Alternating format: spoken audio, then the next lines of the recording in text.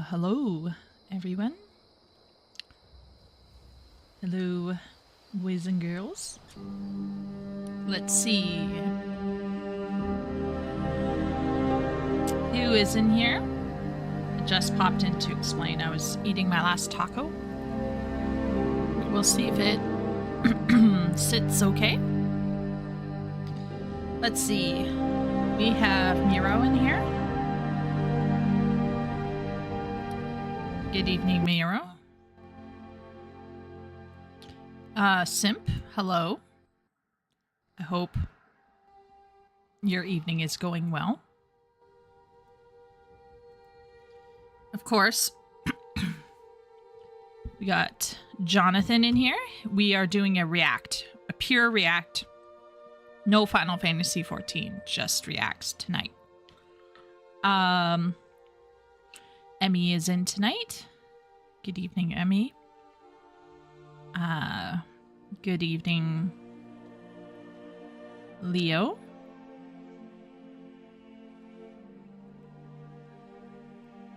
And of course, good evening to my wonderful mod party. My lovely sister. Yeah. How is everyone today? How is everyone doing today? Let's see.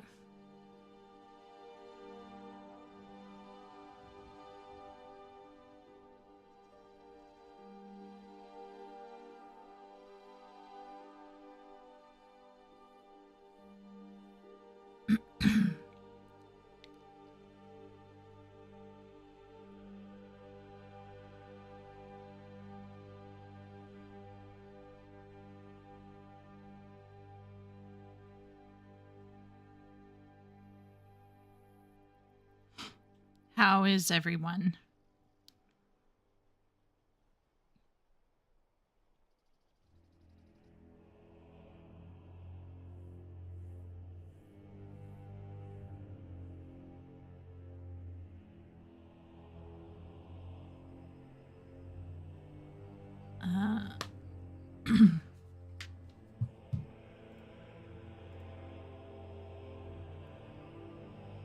Let's see. At work, like always, Jonathan Sag. I'm sorry to hear that, Jonathan. Work can sometimes suck a lot, yeah. On Saturday, I had 7 classes. I think maybe 1 canceled in the morning. 7 classes, and then on Saturday, I had 6. Then on Monday, I'll have 3. Then on Wednesday, I'll have, I think, 2. And then, oh, technically, I think 4. Yeah. So, we're all trucking along. Jonathan's at work. Miro's bored. Miro has another thunderstorm rolling in. He's had a dull day. Well,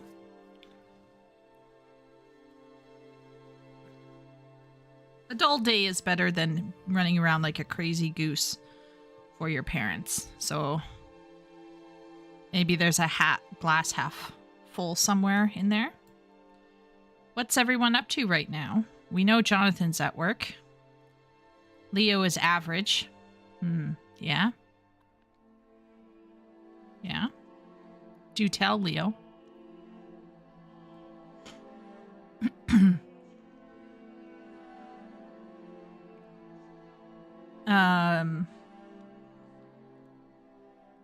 You had to get takeaway for dinner? Nice.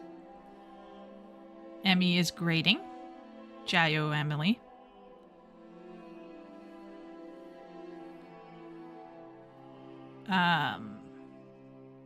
What is Simp up to? Is he writing tonight?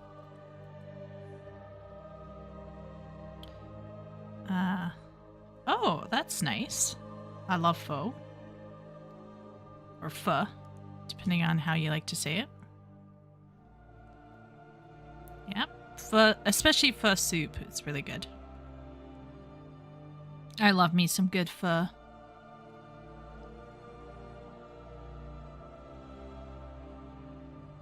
Maybe we can go when we go down south in September, October.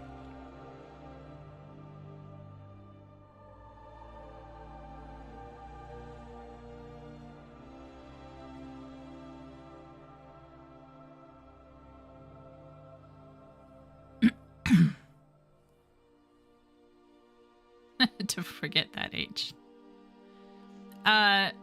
Leo, do you remember I was talking about Lauren Harris? This is what I was talking about. This. You can kind of see how my stuff is similar to that. Yeah, pho, Jonathan, tends to be massive, so I usually get a small as well. At like really good stores, they're quite big. So I also order down because I know I'll get my money's worth with a small. I'll be quite full. But hopefully, Leo, this explains what I was talking about. Lauren Harris is one of Canada's... is one of the group of 7. He's probably one of my favorite artists ever. Like, he's probably in my top 5 for me that I enjoy looking at. So, yeah. So you do not find Canadian literature all that, but plastic arts is a different story? Yes. Yeah. Yeah. I like clean lines. I'm a super fan of Lauren Harris. Like, I would put him on my wall if I could afford. I could probably get a print. I wouldn't know what print to get.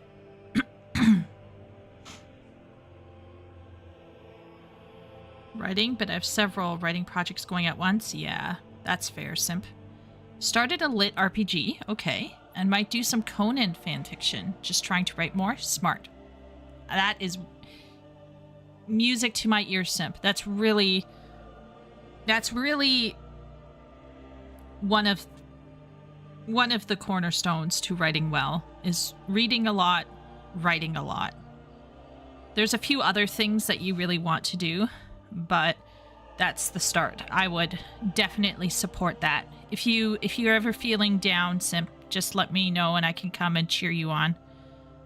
It can get really hard to write sometimes.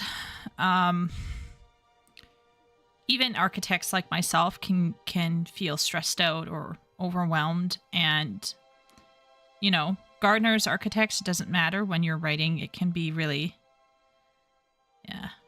Oh, was he in the Museum of Art when we visited? Those pics look familiar. Yes, Emmy. Lauren Harris is one of Canada's most famous art people, because he is, for lack of a better term, one of the group of 7s. Like, there's a group of 7 artists.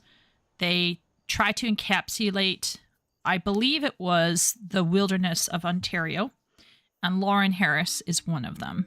And so, of course, he made it into the Canadian, Museum of, national, provincial Museum of Art.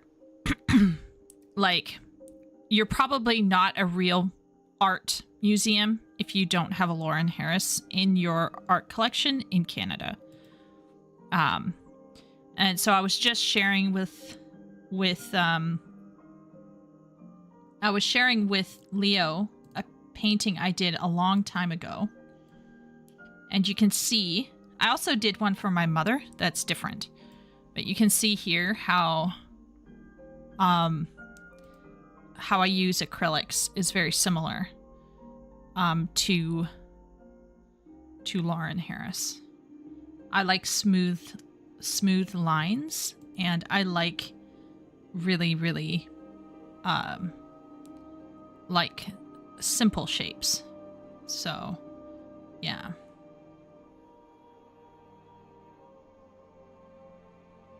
But yeah.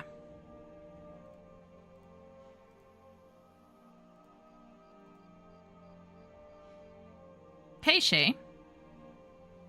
I'm just... so today was a bit different. So after church party, my parents and I went to an ice cream place. And my mom wants me to do another painting for her. So we went there and I took some photographs of the landscape I wanted to go for. And I'm going to attempt to do it in this particular style. It looks like sunlight on a winter day. Kind of, yeah. Meanwhile, we've got a happy little cloud here. Bob would be so proud. Yeah, absolutely, Shay. I'm definitely going to get clouds in there, but I don't think I'm going to try to make them realistic. I'm going to be honest. Like I said, I'm probably going to go for very, very simple shapes. Very simple shapes. So this is what I sort of achieved. It's really shitty, guys, okay? So don't get excited here. But you can kind of see what I'm going to do. So this is a view, an actual view of a river with islands in it. You can see I kind of blocked out where I'm going to get shadow on the trees in the distance. So any white space really in this picture is actually just more trees. I didn't want to hold my parents hostage for the whole afternoon trying to block in every single tree. But you can kind of see where I want to lay down the shadow of the clouds. And then this middle section here is going to be bright blue water. Today was so gorgeous, everyone. Even I was happy to be outside. I'm almost never happy to be outside. But today I wanted to be outside. It was a Christmas miracle.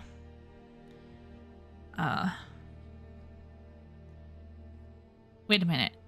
Do my eyes deceive me? Wooly is in here. Oh my lord, he's going to be here when I start reacting to his video after months and months and months and months of stalling. Looks like downtown to our west. We're between two towns. Christmas in August? Yeah. It was just so beautiful today, Miro. We had some rain last night. And it was just really, really, really beautiful out. Just so gorgeous. I can't even describe. It was like a hymn, really. So, it was really nice. Wait a minute. Is Shay trying to start a Christmas versus Halloween war? Oh my lord. Wooly is another Christmas miracle. Well, I'm just glad that Wooly could come in on time so he can see the video that we are reacting to. I'll just make sure to, like, drag my heels and react to it in, like, 2 hours so that Wooly is, like, molding super hard and what's left of his hair falls out.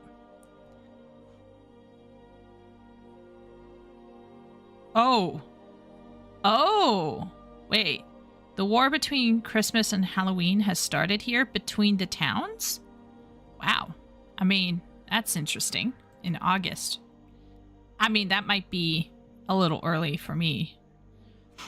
But I feel like as soon as the tree starting hitting a certain color, everything is game. Just go in, Halloween it up, Christmas it up. I know that, like, so Canada has their Thanksgiving in October, and Americans have their Thanksgiving in November. So usually most Americans won't put up their trees until after Thanksgiving. Since our Thanksgiving is earlier, we usually can put our tree up earlier, which is better.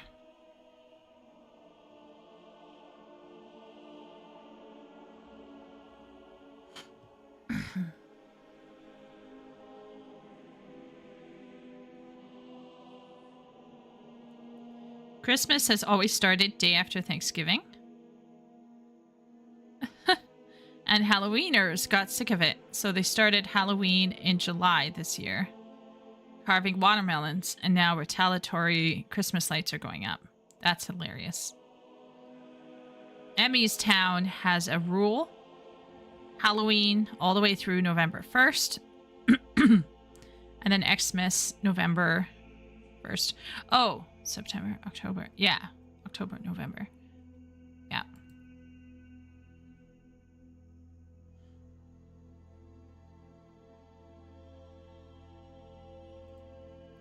Good times. Wooly, are you at work or are you off? Can't Americans agree on something? They agree that you're an idiot, Leo.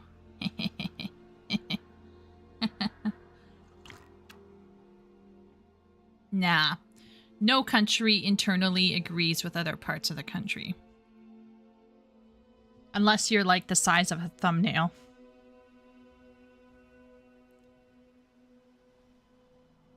Being a coffee sipping degen. I swore off coffee for about a week and a half to 2 weeks.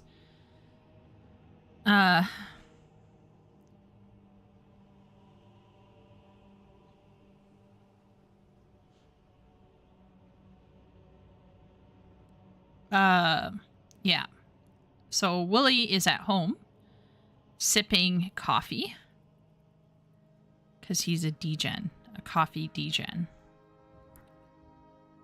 How long, Wooly, I recall you mentioning at one point that you have some time off, or you had time off, or you will have time off. Has that happened yet, or no? And how much time was it?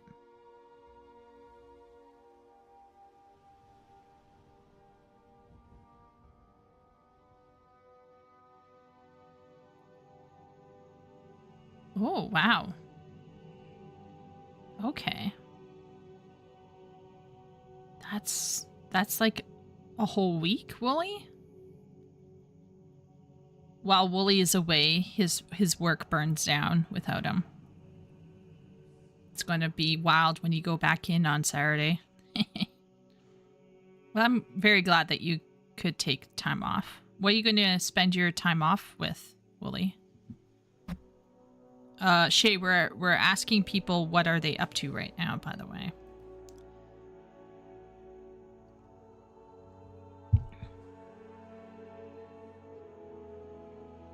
Wait a minute, what is Party up to?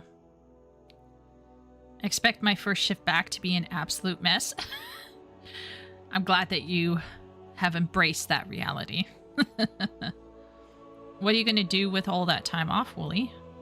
Are you going to bed rot?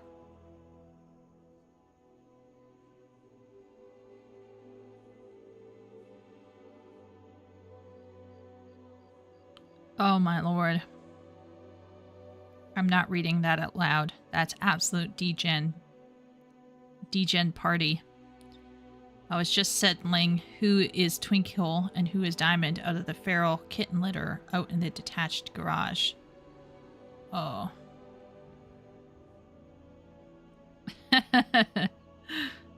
Oh, fishing Terraria quest. Well, they were really good. As usual. Amazing. Very meaty. Lots of meat.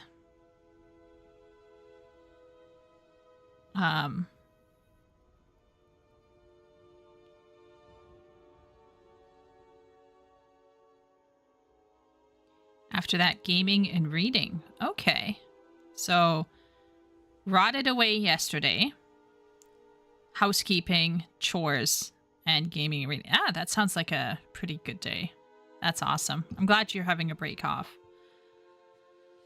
We all know here that Wooly overworks, so seeing Wooly have a day off or two, or a week or whatever is great.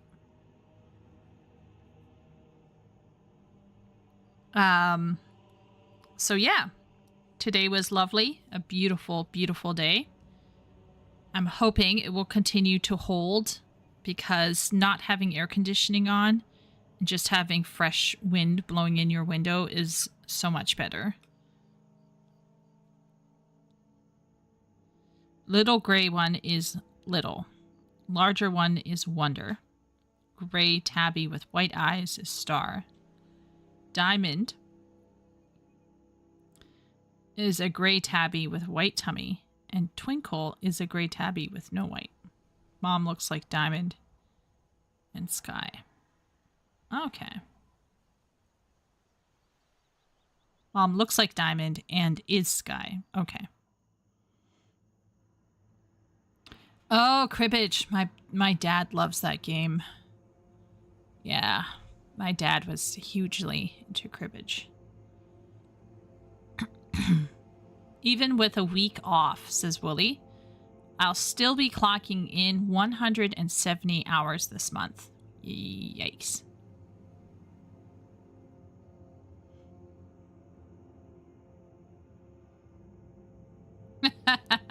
I mean, that makes it easier, Shay.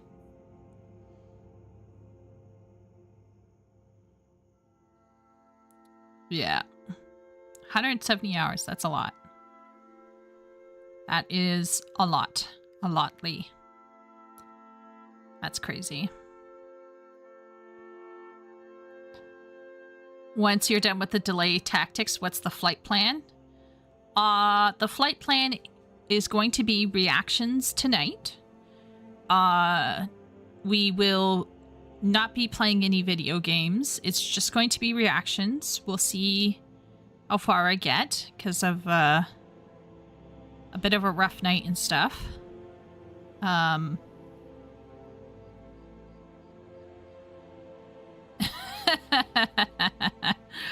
Well, good luck with learning cribbage. Also inhaled sweet and sour garlic chicken. With egg fried rice and egg rolls. Oh, that sounds so good. Oh man, we're gonna go for Thai soon, and then I want to get some sushi. I want some sushi. Okay, so our flight plan is we're going to look at why I enjoy games more than movies now. And then I think we might tackle the male gaze problem. Supposedly there's a problem. And then we'll see about attacking people cheating their way through college with ChatGPT. Yeah.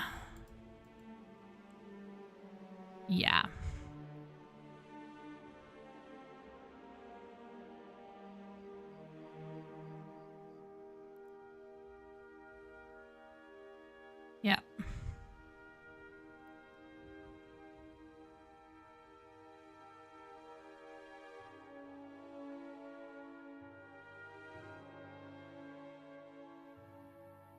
I just read a sentence that made me really upset. So we'll see if we can... We'll see if we'll go into this one. We'll see if we go into this one.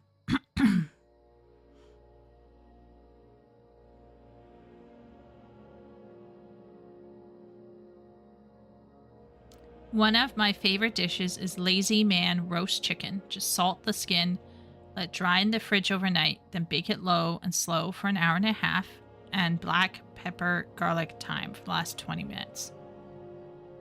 That does sound that does sound like it would taste really, really good.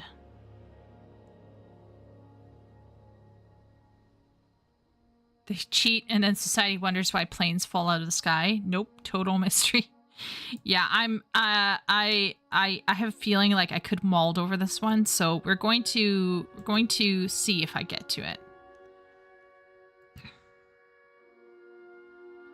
But what we're going to do is we're going to try to tackle Wooly's thing first, so we know for sure that it will happen.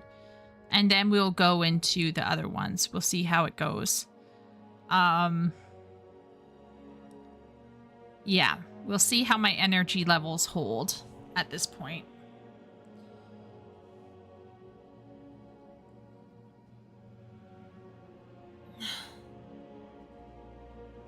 Because I'm, I don't know. I'm still feeling a little tired, so we'll see. Shay bakes it her turkey upside down. Okay. Shay is doing her own thing over there in her corner of Michigan, clearly. Very interesting. Yeah. Very interesting. It keeps the breast moist. Yeah. Party, what does our family do? I think we do brining. Or something.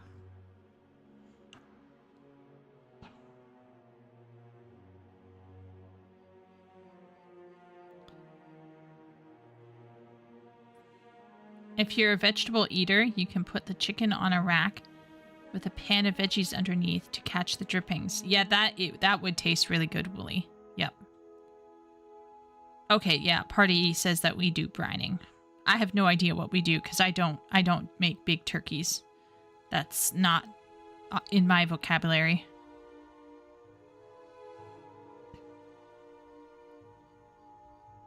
I've never had that problem with the breast. I think some breasts can get dry for sure. Do you put maple syrup on meat? Yes, we do. But we do not put it on chicken, as far as I recall. We put it on bacon, and we will put it on ribs, and we'll put it on we'll glaze certain roasts. And I put them on sausages. Maple syrup on sausage. An egg in the morning. Very good. Usually pork, Leo, will get maple syrup treatment. Usually. Not so much chicken.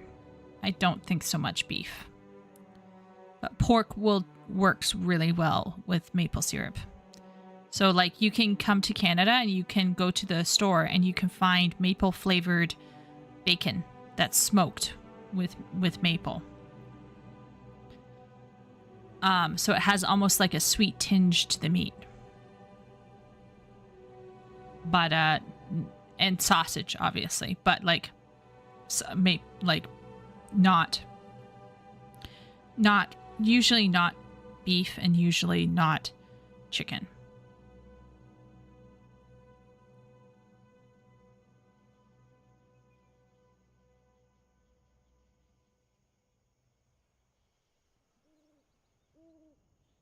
Commercial chickens tend to have larger breasts that dry out easily. Yeah, Wooly. I think that's a problem that my family has had for a while. I think that's a problem that I recall people talking about, like, oh, that's like something you gotta deal with. Syrup on eggs seems unnecessary to me, but I'm also a ketchup on eggs person. So there was this one moment, Jonathan, when I moved to China. Of course, when you go to China, you're not going to get your hands on things like maple syrup easily. And then for various reasons, I went to Indonesia for a trip. I went to Bali for various reasons. And while I was there, the hotel had a buffet. Now, I was sick the first 3 days of my stay there. But when I finally crawled out of the hotel room, I went downstairs for my first real breakfast. I was greeted with a whole host of different things that I could use. So what I did is I laid down a bed of scrambled eggs. On top of the bed of scrambled eggs, I put bacon, just as much bacon as I could. So it was like a 2-layer thing. And then on top of the bacon, I put maple syrup. That was peak. It was so peak, I remember it to this day. That's how peak it was. I'm not a super fan of ketchup at breakfast unless I have hash browns, in which case for me ketchup makes sense because there's potato involved. So, yeah.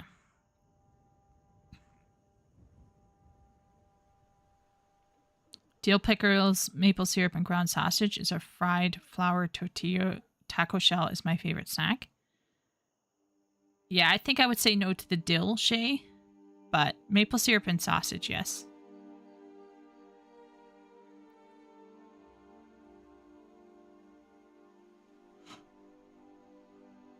Yeah, no, for me, ketchup is not used to hide poorly cooked food. It's a nice salty thing that you can add to hash browns. I find potatoes to be very, like, meh. Just, like, regularly fried. So I like to, like, dip them in ketchup.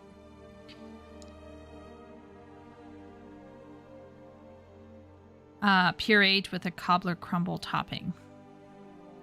Yeah. Arm says, welcome in, Arm. Pheasant is better than chicken. I did not know that. Can you explain, Arm, why pheasant is better than chicken? Is like the meat darker and therefore like more tender and moist? I don't think I've ever had pheasant.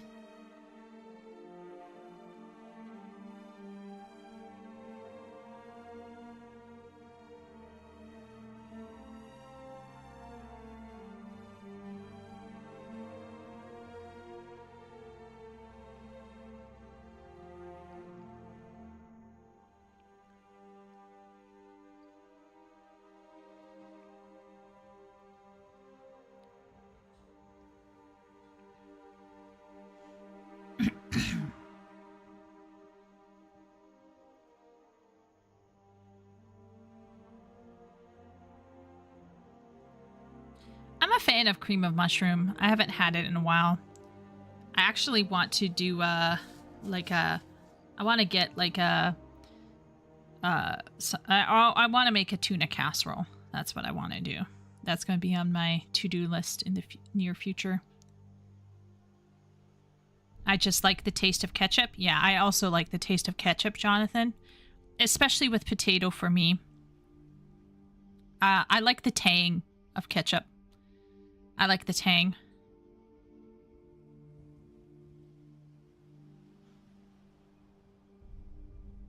Scottish girl who doesn't like taters. Well, it's not that I don't like potato. It's just that until recently with my digestive stuff, like I genuinely loved living where I lived in China because of the spices. I genuinely enjoy more spice stuff. So if the potato isn't well salted or if the potato isn't well seasoned, I'm kind of lost. You've lost me, except for mashed potatoes. But setting aside the potato problem, ketchup just tastes great. I just like the like Jonathan said, the taste of ketchup is just great. It might be sugar syrup, but I love it. Like it. I like it. It is... We're not arguing, or at least I'm not arguing, what goes into ketchup. I don't care about that. But I am suggesting that I like ketchup for what it tastes like. And I just admitted to putting maple syrup on everything. My youngest loves ketchup. He literally eats it with his fingers. Yeah, some people just like it. Wait a minute. Arm, what did you write? You redacted. No.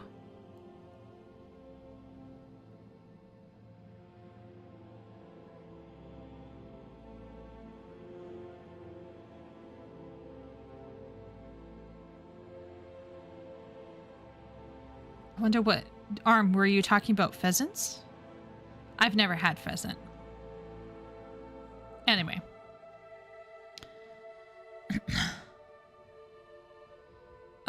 Wooly, you assume that I actually care about the sugar and the HFC. You're assuming a lot there, but for those of you in chat who want to make your own ketchup, Wooly has just put in a fantastic recommendation. I'm going to assume. Wooly, it's so sad. My brother, when he was little, loved mixing butter in rice. Butter and rice.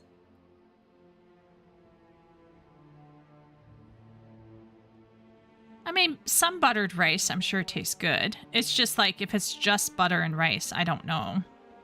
Like, I think it would be good with, like, garlic or, like, curry.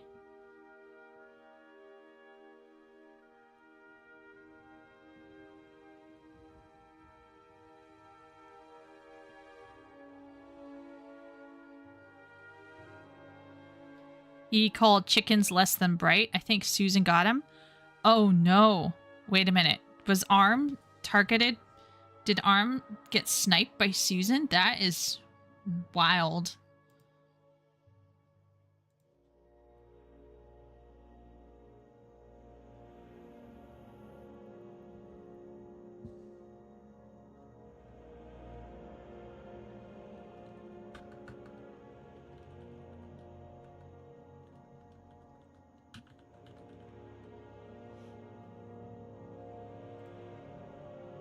Just checking in on some stuff.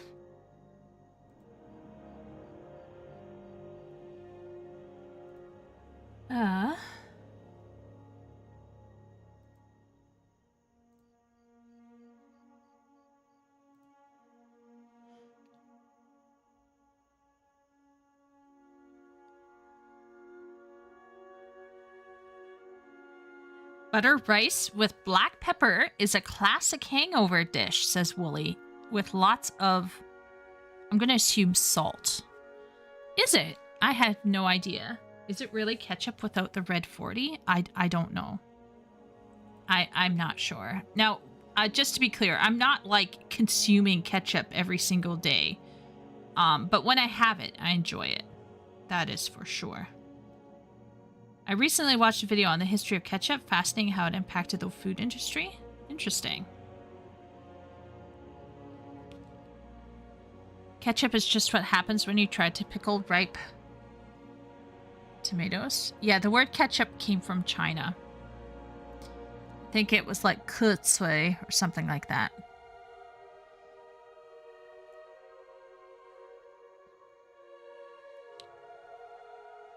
I like sweet potato.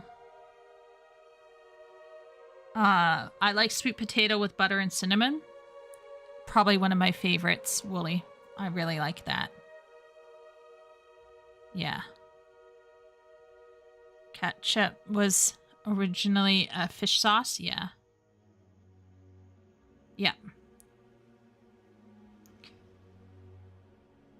Sylvius, welcome in. We haven't started yet.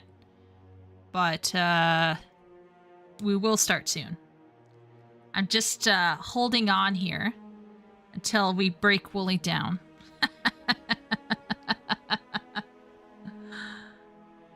Yes, I agree, Wooly. And also, I will say this. Like, I feel like I can eat a little bit of sweet potato and then I feel great. Like it's just really, yeah. Sweet potato fries are my favorite, yeah. I'm missing a WoW cutscenes react stream for this. Ooh, someone's reacting to WoW cutscenes.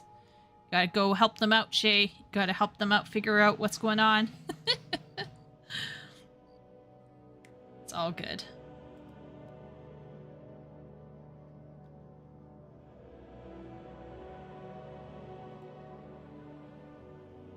That evil laugh, yeah. At some point, I'll find time in my life to do all the things that I want to do. I just gotta get a handle on my schedule. It's just, you know. Yeah. The group is all lore masters. He'll be fine. Oh, okay. Okay. Well, alright. Okay. Europeans tried to emulate it with all sorts of things. Heinz popularized tomato ketchup and marketed it shelf stability. Heinz brought in cleanliness standards into food manufacturing. Sweet potato has a lot of starch and fiber, which is satiating. Yeah, maybe that's what it is, Wooly. Maybe that's what it is. I just really like the taste.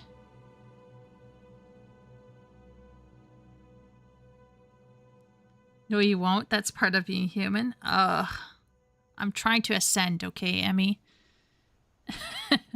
Well, I would say that I think Party would agree with me. we haven't had sweet potato in a hot minute. Trying to think when's the last time. It was probably in the spring. We don't eat it a lot, but when I do eat it, oh my gosh. So Party found this thing on TikTok for sweet potato. It was sweet potato glazed with honey and chili pepper and bacon. It was so good.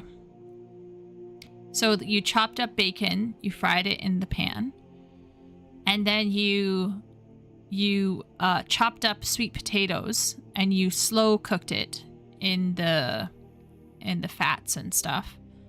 And then you mixed in honey and chili, like chili spicing. It was so good. Yeah.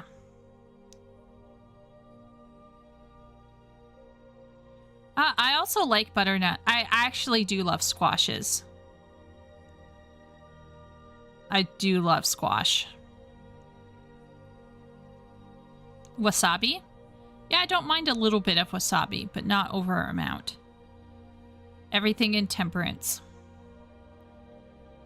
The sweet potato chicken enchilada. Dane knows where it's at. Red tuna sashimi. Don't get me started on sashimi. Yeah. Emmy wants the recipe. That's a problem. Emmy, the problem is she based it off of a video, like one of those videos on TikTok. So we don't know the amounts, but what I would recommend is if I come and visit you, we could try to make it together. And we just pour in a bit of honey, a bit of chili pepper, and then taste test, and then reapply as needed. I think we could achieve it that way. Wasabi's too strong for my taste buds. If you're putting a crap ton in, you're going to be in trouble, but you put in a pea-sized amount, you're good.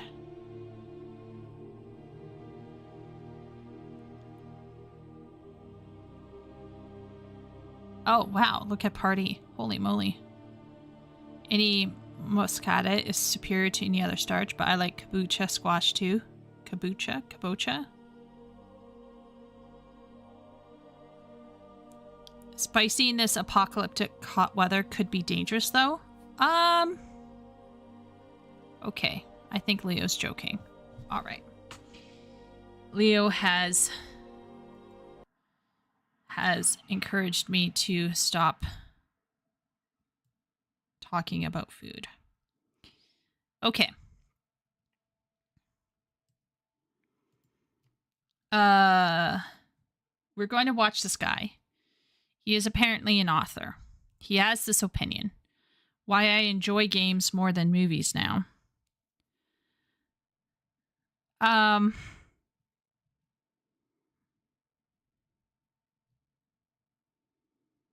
think we've listened to him before. I don't recall how I reacted to his previous stuff. But let's run a quick poll because I'm of the opinion that whenever you start watching a video on YouTube, you should go in with your own opinion formed.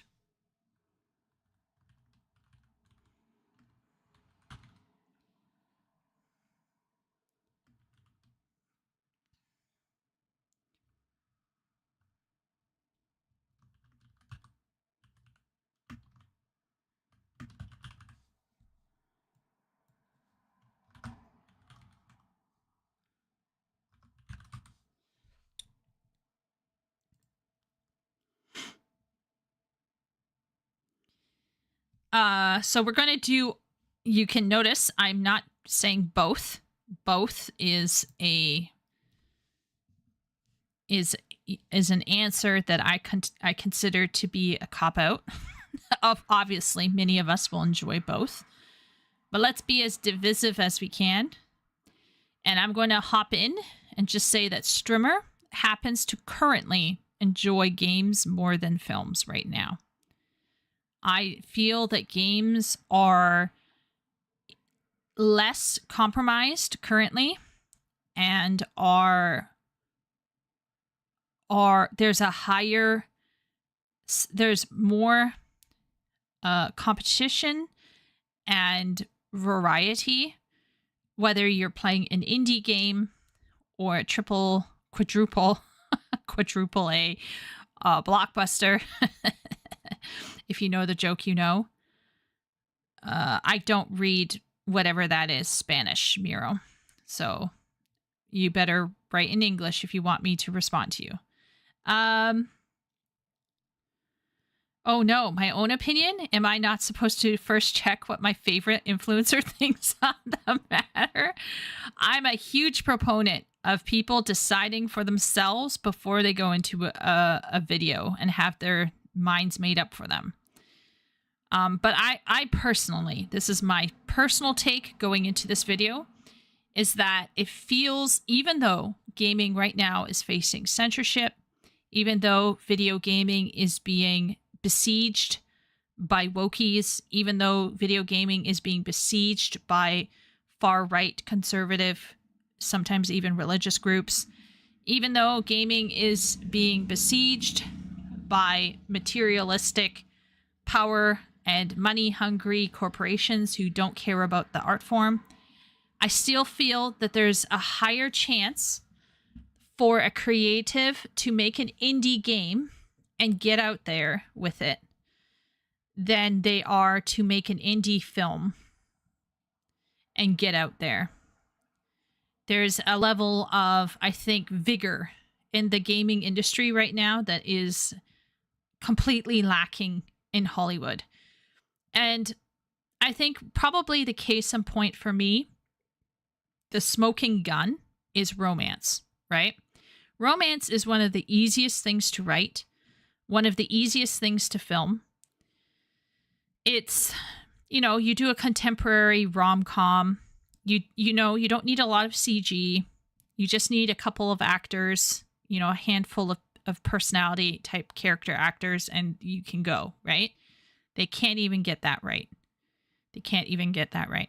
So now they're ceding ground to Korea with the K-dramas. To the point where Netflix is now investing money into making K-dramas. Why? Because the Koreans aren't afraid to just give women what they want. So you know that you're in hot water if your industry can't even give women what they want. You know what I mean? Like with the most basic stuff, like little to no CGI. Just have people talking on a screen, being romantic. Can't do it. The golden era of rom-com is essentially over. So I do enjoy films more, but mostly from the 20th century. If it was only movies today, I would become a pro gamer like you guys. Yeah. Jonathan enjoys films and shows more than games. Interesting. Okay. What do I do if my two favorite streamers disagree on what should I think and feel? Games have a lower barrier to entry. A single dev can make something great, whereas with film, you can tell when it's a small budget, even if it's good. I think that's where I'm going with. That's a fantastic way to phrase it in Ratkin. I just think for creatives, because games are a bit easier to tackle long term, there's a sense that there's more vigor going into that market. And honestly, I think Hollywood, by shoving certain demographics like white males to the edges, took away a lot of investment and vigor on male viewers and male audiences. Because when the right film does come out, I think men are definitely there to watch it. It's just that stuff isn't being made for them. And once you ignore a demographic of guys, whatever skin color that they might have, once you ignore like half of the human population, I think resources go down, investment goes down. It's just harder. It's just harder to sustain a vigorous industry if nobody's there to watch it because nothing's being made for them. Whereas gaming does feel more vigorous at the moment. Now, is it struggling? Yes, obviously. I think gaming is struggling. And I think it's been struggling for a little while now. But it's kind of like romance books. I think romance books and games, video games, are in the same boat. Okay, so they're in this little yacht or big yacht, whatever. And there's some onshore cannons being fired at them from a variety of sources. So, yeah. Okay, so we currently have 64% for games, 36% for films and TV. I'm enjoying older films and TV shows right now more than games personally. Yep. We also go through seasons. Romance is easy to write. Yes. Wait, is it afraid of giving what women they want, or the complete disconnect with what women actually want? I don't think that they're completely disconnected, Sylvius. I think you can look at certain industries and you know exactly what men and women want.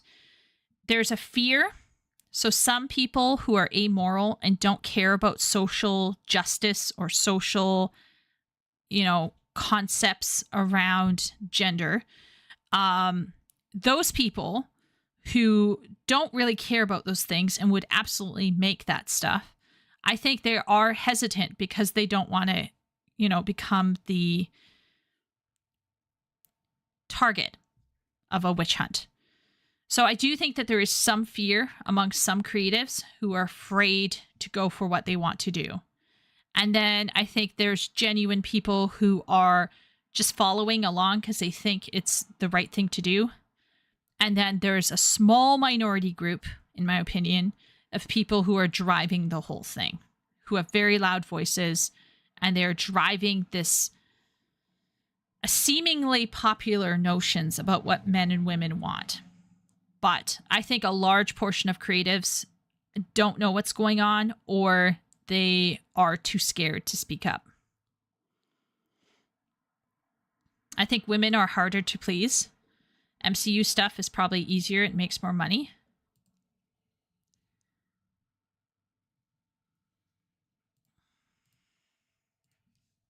No, women are not hard to please. Only people who are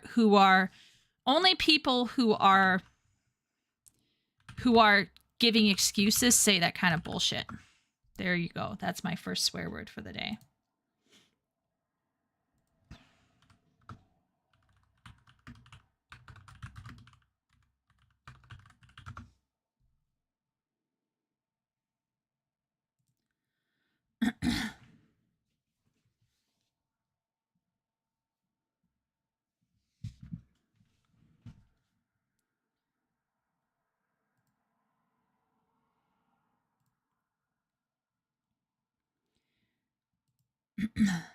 Now, if we're talking about big numbers, of course, you want to go for Marvel because that will bring in both men and women.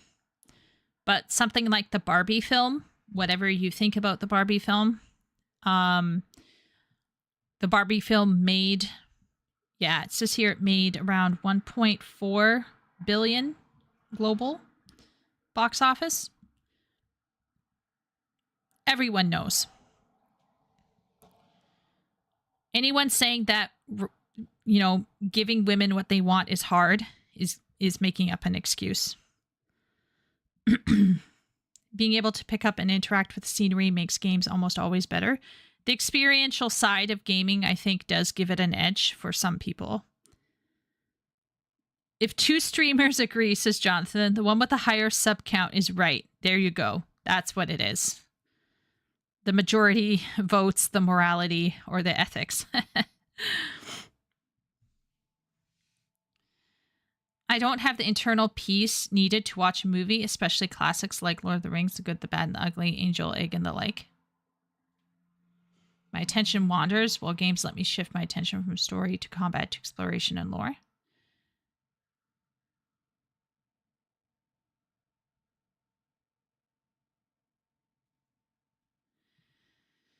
Yeah, maybe you have to.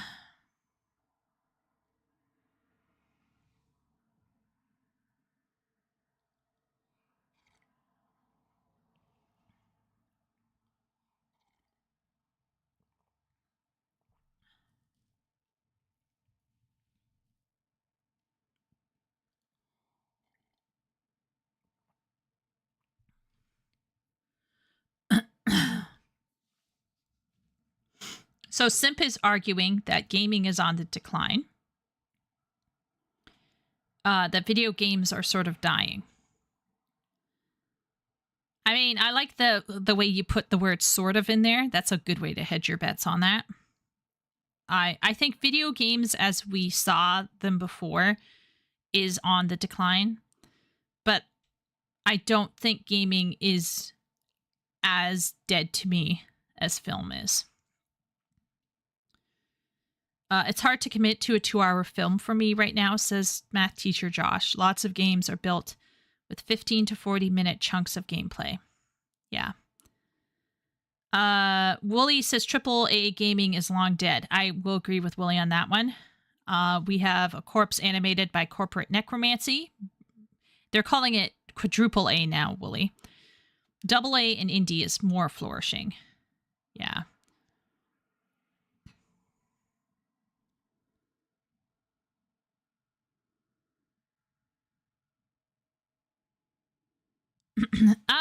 Did my mom see Oppenheimer? All I know is I don't think Oppenheimer was generally a female show. Women rolled out for Little Women and they rolled out for Barbie.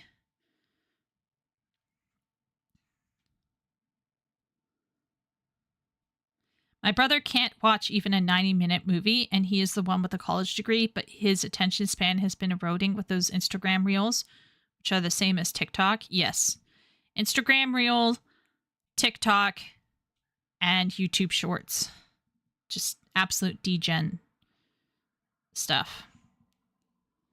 Prince of Egypt on Netflix. Yeah, that has a great soundtrack, Miro. It's an excuse, though. It's much harder to write, act, and direct emotions convincingly, while men, vastly generalizing here, are happy with a mediocre story with some action and pretty people.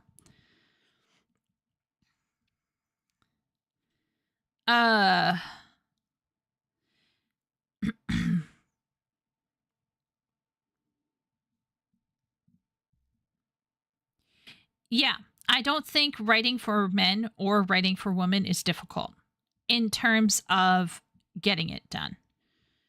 You just have to be honest with what they want. Difficulty is hitting the zeitgeist of what they need. So like, for example, if people are tired out with superheroes, it's probably a good time to pivot and offer something a bit more different or a bit more interesting. Something maybe that riffs on that, but without being the same way. It's kind of like how people reacted to The Boys. Even though, generally speaking, everyone was kind of tired of superhero stuff. So I think it's also about reading the room. Like Pirates of the Caribbean. I love that film. But let's not get it twisted. It's by no means, S tier, actual S tier story. It's just a really funny story. And I remember when it hit, it was just massive. And part of the reason is because there hadn't been any significant pirate stuff up until that point in time.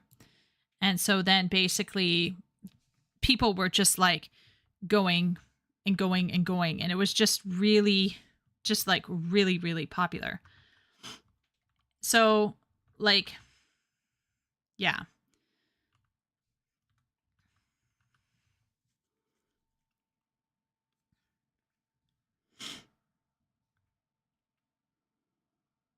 Yeah.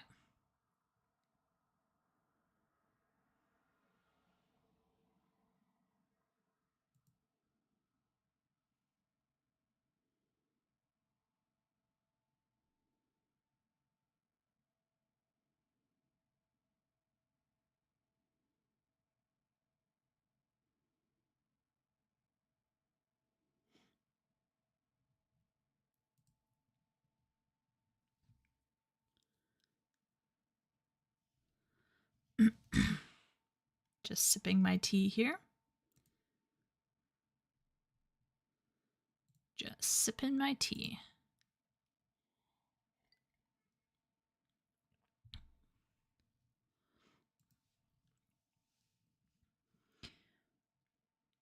Just because something is well done does not make it entertaining for everyone. Yeah. So that's another problem.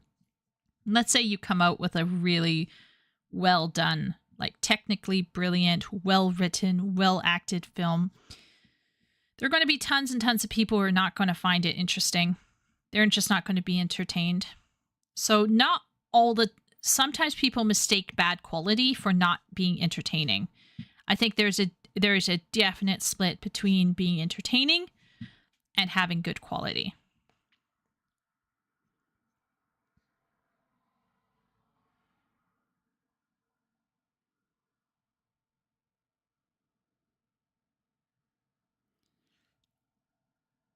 Keira Knightley peak heart.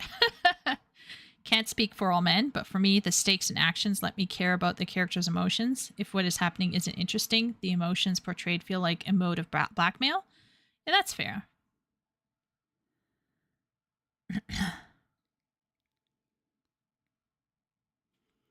Granted, Wooly, but 80s and 90s biggest action movies had a lot of muscle, not a lot of emotions. The motivation was much more important.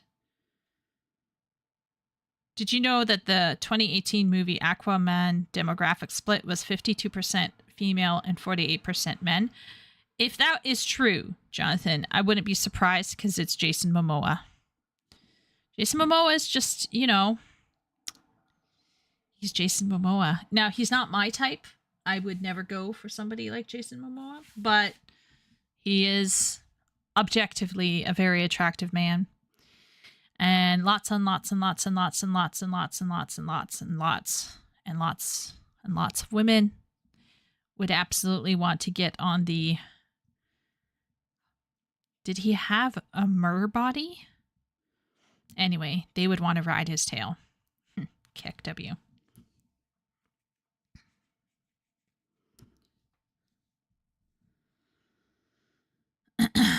Beefcake and cheesecake sell tickets, yes. I like his character personalities way more than his appearance.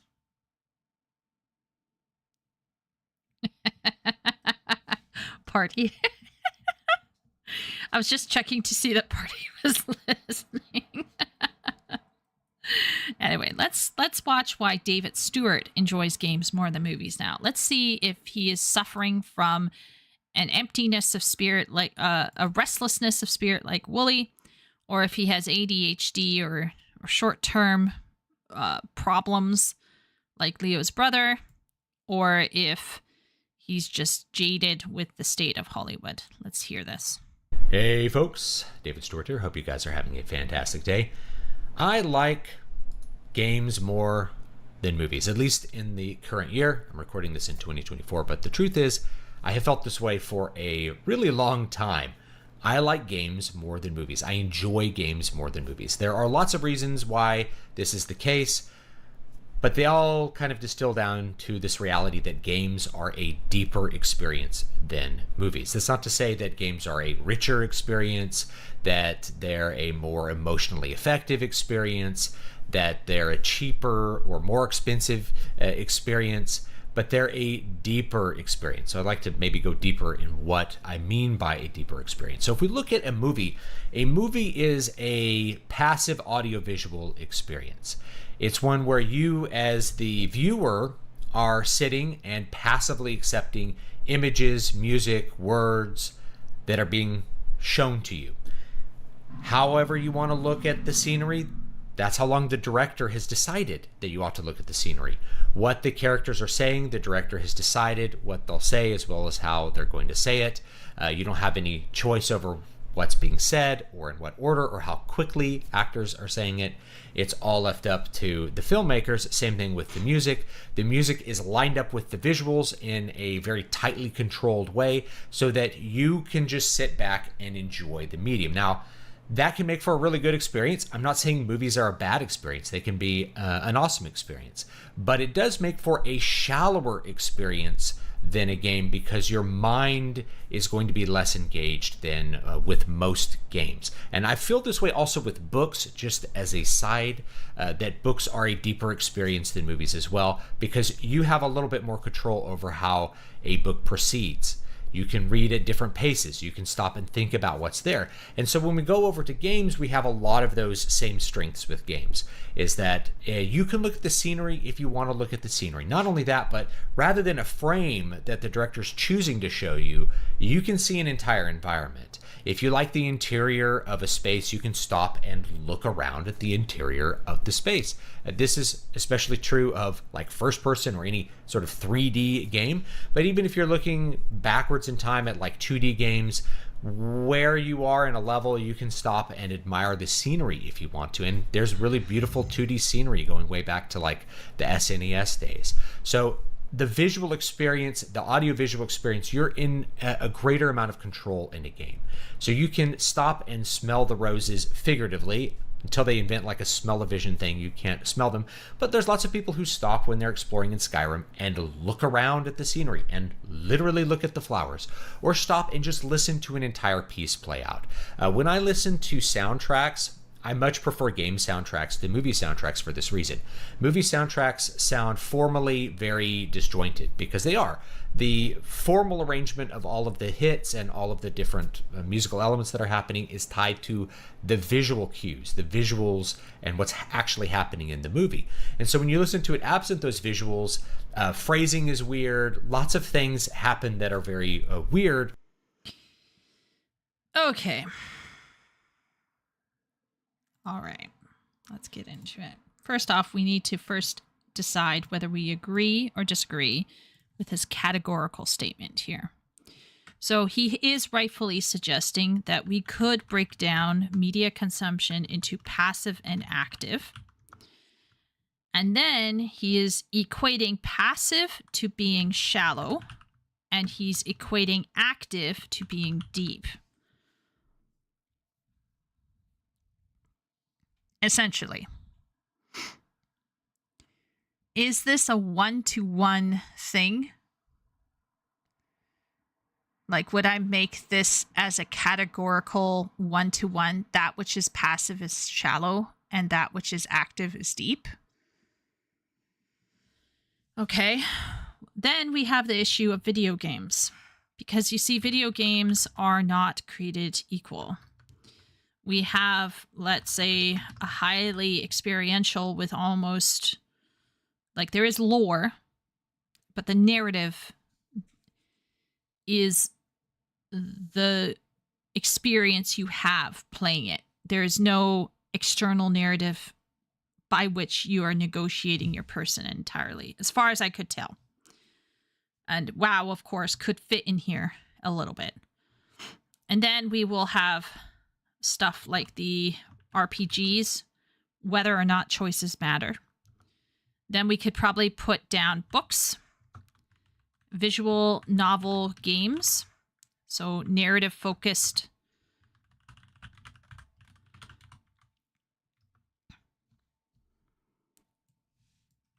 We probably should put that down under there because I think a lot of visual novels, some, let's say, choice-driven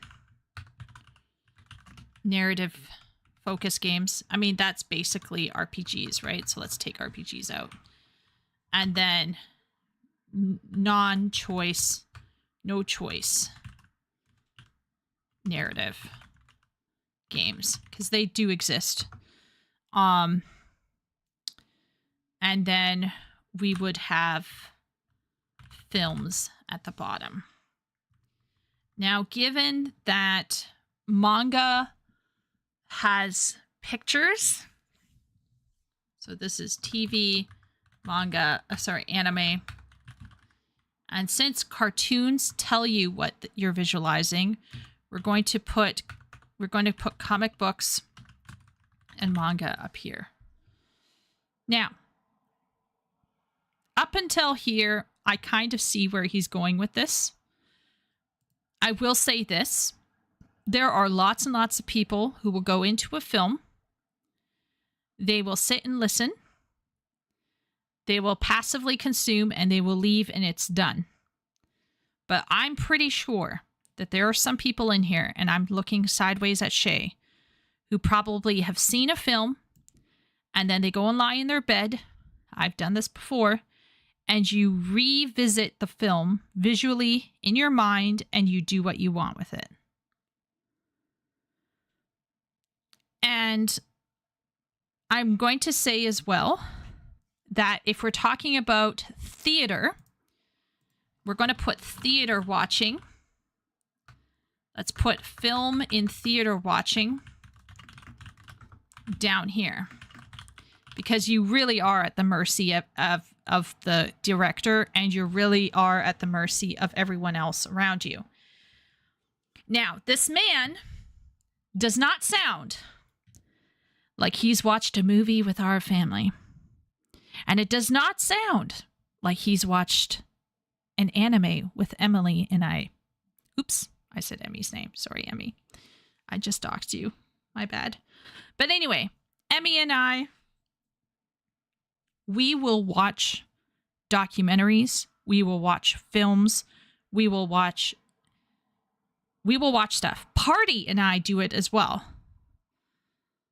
And yeah, we will stop in the middle of a film.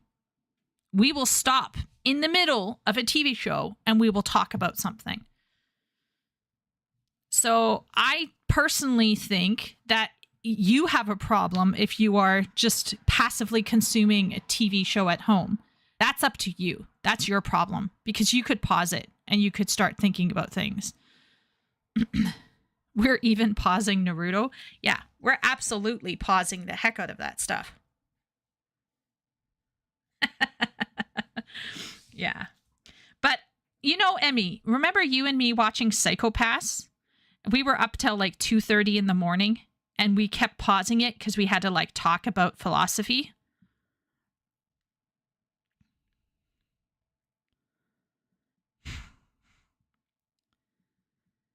Like, I hate to break it to this person, but I think film is limited in theater. That's for sure. You're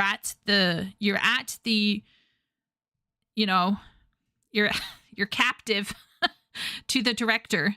You're captive to everyone else who's sharing the theater with you. But I'm going to throw something in here and say that this does not have to be the case when you're watching it at home.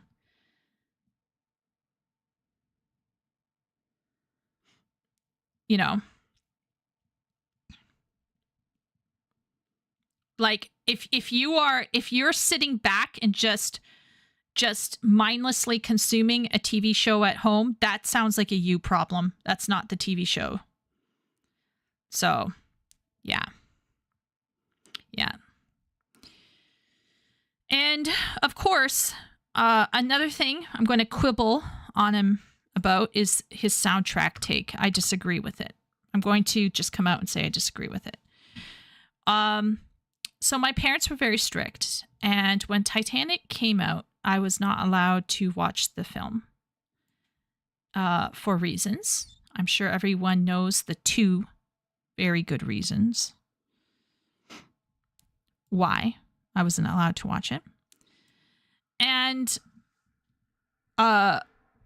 one day I was babysitting a family who, they were not Christians. I had met them, I think, while I was volunteering at the library. The mom asked if I could babysit her kids for her a couple times. This is the family who lost their rat in the waterbed. That's the same family. So anyway, while at their place, I found out they had a CD player with the Titanic soundtrack on it. And I stole our family's, like the kids back then. We had tape recorders. So I took a tape recorder with me, with a tape, to that person's house. And I set the tape recorder and I recorded the CD player playing the Titanic soundtrack because it was so magical to me. And I would lie with the tape recorder. I would sit with my Walkman and I would listen to the Titanic soundtrack, not having watched a single bit.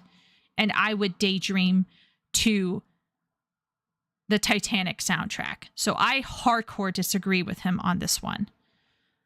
In fact, a large portion of my writing, depending on what I'm writing for, can be entirely inspired by, there was this one thing I wrote that I listened to Ludwig Forsell's Death Stranding soundtrack. And you might say, well, that's a video game. No. You listen to the soundtrack, it's cut like a soundtrack. It's not cut like it's not like an ambient, never-ending loop like the Skyrim stuff. It's like it has dynamics. It has it's all there. Okay, let's see what chat's saying.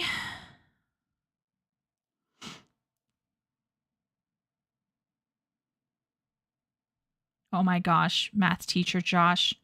Math teacher Josh and Shay, Emmy and I are sometimes it's like we're sharing the same brain. It's scary. I predict this guy is going to rationalize his attention span problems because he remembers being able to sit down for 2 hours with no problem when he was a kid and misses having that ability. I mean, he could have something that Wooly has. Books, games, film series, music, films, live acting, art, IMO as far as available depth goes. Animated above all, motion capture options, manga over art. Western comics below art. Math says, already disagree with this guy. I can understand his perspective, but it sounds like he hasn't developed his movie watching skill beyond being passive. I agree. See, look at math teacher Josh already going where I'm going. He's not speaking for everyone. Lots of people are very engaged while moving watching. Yeah. Like I said, I'm so glad Leo is not part of our family because I'd probably stab him after he tried to stab the rest of my family. Because, long story short, we can get Gabby, especially if it's a film we already know, or it's something that's really triggering somebody, or it's just really making us think hard. We will pause and we will talk. And it's almost never non-consensual, obviously. We'll just never, ever invite Leo to our film watching. It is another reason why I drag my feet about watching stuff in Discord, because how I interact with films is way more verbal than most people are happy with. Can agree about the music thing. Most of what I listen to is game soundtracks. Yeah, like I said, I have to disagree on that one. For example, Diablo is pretty passive. Diablo? Okay. So I was playing Diablo 3. I actually cleared all of Diablo, like the normal campaign, at a time when I was a worse gamer than I was now. And then I went back and I played it again and I felt like it was brain dead. I probably should have gone into Diablo 3 and gone into like the nightmare mode. At one point, my sister fell asleep while playing it. Some games are just passive. A movie can't cause you to pop a blood vessel the same way a shitty League of Legends match can. You should have seen me reacting to Lost Jedi nearly went out and ordered a gun. I'm kidding. Canada. RCMP.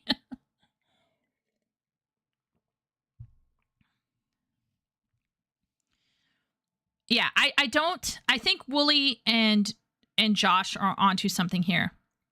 I don't think all games equal the same amount of engagement. Let's put flow games below here.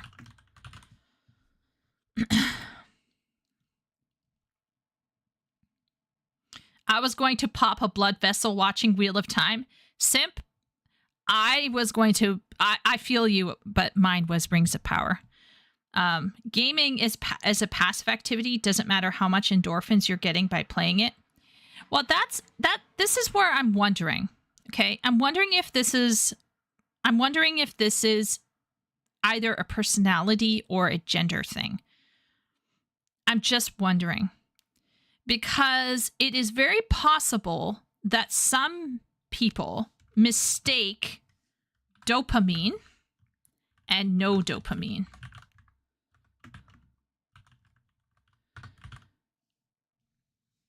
Or like that sense of like I've achieved no achievement.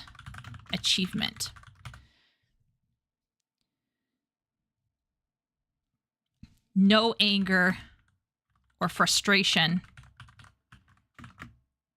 Frustration and anger.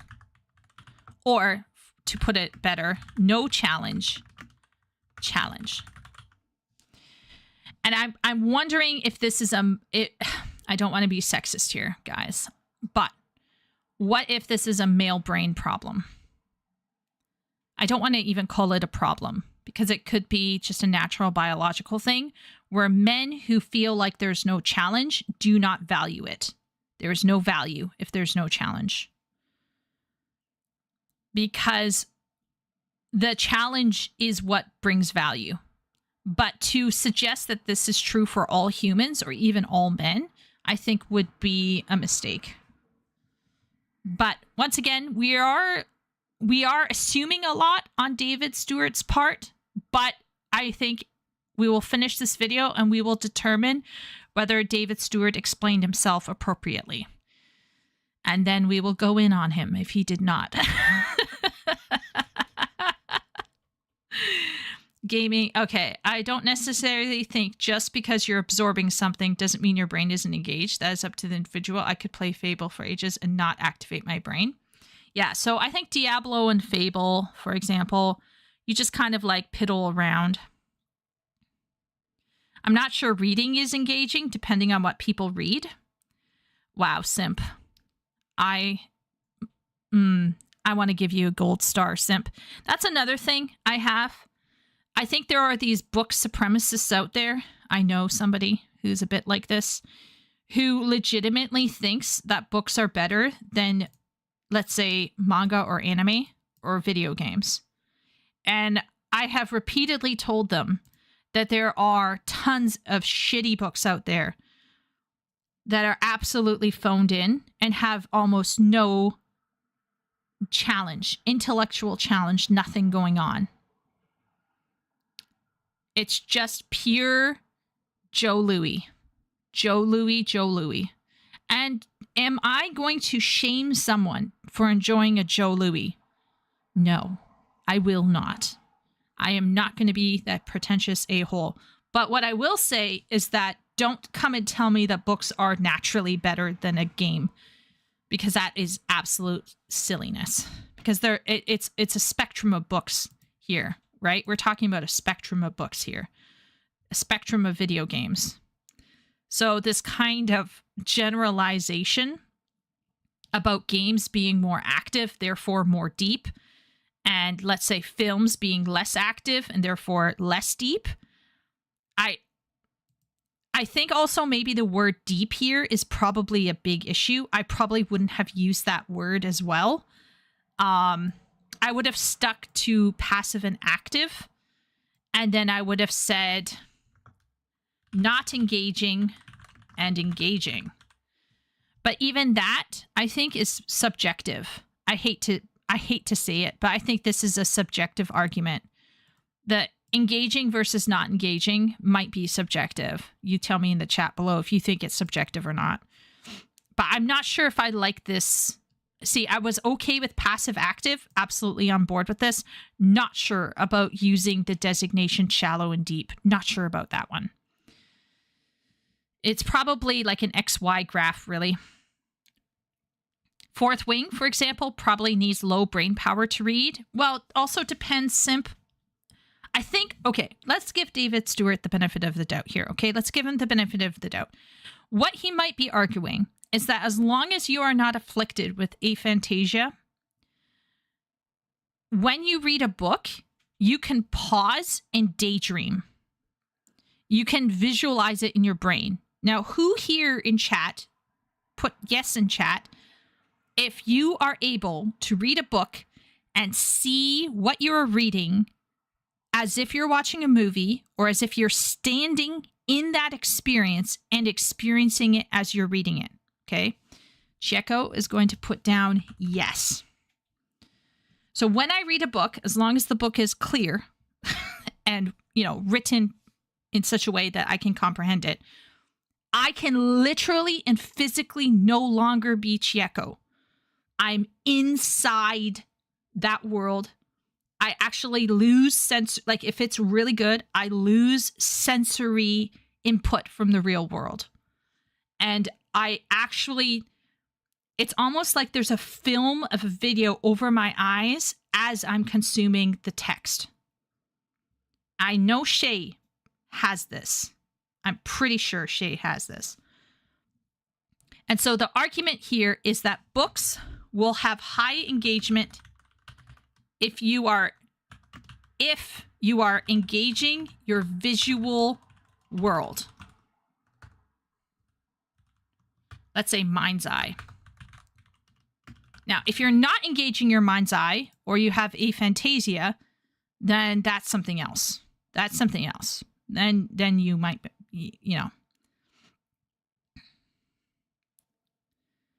Oh, I remember watching Emmy play Assassin's Creed 2. Oh, man. So good. Here is my high-level IQ take that movie and film are better than games. People always want a live adaptation of their favorite game. Boom, mic drop. It's a good point, Jonathan. I think it's the consumer. It's coming. I think it's the consumer.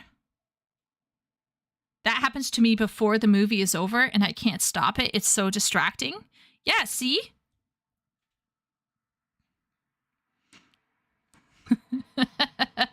If you stop a movie that I haven't watched, you're getting stabbed. Yeah, that's why we are not going to ever watch something together, Leo. Yeah.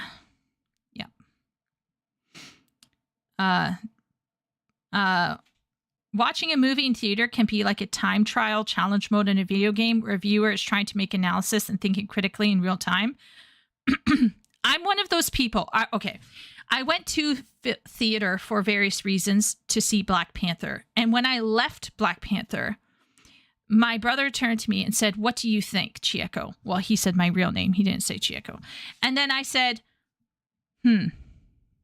because with Black Panther and with New Guy, and there was some other ones that I've was it Falk? Anyway, it was the one about the video game NPC. There's some video game, some Marvel or other films that I've seen that about 1/3 of the way through the film, there's too many things. There's too many cracks in the wall. There's too many cracks. And if the cracks compound on the cracks, on the cracks, on the cracks, I'm done. And I am unable to pull out of the analysis mode, and I'm just analyzing the film. I've stopped consuming it. So I do think it's on the consumer. To rephrase the question, which medium has more potential for active engagement at its best? Well, that's the problem, Wooly. We're suggesting that if you're in theater in the film, yeah, your engagement is perhaps going to be lower, especially if you're a passive consumer. But if you're an active consumer, or if you are active consuming at home, I think there's a much higher engagement level for films that can happen. A rat in a waterbed? Yes. Arm. The kids had a rat and they took it out of the cage, and then they were like, "Chieko, we lost the rat." I was like, "Where was it?" They were like, "We're playing with it on the parents' bed." So I had to search. Can you imagine searching these people's private bed? And it was a water bed for a rat. And at one point, I finally was like putting my hands around the edges of the waterbed, like within the edges. And I felt the scaly tail, and I just grabbed onto the tail and I hauled it out by the tail. It was interesting. It was interesting. My brain was so active and immersed and churning in the theater during Return of the King that at points the theater went silent for the one scene. Everyone could hear my boot heels clicking.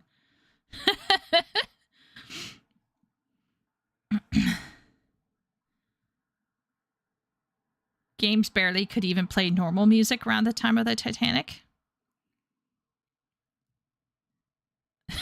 Good point, Sylvius. Never played the game, so dang immersed. I had the soundtracks too. I wrote pretty much every paper in uni with a soundtrack on. Music equals writing smoothness. Oh, hey, Ben. Welcome in. I'm adopted and sometimes intrusive thoughts. Brain is like, what if you're related? OMG. Yeah. Gaming is not passive. Where would you place CRPGs on the list since they're story focused but can be mechanically and systemically deep? By the way, I should say this. So CRPGs are right here. Right here. Right there. Second level.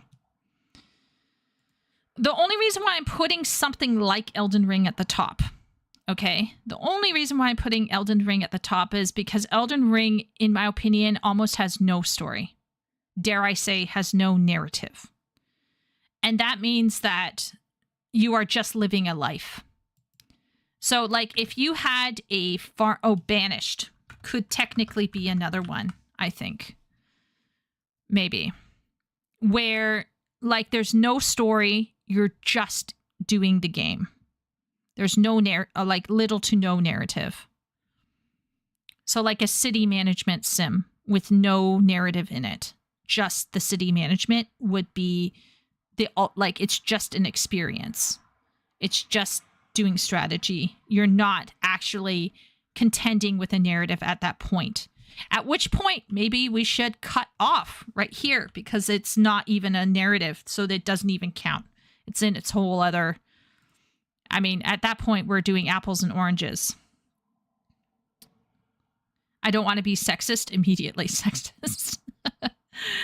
I can get dopamine off any media consumption, so I'm not sure what it has to do with anything.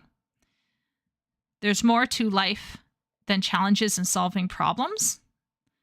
This needs to be a range bar graph thing. Yeah, I feel like XY. Yeah, oh my gosh. Yeah, people understand what I'm thinking here. I would do XY. So I would go like this. And then we could talk about how engaging something is and how shallow or deep it is. Like that. But once again, bit iffy. Don't even know if that could do it. Deep is how Party eats her burritos. You let Leo know, Party. Yes, Miro says yes. Sylvius cannot do that. Huh. Yes. Wooly says yes. Yay, Wooly doesn't have aphantasia. That's nice. Who else? Shay is saying yes, she can smell it and get motion sick. Yes, +10. Sylvius is asking, Sylvius, do you think you have aphantasia? I see photographs changing if the book is good. Basically, Leo is disabled. Sylvius might have aphantasia. No, Sylvius, you just might have aphantasia. That's all. One of my sisters has it. Aphantasia is the inability to voluntarily visualize mental images. It's a condition where people cannot form pictures in their mind's eye. So here's a very easy test, okay? To check to see if you have it. You close your eyes right now, all right? And I'm going to tell you to imagine a neon green apple. So can you see an apple inside of your mind Can you visualize it? And depending on your control, can you turn it over in your hand and see the other side? On the other side of the apple, there is a hole. Let's put a worm in the hole. So basically, if you can imagine a neon green apple in your hand, and you can turn it over in your hand, and you can see a hole on the back with a worm, that means you're okay. You just probably need to exercise your muscle. But if you can't imagine it in your head, it means that you have a rare condition, and it's not a big deal. You're fine. But it's something that my one sister has. It's not a disorder. It's simply just a very, it is less common where people are unable to project in their mind's eye. That's all. Do you need a doctor? No, you're fine, Silvius. It's not a doctor thing. It's how your brain handles text and images. Arm is reading while listening to the stream. Okay. I hope you're enjoying your reading, Arm. My parents would get angry at me for getting lost in books. It would take a while for me to resurface if interrupted mid-scene. I feel you, Wooly. I feel you. Now, Wooly, would you get book hangovers? I know that I would get book hangovers. Why would you see an apple? You say the word apple. You know what an apple is. I can describe it. How can you see an apple when you read? It's like a whole video or film in your head. For some people like Leo, it's just photographs. But for some people, it's like a whole thing. So when I, let's say when I want to relax, I'll crawl into bed and I will close my eyes, or sometimes I can open them and I can visualize full, complete visual imagery.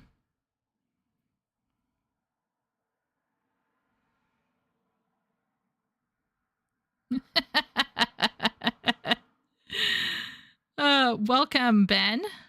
Yes. Hello, Ben. We're talking about imagining. Ben, if you closed your eyes and I told you to imagine a neon green apple, could you see it? Tell us. Tell us if you can see a neon green apple in your mind's eye.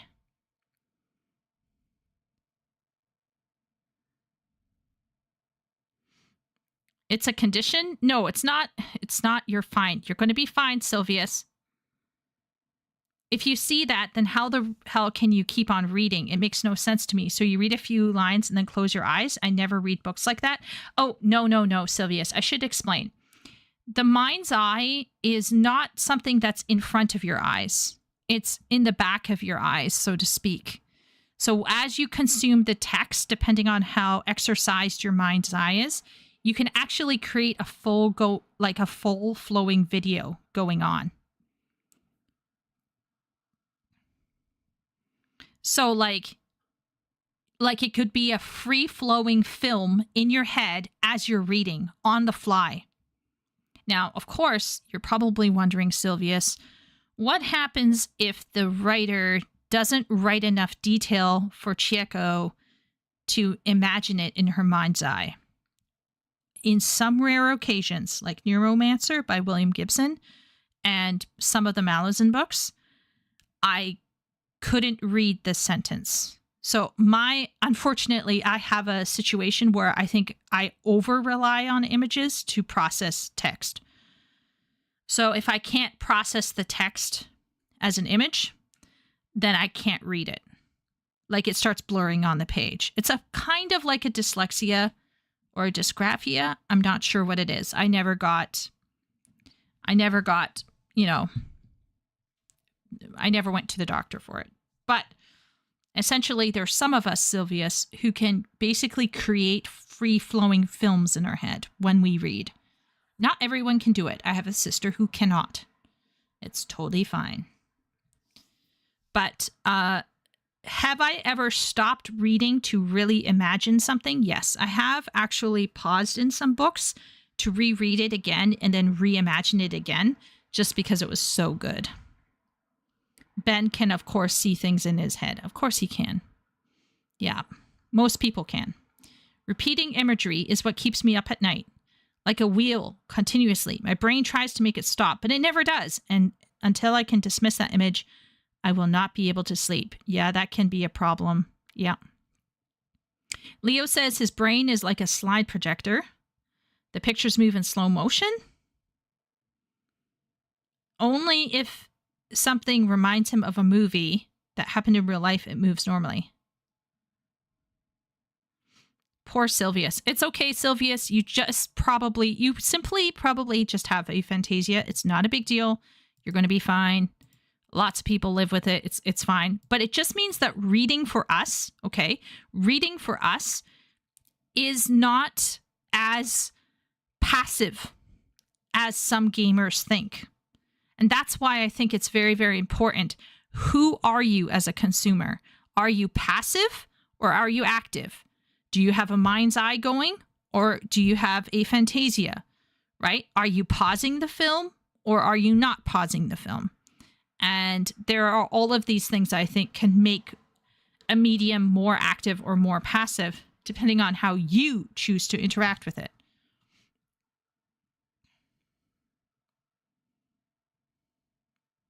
Oh my lord, Shay's trying to like trigger me with descriptions.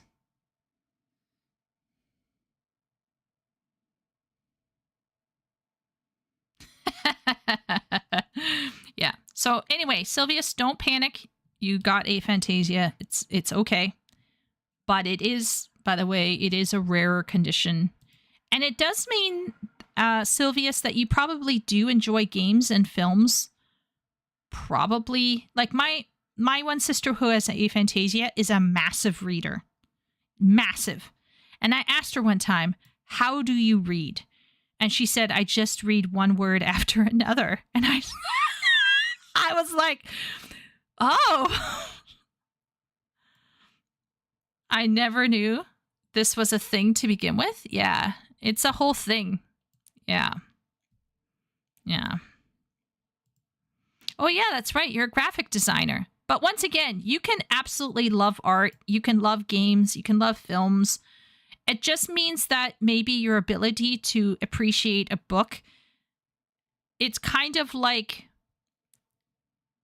just a dimension that you can't see. That's all. All right, let's keep going. So anyway, long story short, let's keep an eye out to see if he develops this definition here.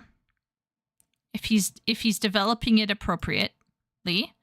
And then we're going to see how he's going to rank or how he's going to categorize video games. Let's see if he covers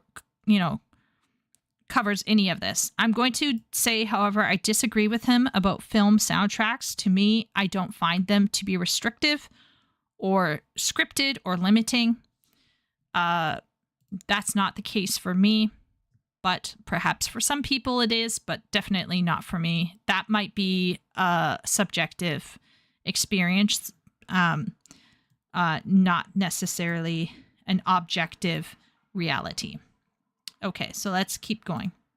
At least for me as a trained musician, and I just don't find it an enjoyable experience. I need to see what's going on as well as hear what's going on when it comes to musical soundtracks for movies, but not so for games. You can hear an entire piece, and people like to do that in Skyrim and Oblivion and Morrowind as well. They'll stop, look at the scenery, listen to a piece of music, and just enjoy that aesthetic experience as they want.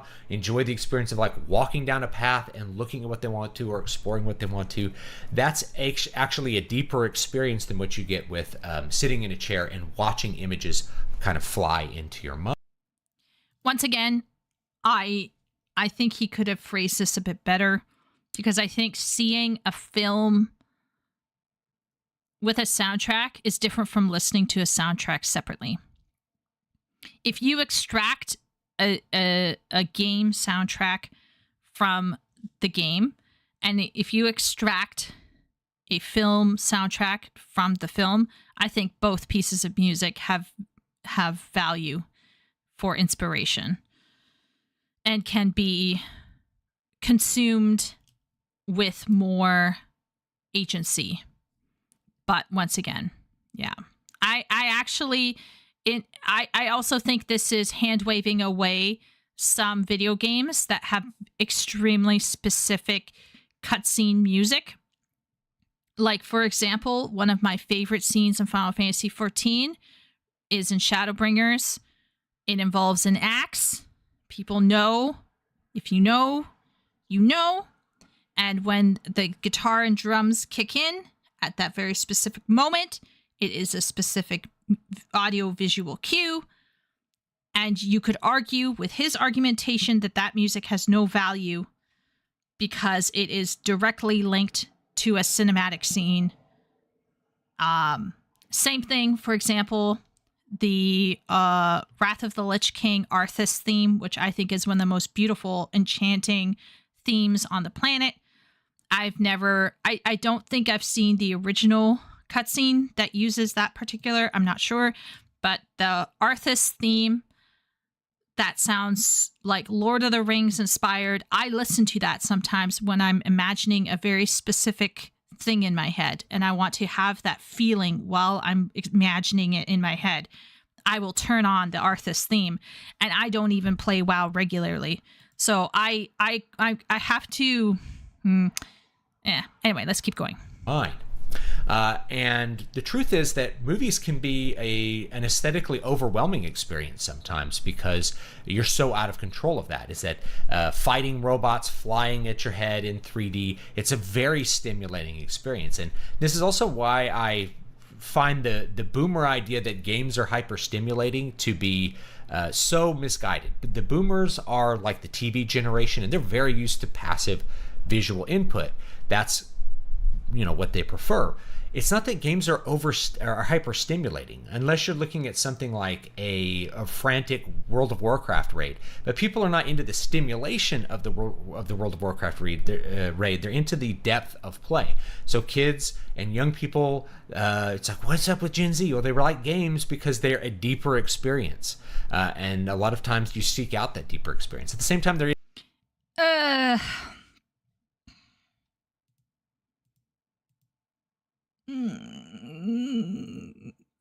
my INTJ gut doesn't.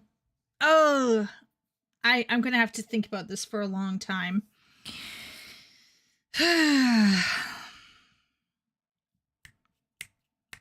Okay, I will agree with them that I think there are a lot of boomers out there who completely misunderstand video games.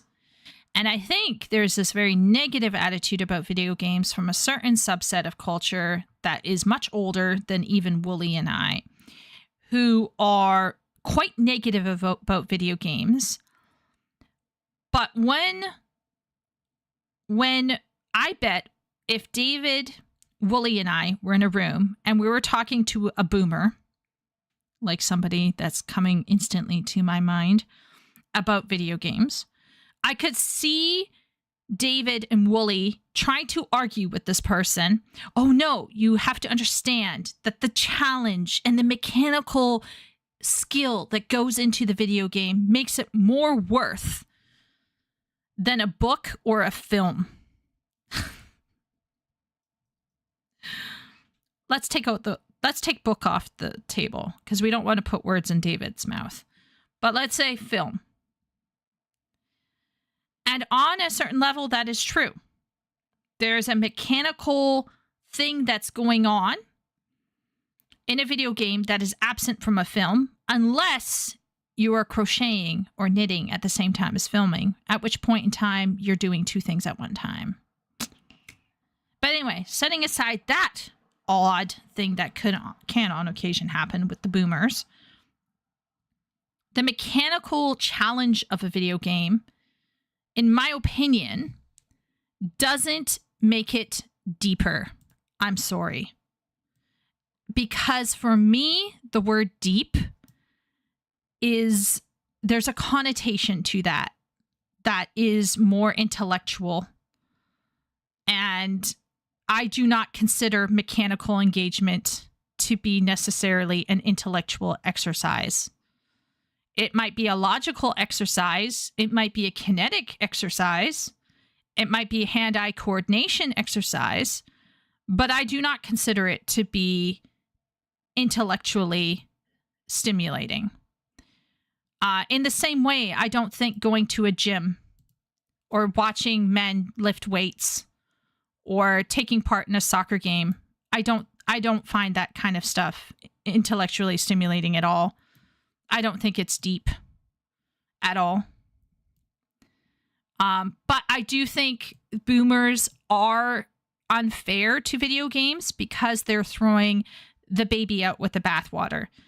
So if David, Wooly, and I were sitting in the room talking to the boomer and trying to explain to the boomer why video games are a valid form of entertainment, I have a feeling that David and Wooly would be arguing on one level that is more mechanically engaging, and therefore it is deeper because it is more active.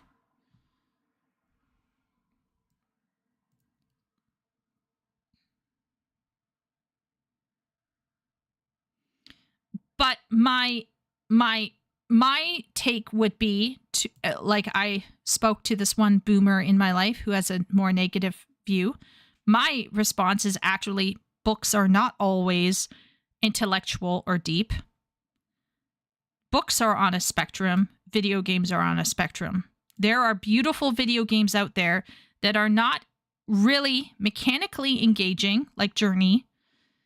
They're not very mechanically engaging, but they are still a beautiful story. They still have an archetypal energy, and that's what gives them value. That's what gives them intellectual value. That's what gives them high art value. You come to me and say this game is more deep because it has an ultimate raid or because it has a WoW raid. Nah. WoW is not deep. Sorry. WoW people in chat. I think WoW has a lot of game systems. I think as a game, it is incredibly, like, in terms of game engagement or things that you can do, or the level of the challenge, all of these things can make it more engaging. But I do not consider it to be, in terms of definition, deep, if that makes sense. There's a lot of content. Same thing with Final Fantasy XIV. But what makes Final Fantasy XIV deep to me is not the ultimate raids. It's not the solo duties. It's not the dungeons. What makes Final Fantasy XIV deep is talking about despair. It's talking about battling nihilism. It's talking about, the Fermi paradox. It's talking about the dangers of compassion, the dangers of hyper-compassion. It's talking about the importance of self-sacrifice. It's talking about the value of bonds.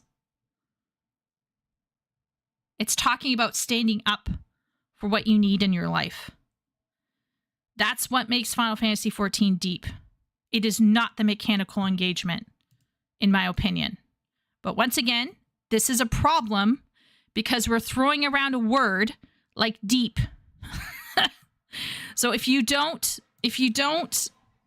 define that, it's gonna be a problem.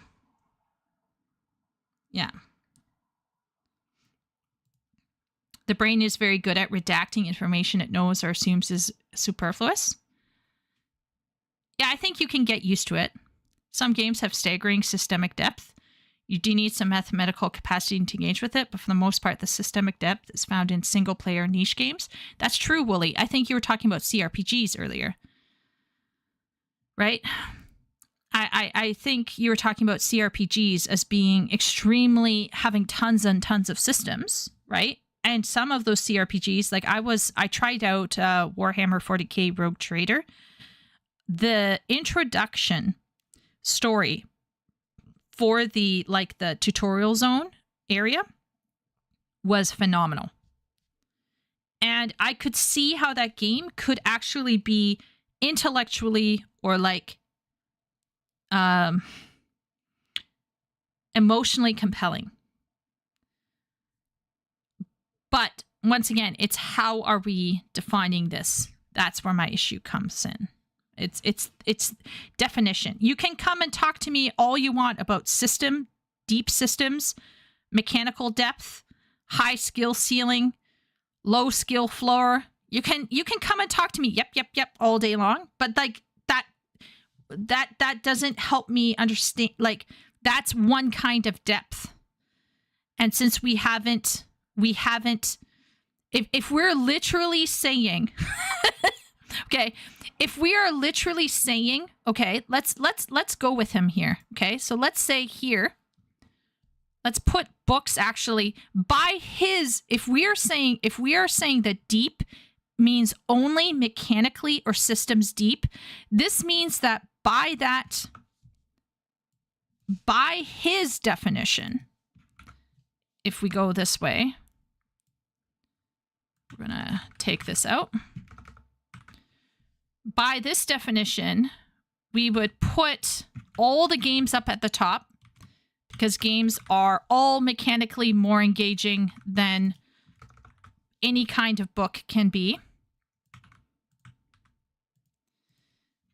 And even the shittiest Diablo 4, Diablo 3 flow game, mobile game. Let's put mobile in here. Mobile, Candy Crush. What's it called? Match 3 games have more engagement, are deeper, have more physical engagement than a book or a TV or film.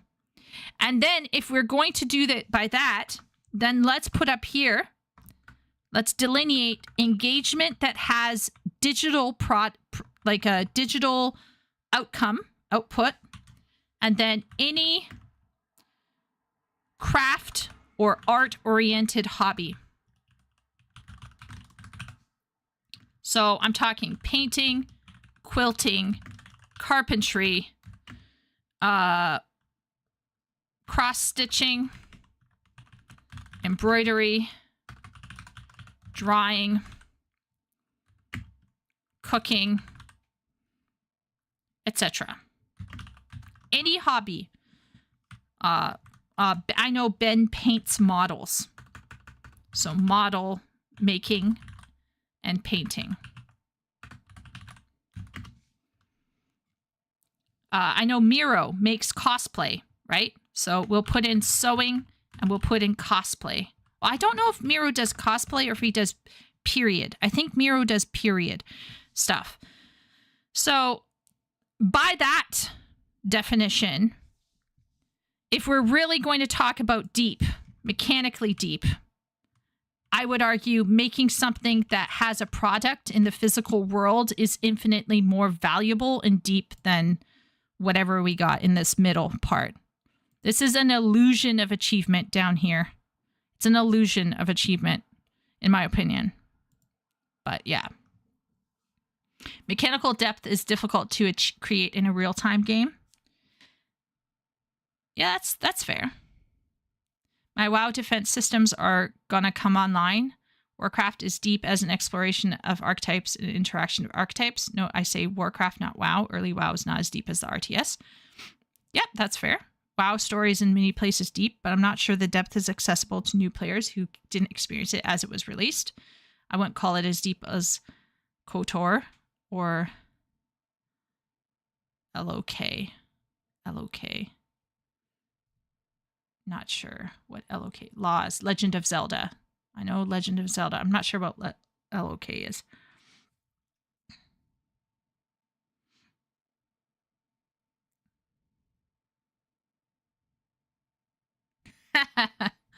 Yeah, it sounds like a parenting moment, Emmy. The narrative had been so effed in the accessibility, it's hard to explain characters like Illidan, Arthas, Liadrin, and Gant to a newcomer. Yeah. More recent stuff is more deep. The themes of determinism and the limitations that circumstance placed on heroism or the perspective of heroism is part of what Warcraft explores.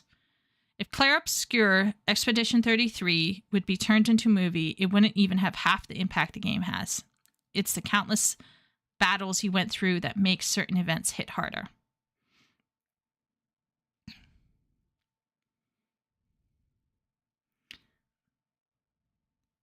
Deep. Sylvius is arguing for an experiential. The experience makes it more meaningful.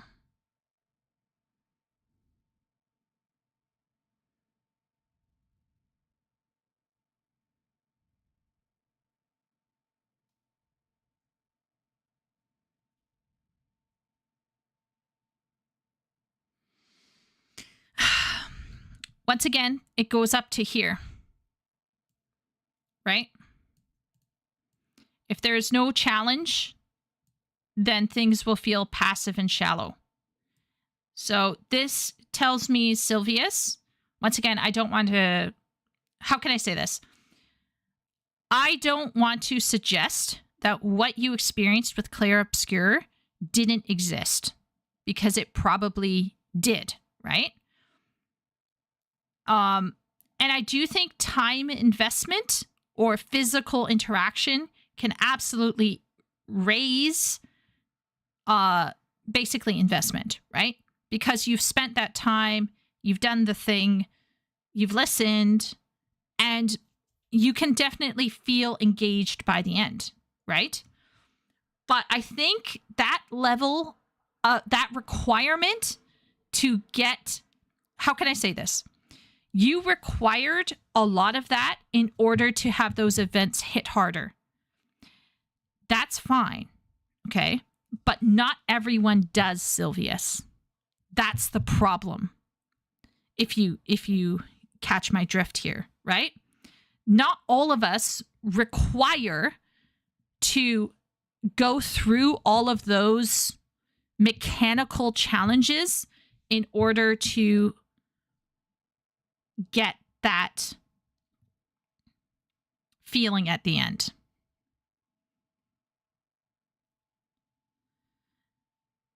And in fact, unlike some people, I struggle with the lack of dopamine. It's kind of like I don't get a thrill. I could count on one hand in the 40-something years I've lived where I've actually had a high from achieving something through mechanical means, through a video game.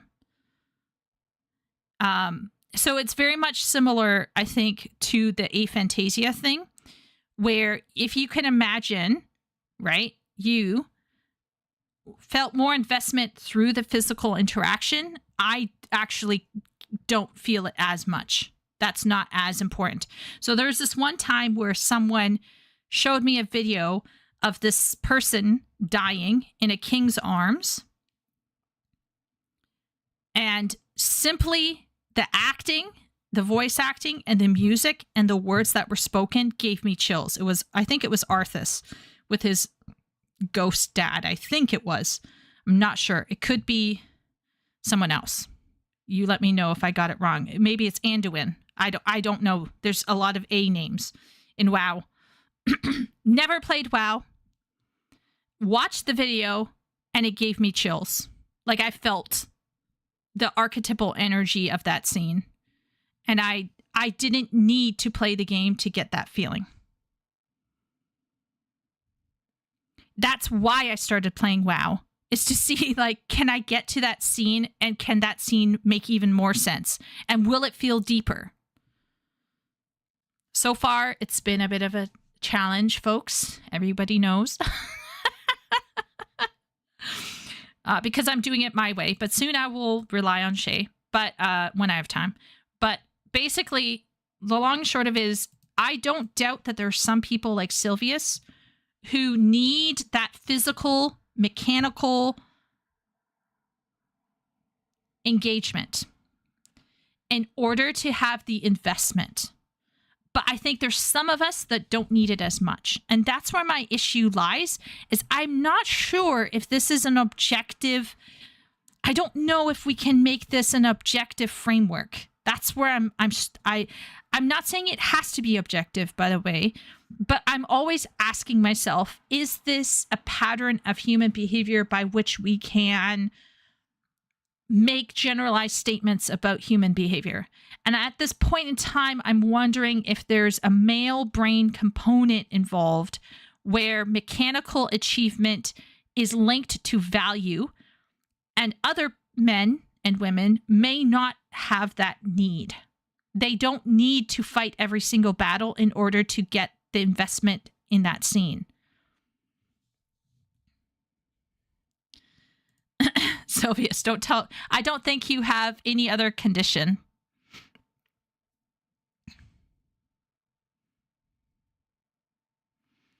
What if the person hates combat? Not everyone likes it. It doesn't add to their experience. It's a barrier to the narrative instead.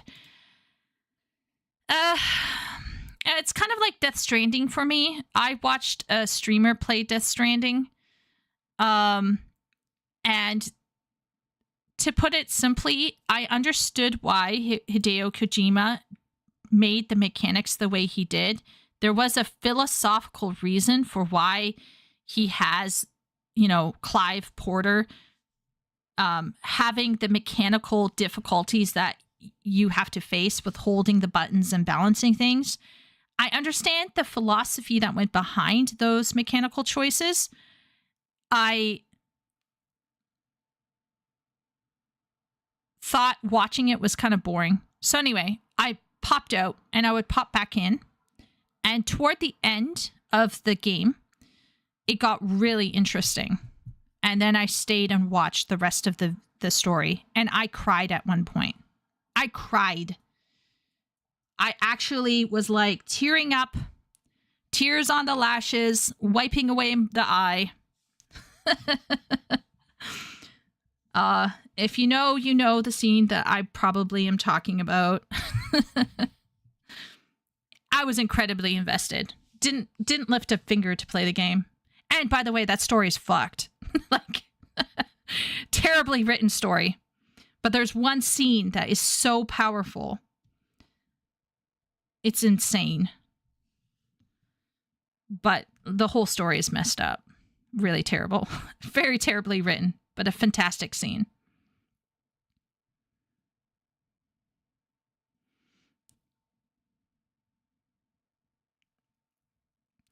Okay. Wooly is going to step in here. Wooly's going to argue to try and extend Sylvius's point. The journey and struggle are how a game shows instead of tells. So this is where I think it's very, very interesting, because by that inference, that means that games are in fact closer to film than books are. And I would agree with Sylvius and Wooly on this one. I would agree that in some video games, the showing versus the telling is higher. So if we're talking about show versus tell, okay, we'll do another. We're talking about showing versus telling, which is a whole method of telling a narrative. Then we got to do another list. So this is show versus tell. Then by that, we're putting books at the bottom.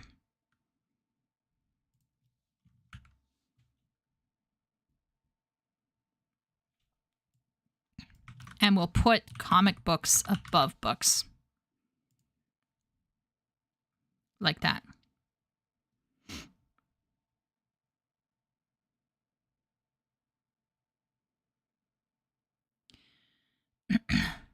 So Sylvius asks, Deck wakes up, Arthas and his ghost dad. Yes. Right. So you just need 3 well-crafted sentences and you can just visualize it. I need to go through battles mechanically to feel it. Sorry if that sounds snide or cynical. Yes, Sylvius. What I'm suggesting is that I'm not 100% certain if we can objectively suggest that for all people across the board. So when I speak of objective stuff, I'm talking about something that is across the board for the most part, right? So objectively speaking, I'm not certain if we can argue that for everyone is going to feel equally engaged or impressed by the depth of something, having experienced it experientially. And I don't know if it's a personality thing, and I don't know if it's a male-female brain thing. I am not sure, okay? I don't want to come out and say it's this. But and by the way, I need to be very clear here. I do not want to denigrate or demean the experiences that a video game gives you. Okay, I don't want to take that away. I don't want to say that that doesn't exist. What I am trying to suggest is that as a young woman, when I was reading books, I definitely achieved the same depth and immersion and engagement with a book or with some films as I did with a video game. And I'm not sure, therefore, if this is something that either makes me special, but I think there are other people who would agree with me on this one. So it makes me wonder if this argument is more of a subjective perspective and less of an objective statement. That's all I'm trying to suggest. They turned him into a little blue ball. Yes.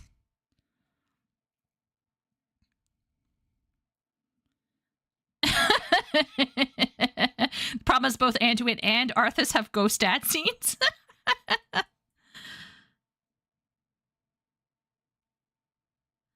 It doesn't sound snide or cynical, says Shay. So Sylvius, once again, we are Shay. I know Shay, Simp. Shay, Simp. Let's see, Emmy. Party also does writing. There's a bunch of us who are writers, and we are not. We're very open to hearing what you have to say about this. And I will say that to me it's about experiences in life. If a boomer came to me and said video games have no value, I would metaphorically slap them in the mouth. Metaphorically. I would never do physical stuff because I think that's like way too much effort. But part of the issue with the boomer mentality is that video games have no value. And I think that is a mistake because there are CRPGs that require strategy and focus and thought and logic. There are RPGs that require emotional and psychological engagement, right? There are Elden Ring, Dark Souls, Souls-like games that require mechanical skill. And so to suggest, to hand wave away those experiences that I had playing a video game is very stupid and unfair. I don't want to hand wave away those things. But at the same point in time, I don't want to suggest that there aren't ways for people to be immersed and engaged with, let's say, a film at home where they're actively consuming something and stopping and thinking and taking that film back to bed with them and imagining it in their head and writing fan fiction about it. Like it's just like, I think it comes down to the consumer. We're going to need a 4-dimensional tesseract for your chart at this point? Probably. Shay asks, do you have any favorite books, Sylvius? I think he's going to be...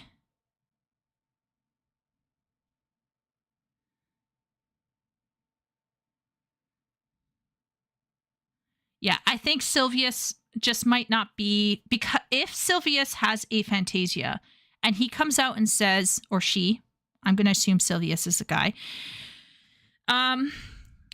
if they come out and say, hey, I don't like reading. By the way, Sylvius, you can absolutely come out and say I don't read.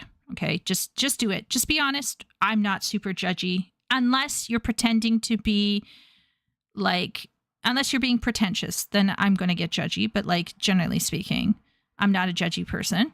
Everyone knows. But like, if Sylvius comes out and says, hey, I'm not really into reading, I understand why Claire Obscure would be really huge, because that provides an experience that Sylvius can enjoy, and there's a narrative that he can go along for the ride with. Which makes me wonder if we should get Wooly Claire Obscure, because Wooly is like hugely into story, but he also is kind of interested in the mechanical gameplay of Claire Obscure. So we need to get Wooly the game so he can play it. For the women in the chat, what do you need to feel engaged with the character, separate from the overall narrative? Asking specifical, emotional verisimilitude. Define engaged, says Shay. I'm thinking of the Ross Rachel phenomenon, where the payoff at the end feels like finally, after so many episodes. That sounds analogous to the experiential element of repeated battles. Yes.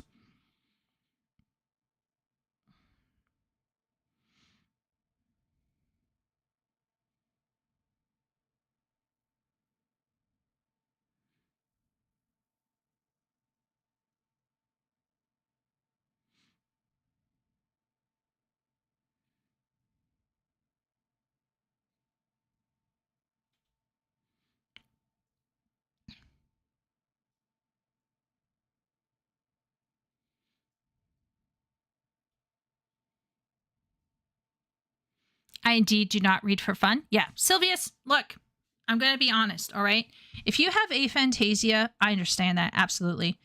I can't imagine reading without being able to imagine. So I'm not gonna be reading shaming you at all, okay? But this now makes a lot of, this contextualizes how you feel about Claire Obscure and why it made sense to you, right?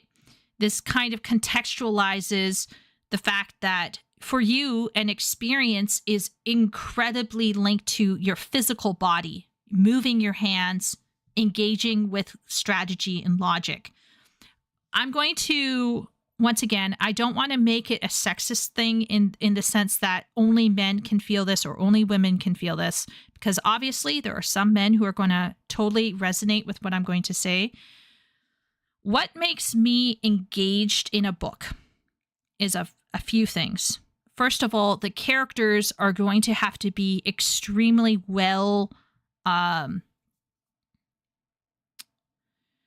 going to have to be really complete and whole, well realized, okay? Fully realized individuals.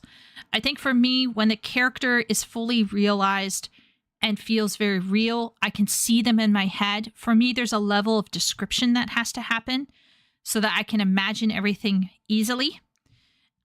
For me, a book also will really grab me if there's a level of I don't know what's going on, but I can trust the author is going to get me there.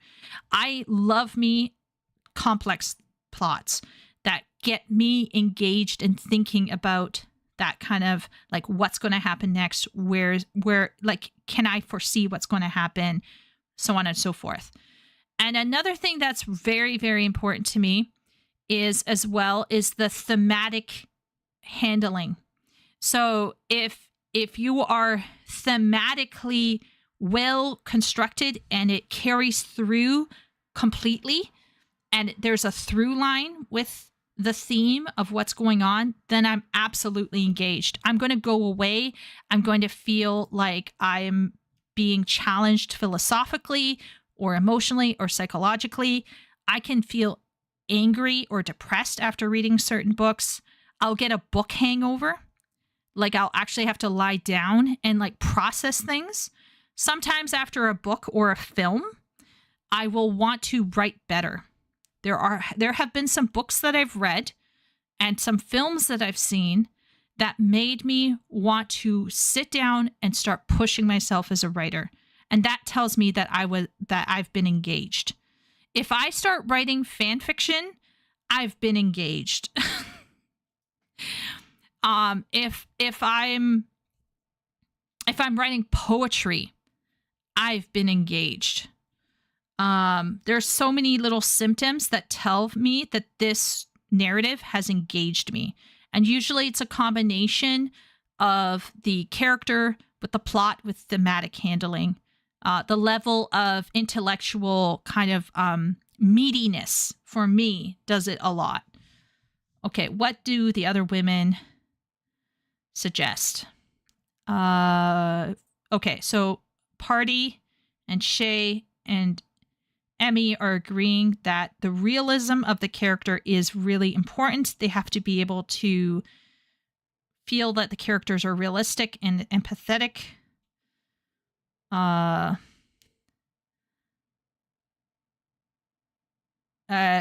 The character must overcome indifference.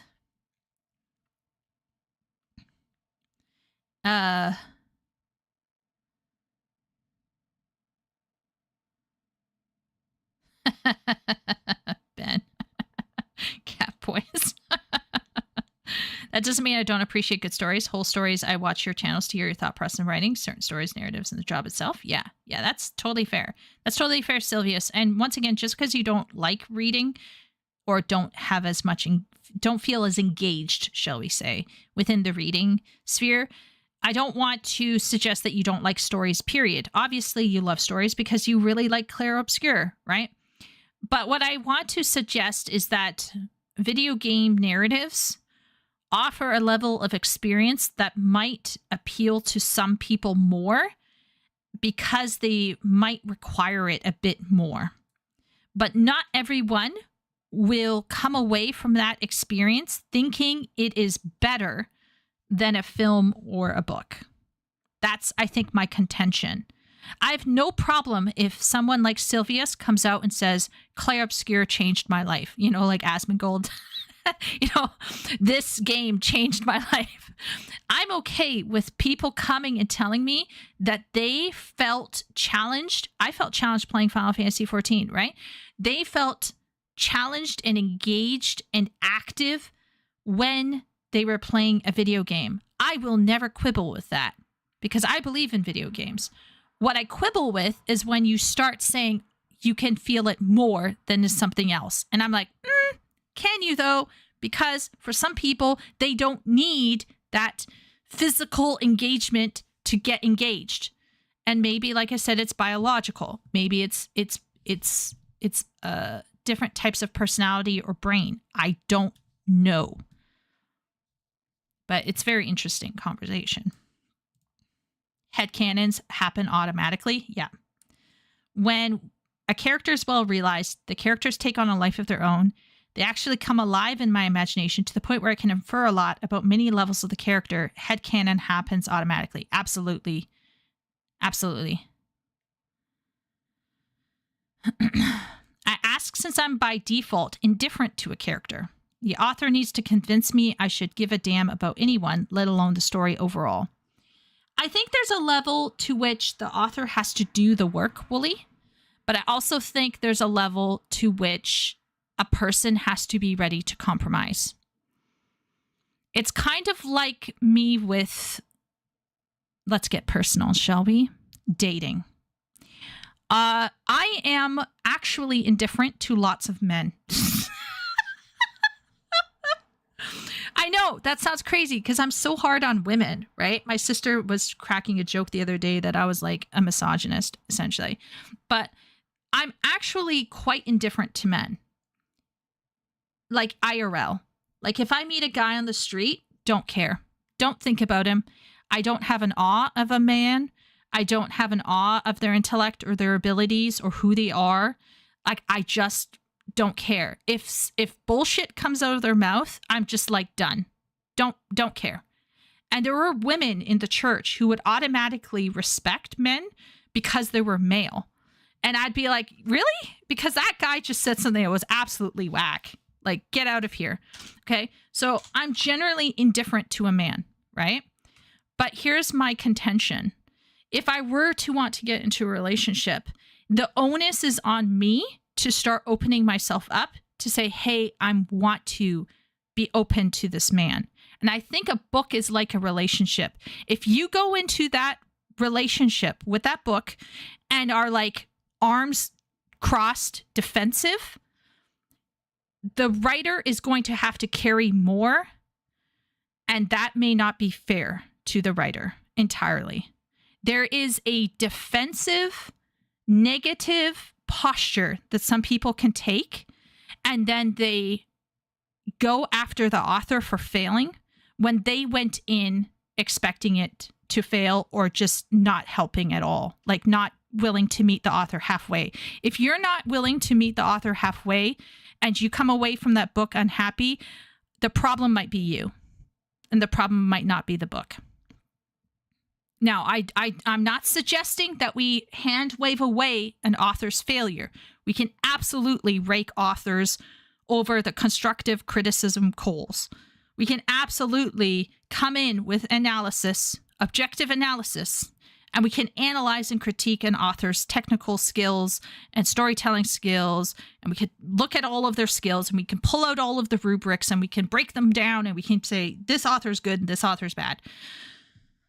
But I also think that when it comes to enjoyment, if you are in a defensive posture, it would be like a boomer coming into a video game and going, well, the video game has to, overcome my indifference. And it's like, no, you have to give it a fair shot. You have to be open-minded and say, you know what, I'm going to give it a try. I'm going to, like me with WoW, right? My initial thought on WoW is, get it out of here. Get it out of here.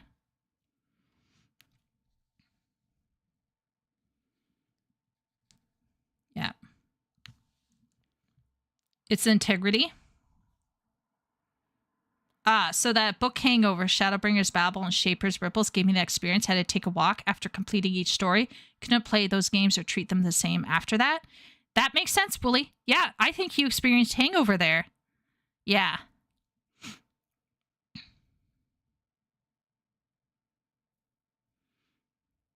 I have that with most people in general. They're called strangers.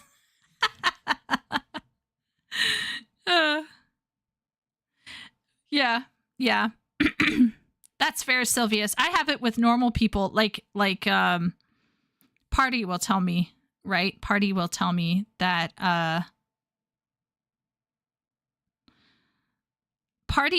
let's just say Party will tell me that sometimes, well, my family would tell me sometimes that I have to be more friendly. Like, it was so bad when I was a teen, especially. My mom made me volunteer because I was so, I wasn't misogynist. I was a misanthrope. I actually, I didn't even like my own family, except for Party, of course. I loved Party. She was my baby girl that I took care of. But essentially what I will say is that I think the author has to do his work, but you can't go in with a negative attitude all the time either, and then expect to be have a great time. I think that's unfair. I think that would be like a boomer going into a video game and being like, impress me already. And I don't know if I like that. I'm not sure if I really like that. I think you have to meet halfway with the book. You have to go in and say, okay, show me what you got. Let's see what you have. And if after a couple chapters or a bit more, you're like, okay, there's nothing here, put it down. Think through why isn't it resonating with you? But for me, I find that gacha game storytelling methods and Guild Wars 2 are the same. They're the same technique of telling a story. For me, a barrier.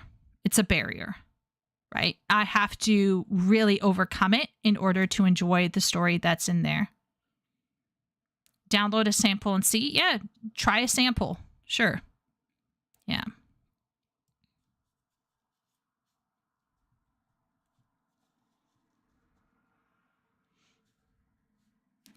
But anyway, yeah. It can be very easy for me to become obsessed about a book or a film. And I went to see Pirates of the Caribbean 7 times in theater because I was so obsessed with it. And it is extremely easy for me to be obsessed. I have struggled to be obsessed about great games that have great stories simply because of how they tell their story. And what some of them includes Arknights, Punishing Gray Raven, which I know there's something in Punishing Gray Raven that's really amazing. The mode of how that story is being told drives me bonkers. Same thing with WoW. I'm sure there's something in there somewhere. But what I have to do to get there is driving me bonkers. I just bought a Keira Knightley poster. Saved me 6 more trips to the cinema. I had an Orlando Bloom Legolas poster in my closet, but that didn't help me.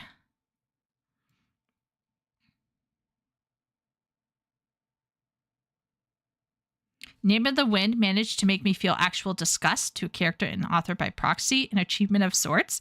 Oh, that's interesting, Wooly. Oh my gosh. Yeah. I heard so much about it, good and bad, that I had to see for myself. How long did you last, Wooly? How far did you get into the book? I read it on recommend from my little brothers. I wasn't impressed. Oh. In your closet? I mean, where else am I going to put it? Anyway, let's keep going. Let's see. Into really shallow, like audio-visual experiences, like TikTok. It's kind of weird. The mid-range shallow experience of like a cinema experience where you sit still for 3 hours. It's easy to see. Oh, they all have ADD because they don't want to sit there. Well, they'll sit there if it's a deep experience. I've learned that as a teacher as well. It's like you can get a kid who has ADD to sit there and practice drums for 2 hours straight with complete focus because it's a deep and engaging experience for him.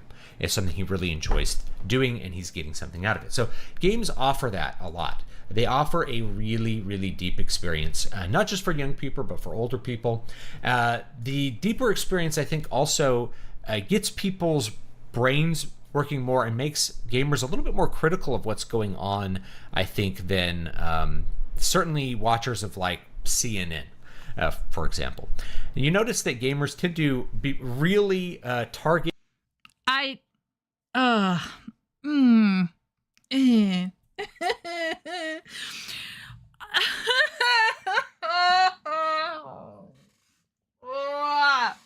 Why did he even go there? Okay, all right. Look, as much as I think it's fun to bash on mainstream media consumers, both Fox and CNN, okay? Or CBC if you're from Canada like me.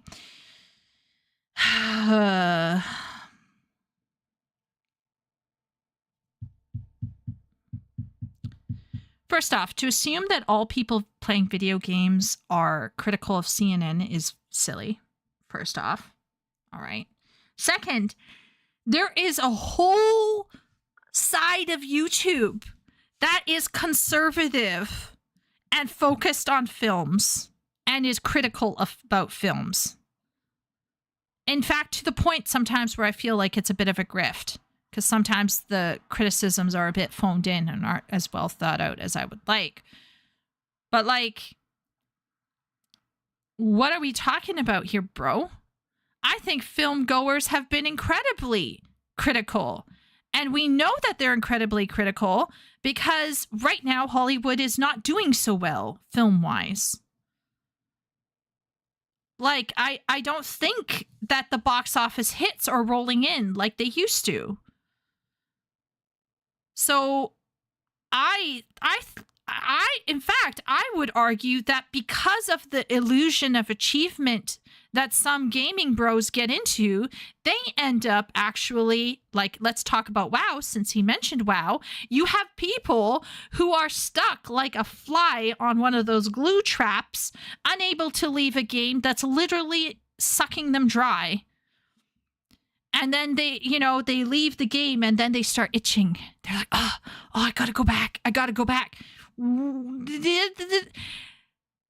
Have we forgotten the Xbox PS4 console war, bros?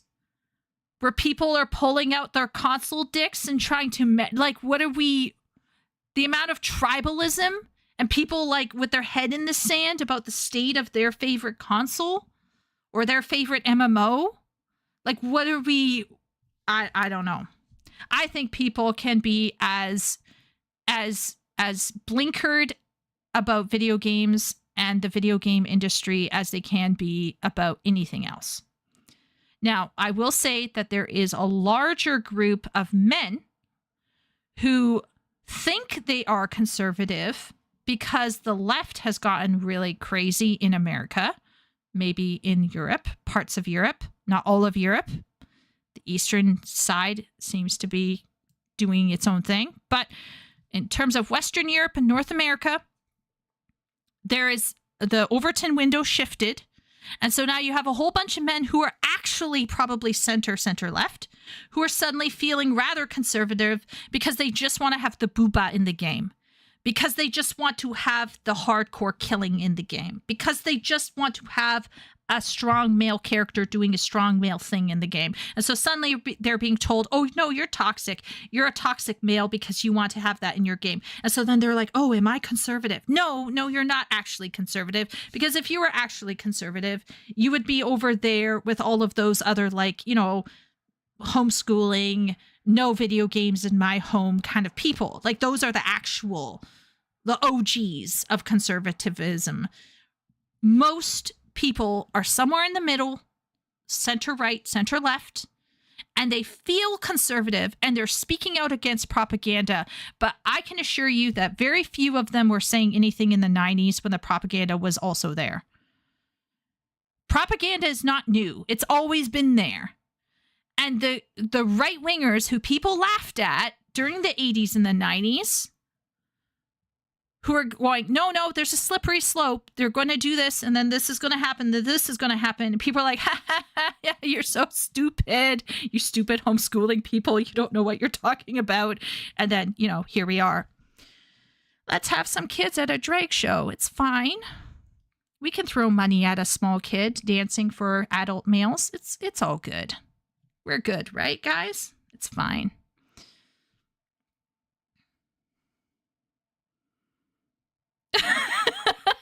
Chieko, if you want to lose the last of your faith in humanity, take a peek at gacha game Tribalism or not. You're a black pilled enough as it is. Oh no, Willie. I have been watching a little bit of Tectone, and I've only briefly dipped into the gacha game stuff. And all I can say is it sounds like it's wild. It sounds like the drama in gacha game is out of the wazoo. Like people hard coping. So I just think that the propaganda stuff, like I'm all for pointing out when somebody is using their game or their book or their film to make a very obvious political statement, sometimes at the cost of the quality of the story. I think we should call it out. I'm not saying that it's bad to call it out, but to suggest, I just don't think that all the people calling out the propaganda or, like, you know, the ideologies and stuff that's really unsubtle and weird and immersion breaking, okay? The people who are calling that out, in my opinion, are not actually conservative. That's the crazy part, right? They're just actually like center people. They're not, in fact, conservatives. They're just normal people who want to enjoy a game without being preached at.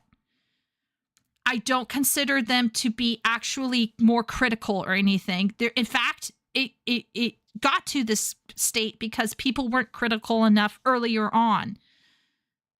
Because people don't really care and are incredibly passive about their media until their media is really effed. And then they wake up and they're like, wait a minute, what's going on? Why is the boob size of my favorite character reduced? Why did they cover up that cleavage all of a sudden? Wait, what are you saying? I'm a toxic male because I want to look at a hot woman? What? And then suddenly male brain activated. It's like the women right now who are starting to fight back for their romances because they're tired of certain women coming in and telling them it's bad to enjoy, you know, Lord forbid, a more traditional dynamic of a male and a female together, you know. But most people will just sit around and lie around and let this BS percolate for decades And trust me, it's been percolating for about a century now, and it's finally reached a head. And people are like, wait a minute, what's going on? Why is my video game being ruined? Why is there this stupid scene in my video game? Well, this is the culmination of a lot of different things now coming to a head. And this is what you get for just not thinking about it before. Wooly reached about a third of the way into Name of the Wind, and then he couldn't, like... Is he conflating engaging with deep? That's my concern, Wooly. Okay, I think you're starting to get to what I'm talking about. I'm a little bit... I'm wondering if it would have behooved him to define deep and engaging. I think it would have been better to do that. Because if he's talking about mechanical engagement, we're going to go down here again. Mechanical engagement and achievement. Because if we're talking about actually mechanically getting engaged, then books are really far down. Books are really far down, right? So we gotta think about that as well. We gotta think about that. And engaging is also, that's a tough one. What's engaging? How would we define engaging, right? Yeah.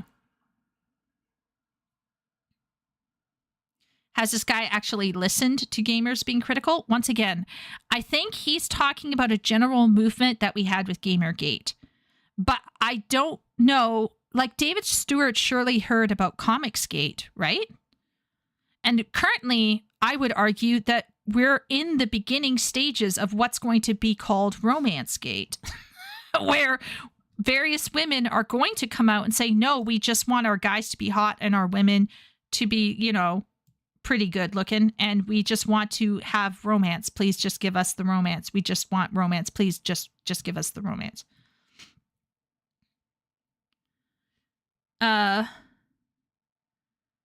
This guy is a bit subjective. Once again, I have no real beef with having a subjective opinion. I just wonder if he could state that it's a subjective, like the way he's making his statements makes it feel like he's trying to be objective. People are raging over the MCU, DC, Rings of Power, Wheel of Time, Disney, Star Wars, all remakes. Same way gamers are raging over dozens of live service games. See? Yeah. Most of them are 1980s liberals in the American context. Yeah. People also may not know how to be critical, where to find people who feel the same depending on what media they're focusing on. That's why it took a long while, don't you think? Yeah. Or it's just people also don't know, right? They aren't realizing it, Leo. He sort of touched on what deep is. I think he said it when the person takes something away from the game or movie.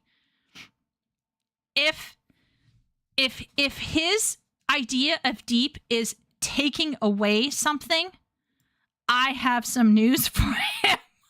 I have some news for him, because this is then completely subjective, right? So let's say we have Sylvius and me in a room. We're reading a book together, right?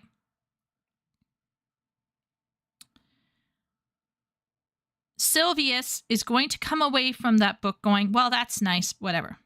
Because he's not going to have imagined what I imagined. He's not going to see what I see. If we went in and started playing a certain types of games, especially, let's say, Elden Ring. I don't know, Sylvius, if you love Elden Ring. When I came out of Elden Ring, I was victorious against well, it was embarrassing. Let's all be real here, guys, right? Like, I died 26 times to Tree Sentinel. It was terrible. I haven't even beaten a boss in Elden Ring on my own. It's terrible. I'm just terrible. But when I go into Elden Ring, I do not enjoy myself.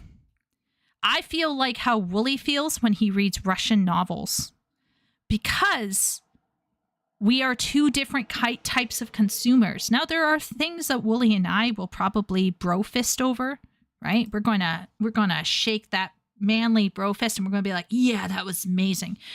But nobody can tell another consumer you're going to feel more engaged and it's going to be more deep because it's this. And the answer is no. some things are not going to be engaging and deep to you because you're just going to be struggling to get through it. It's like Dorothy Dinette. Very, very, very, very, very, very, very, very, very, very, very, very few people find her engaging. I happen to, but very few people. Like, we're talking like barely anyone on this planet can handle her. And I like it. It's very engaging to me. Some of the books I've read like 7 times. So this is what I'm talking about. I think it's a bit subjective. Hello, Herman. We're talking about games being more engaging than films. And I still think if we're talking about films versus video games, a film in a theater is more passive. But I feel like if I'm watching something at home, I can absolutely stop it and engage with it as I feel, see fit.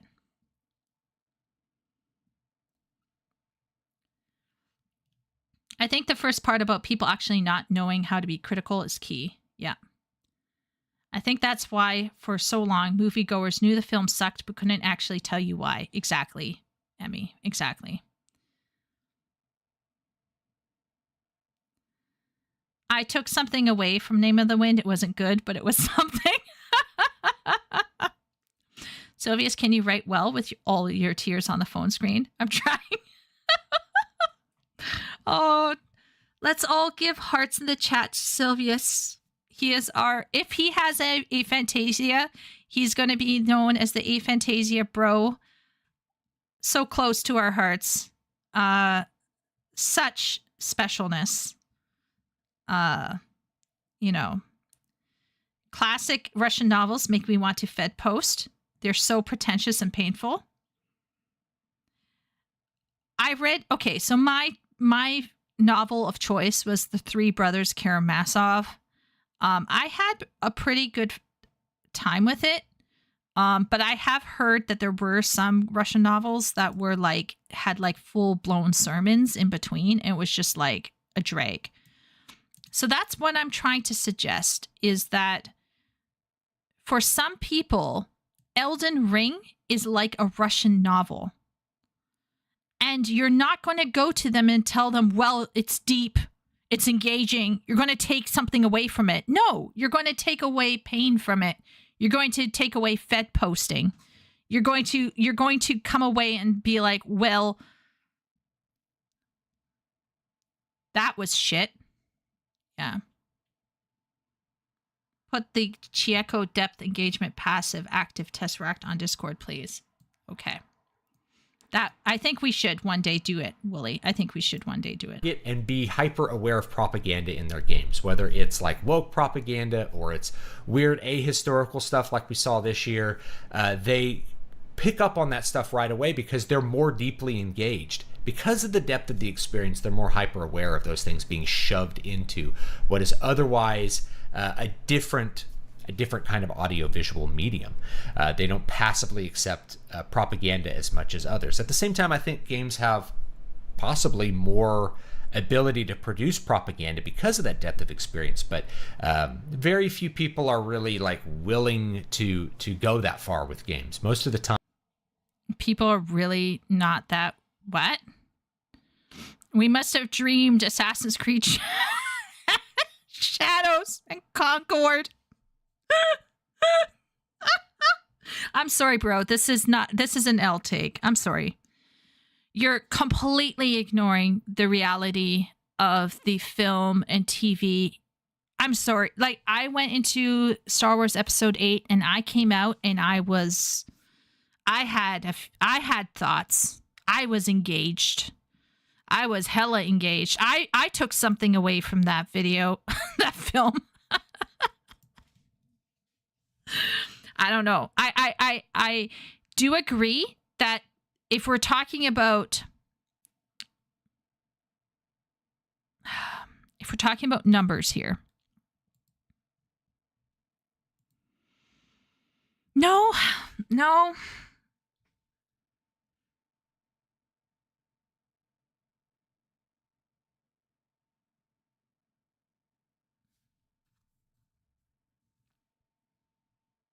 Okay. Let's give him this. Okay, let's give him this. All right. If we are talking about film versus gaming, I definitely think that women are more likely to engage with films than they are gaming. Right? So, like, in terms of film, I think women and men would have equal engagement-ish, depending, on certain factors of the film. But generally speaking, you're going to get women in the theater as long as you're not effing up as much as you are men. But gaming has, for the most part, aside from mobile gaming, gaming as in console and PC only, we all have to admit is largely men to women. And since men tend to be keyboard warriors, I think women can be keyboard warriors as well, by the way. But men, in terms of advocating for themselves, biologically, men are more likely to advocate for themselves. This is why there is that wage gap, that 1% or 2% that Christina Hoff Sommers talked about. The problem about the wage gap that does exist, the tiny percentage that it does exist, is in the upper echelons where women have to negotiate for their pay raise, for their salary. And women are less likely to advocate for themselves than men. So since men are more likely to advocate for themselves, they may have the appearance of being more vocal. However, I think David Stewart has completely missed out somehow the existence of TikTok and Instagram and other social sites where women dominate. Pinterest, Tumblr. All right. All of these female dominated sites. And on here, we definitely get feedback from women about books and films and TV.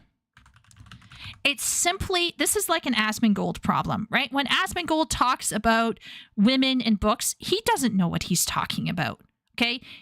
He doesn't know. He's probably never really talked to any of his real and otherwise relationships online. Because I'm pretty sure he has. I bet he's paying for some OnlyFans girls. Let's all be real here. I bet he's not talking to those women about what book they're reading. Do you know what I'm saying? You see what I'm saying here? So there is this blindness, I think, that men and women don't understand that the other side is fighting for something that they care about. And to David, the men are advocating or attempting to advocate for their games. What he doesn't know is that women are verbal.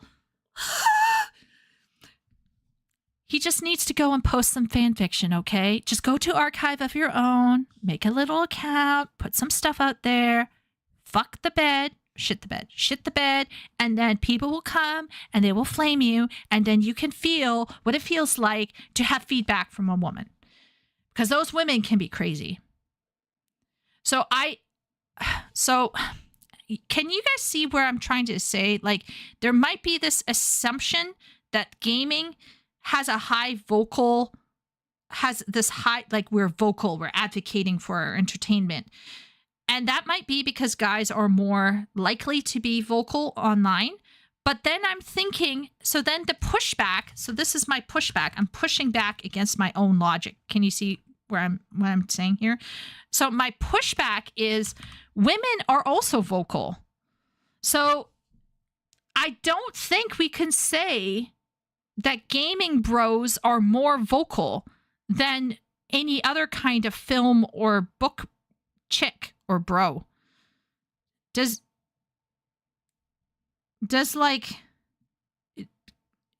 you see how I'm struggling with the logic of this? Like, I'm trying to logic my way to his position. I'm struggling to logic my way into this position of arguing that gamers are more vocal. I think he's wrong. Like, even if we go with the biological prerogative that men are more likely to advocate for themselves, which is a thing, I still think the keyboard warrior syndrome is a strong thing for both men and women. So, like,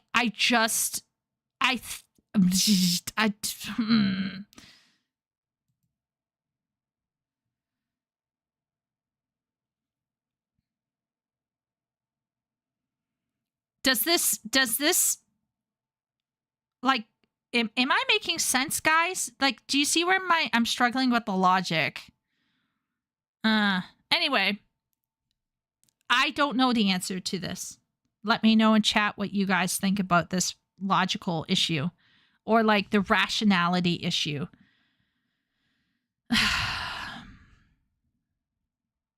I think maybe David Stewart is suffering from the frog in the well syndrome, where he might not be entirely aware of what women are currently fighting for and how women interact with their own content, whether it's a TV show or a film or a book. Because I think there is a lot of engagement regarding those things online. Simp was just saying that in the UK, bookstores are making a comeback, and it might be largely driven by females engaging with book talk.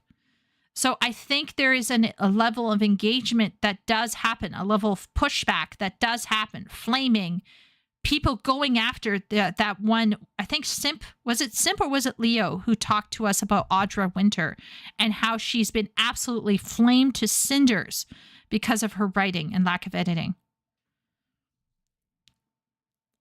I don't think, yeah. We definitely know he cherry-picked the YouTube propaganda feedback. It's sort of plastered on the surface layer, and it doesn't go any deeper than that, and therefore it's very obvious. And so gamers, if I'm looking at gamers as a subculture, they tend to be a lot more aware of how the propaganda is playing out and tend to reject it a lot more. And because of the huge amount of diversity in gaming, they're willing very often to vote with their wallets. I feel like boycotts in gaming tend to work out a lot better than they do in movies, and certainly with products, various kinds of products. I think gaming boycotts work good because there's always something else for you to play. There are examples of them really not working well, and I think it's mostly just to do with some portion of the audience doesn't care as much about some other big portion of the audience, like World of Warcraft or something like that. Lots of people make us think about quitting World of Warcraft, but they seem to just sort of soldier on. People don't really notice the propaganda in World of Warcraft. I noticed this with Dragonflight. They didn't notice like all the gay stuff because they were just engaged with the game. Like they didn't read the quest text. They just clicked accept, went over to the highlighted area and killed what they were supposed to kill, because what they wanted to do was they wanted to press the buttons, right? They wanted to do the gameplay of the game and didn't really care about the story being pasted over. That's also a strength of the medium in a way, right? Is that people didn't really care about the story in World of Warcraft. They haven't for a long time, and so it just doesn't matter that much. But if you're making a game and you feel like your story is just not top notch, it's okay, because the depth of the gameplay can really save a game. At the same time, oh boy, oh Lord, oh no. At which point, okay, look, he's not wrong. All right, like if the gameplay is really complex, you're going to have bros who are going to absolutely cutscene skip, okay? Because they just want to kill the thing. They just want to go and battle Autist. Okay, that's fair. That's fair. If the game has solid systems and the mechanics are really engaging, the guys aren't going to care about the narrative. They're just going to go hog on just those achievements and hearing that like winning sound or whatever. They're going to go for the dopamine hit, right? At which point the story and the narrative don't matter. At which point the narrative, as far as I'm concerned, doesn't exist or has failed. Or the man has failed to basically individuate enough to enjoy a narrative and take the time to discipline his mind to enjoy a narrative. But as Emmy has once told me, not everyone all the time wants to engage with a narrative or wants to like push themselves and be challenged. Okay. So let's just say that there's a game where the narrative is absolutely placeholder, phoned in, Chinese, dare I say, and at which point, why are we even suggesting that it's equal to what a TV, anime, or film is? At that point, it's literally apples and oranges. We can't even compare in terms of quality, in terms of depth. Because the whole point of a game that has placeholder narrative is absolutely different than a film. At that point in time, I might as well put above, okay, let's put it below mechanical engagement and achievement through crafting. Okay, we're going to put it below the crafting stuff. Okay, we're going to put this here, at which point Scrabble has more engagement than this game, right? Because this has no narrative in it. It is simply mechanics and using logic and strategy. Okay, let's put up here Risk. Oh, we forgot a whole other level of gaming. TTRPGs, where you're making the story yourself. So I'm sorry. Like, at this point, if we're talking about a video game that doesn't even have a story, what are we doing here? What are we doing here? We're not even comparing the same two things anymore.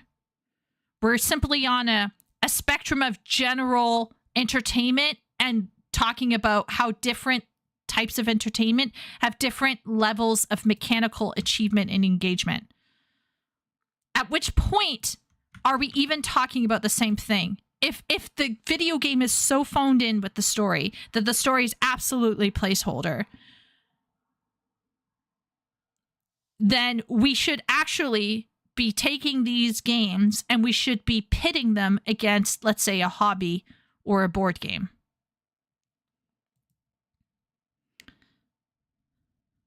Risk gives you PTSD. I'm going to be honest. I actually can't handle Risk. I was 8 years old. I was playing Risk with my bestie in Jordan. So we were in Jordan at the time. My brother and my bestie's brother. So it was 2 sisters and 2 brothers, right? So like my brother and I and my bestie and her brother, we were playing Risk. And we were playing Risk with my bestie and her brother's dad. Now, imagine, if you will, a 30-something-year-old man proceeding to wipe everybody off the board. We're all 8 years old, 7, 8 years old. And this man was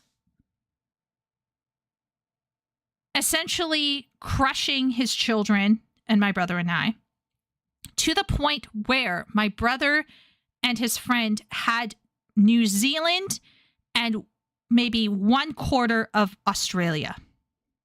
And this is how traumatizing it was for me. That's how I remember. So my brother and his friend had 1/4 of Australia and New Zealand, and the dad had everything else in the world on the board game. And I broke down and I started crying. Like, just talking about it now makes me upset. Yeah. Breathe in. And he turned to me and said, "Get out of the room. This isn't a game for women," essentially. Yeah. And I felt, it's stupid. But yeah, I felt ashamed.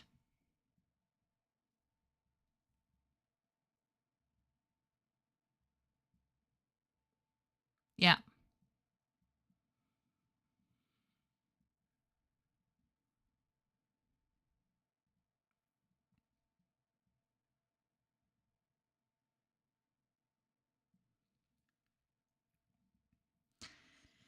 Yeah. Yeah. One of the things that deeply affected me. Yeah. My parents were different. Yeah. My dad was a sweetheart. I caught him one time throwing a Uno game because he beat my brother a couple times at Uno. So he threw the next Uno game, and he let my brother win. I thought it was cute.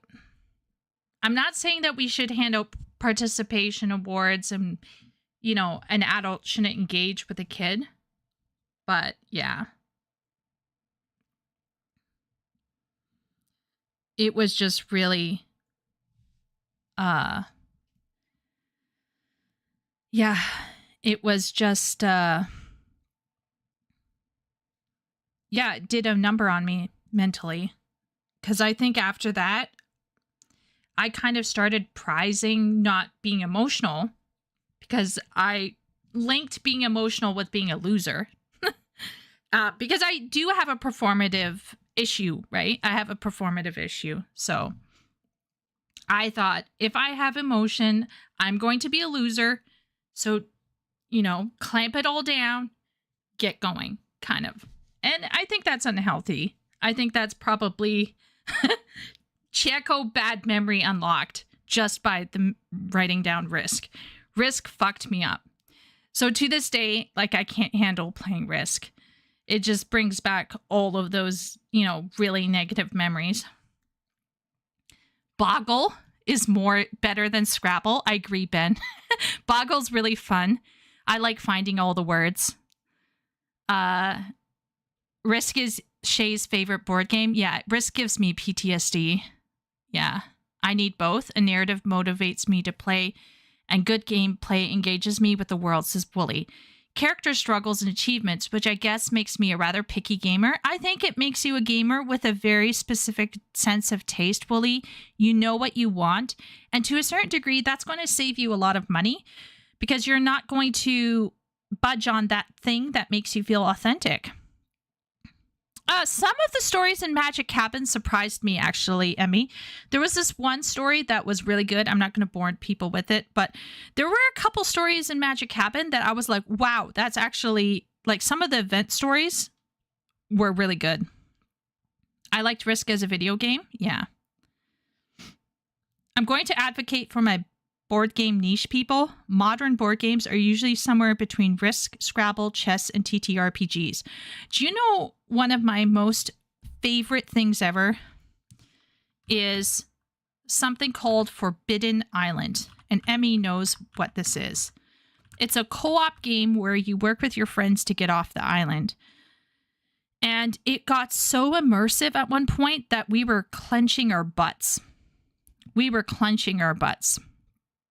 As we work to get off of the island in time. And it was a beautiful game as well.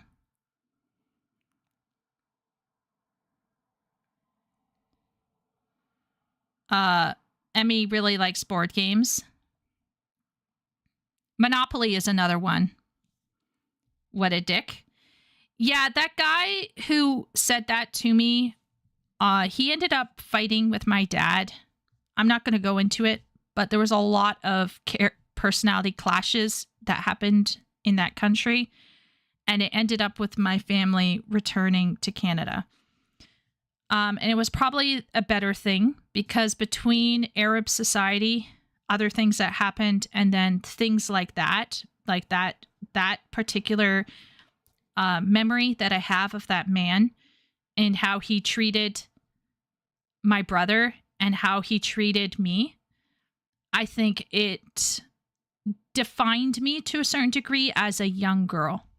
I think it defined me in my head. It defined emotions with being a loser. And it defined emotions as being weak. And so then I think between that and the fact that Arab society had a double standard about how men could behave and how women could behave, combine that with the seeming freedom that men had versus what the women had. Like, I came out of Jordan like messed up. It really did mess me up on a whole level, to the point where I had something very similar to body dysmorphia for until my 30s. Like, Emmy helped me a lot, guys. You guys don't understand how much Emmy helped me to kind of embrace myself as a woman. Up until my friends in China, I absolutely hated women. If I was born 10 to 15 years later, I probably would be at risk for attempting to transition. That's how bad it got toward the end. Wooly says his sister was a champ when playing Risk. I wish Wooly's sister and Shay was there to smack him around. That's awful of him, but there are people like that. My uncle wasn't allowed to play Candyland with his kids. Yeah, I think there's some people who are hyper competitive, and I want to make it very clear. I am also highly performative and highly competitive. And that's why, like I said, I could feel it. I could feel in that room that the competition level had gotten gross. Because I am competitive myself, right? Man, that is brutal over a board game. Yeah. Games are important to learn how to both win and lose gracefully. Yes. He could not do that. Well, it sounded like I could not do that either, right? I was a kid. But I think how he talked about it wasn't helpful for me as a young woman, or like as an 8-year-old female. You know what I mean? Like, there's nothing wrong with teaching little Chieko, you know, this is how you lose gracefully. You don't have to cry. But there's a way to kind of coach a child to understand and how to process those emotions. I don't think he was helpful. To a certain degree, I think it would have been more appropriate for my dad to have been there to kind of help coach me through how to lose gracefully, because learning how to lose gracefully is actually one of the more difficult things to do if you're a more performative aware person. And I am a performative aware person. So not only did I lose, I was shamed for losing poorly. And it didn't help me form a good habit. Maybe that's why you hate men. It's not losing to him. It's his comments. Yeah, it was the comment that crushed me. Maybe that's why you hate men. I'm indifferent to them. I'm indifferent. Remember that. I never really mind losing games. I play fighting games and PvP games, but what I dislike are games where losing locks you out of playing. At least let me play, even if I'm destined to lose. That's fair.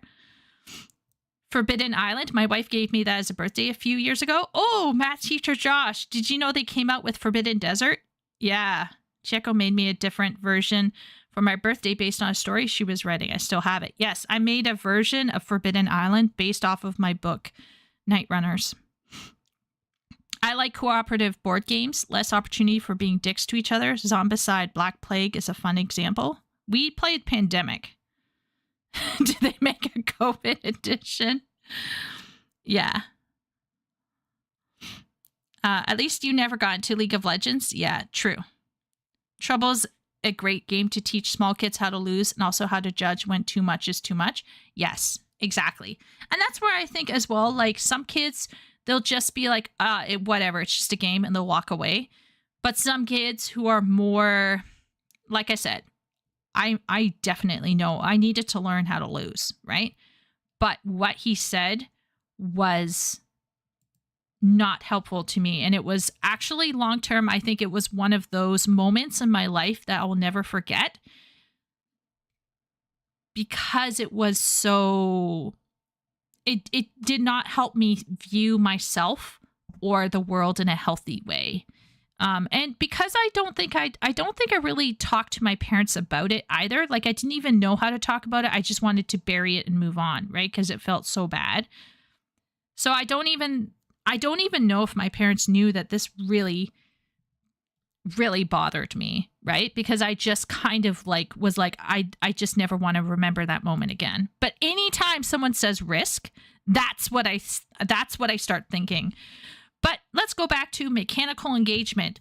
Like, at this point, Scrabble and TTRPGs, like Forbidden Island, let's put down here Pandemic, Trouble, like all of these games have no story, at which point, like, I don't know, like, at which point a video game that you are literally clicking through the dialogue boxes without reading them, they are fundamentally not much different from,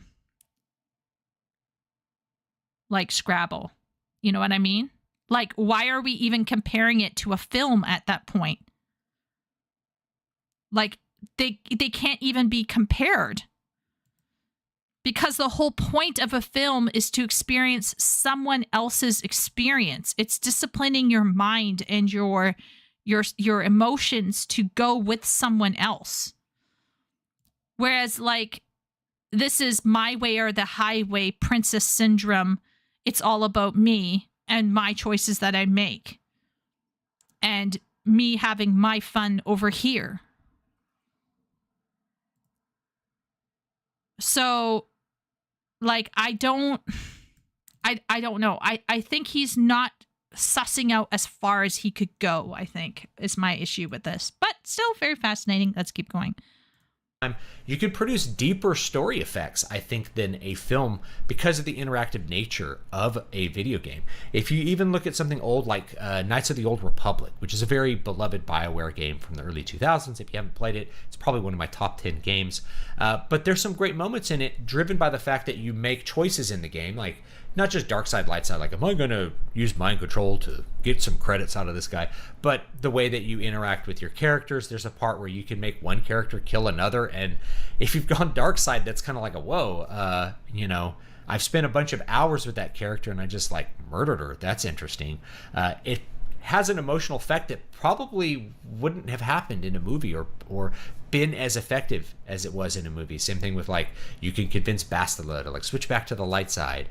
Those moments are, it's not necessarily about the delivery of the lines being good or the graphics being really sharp and realistic. It's just about how long you've spent with those characters produces a deep moment. So a lot of RPGs can give you really deep character moments that you usually don't get outside of books and are not usually present in movies to the same degree because of all of those experiences combining. The gameplay, the story, all that stuff can happen in tandem to produce a better experience than a lot of people realize who haven't.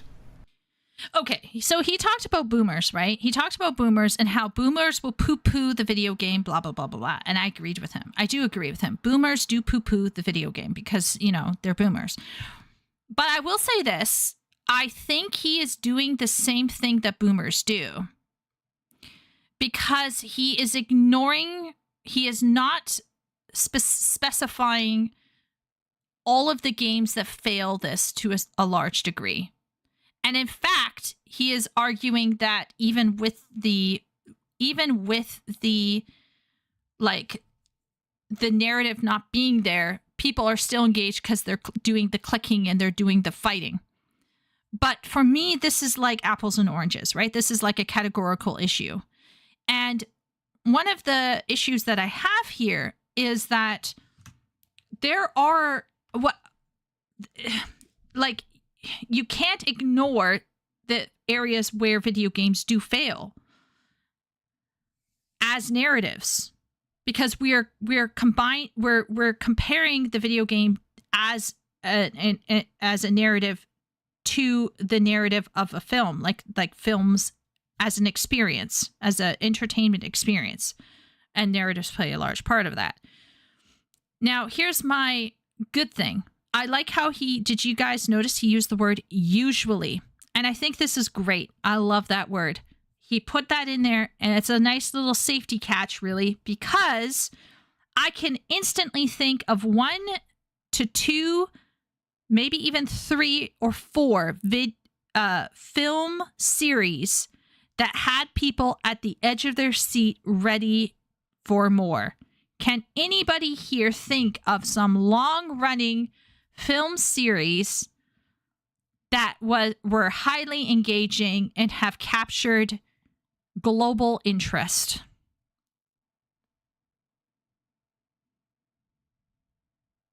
Because I just think that his argument is if you spend more time in a game, you're going to get more invested with characters, okay? And let's say that this is absolutely true, particularly for people who require experience in order to feel investment, okay? So let's say that's absolutely true. That means that there are films that have actually achieved that same level of investment over time as well.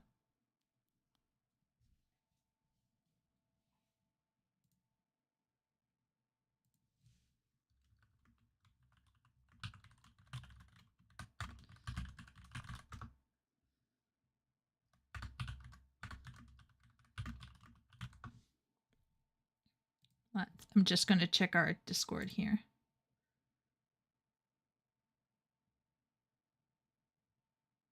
Why is Miro sending me red rum?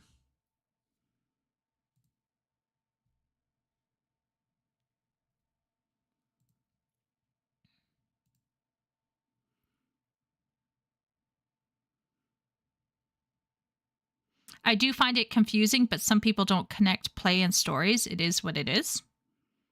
He gets me. You mean besides Lord of the Rings, Breaking Bad, Game of Thrones, Harry Potter? I thought Harry Potter right away. Harry Potter. Like it or not, I think the Marvel series, over time, you became more invested in the films because you spent time with the characters.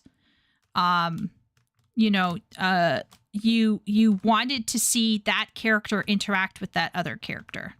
The moment in Avengers Assemble where all the Avengers have that kind of funny misunderstandings, disagreements, doth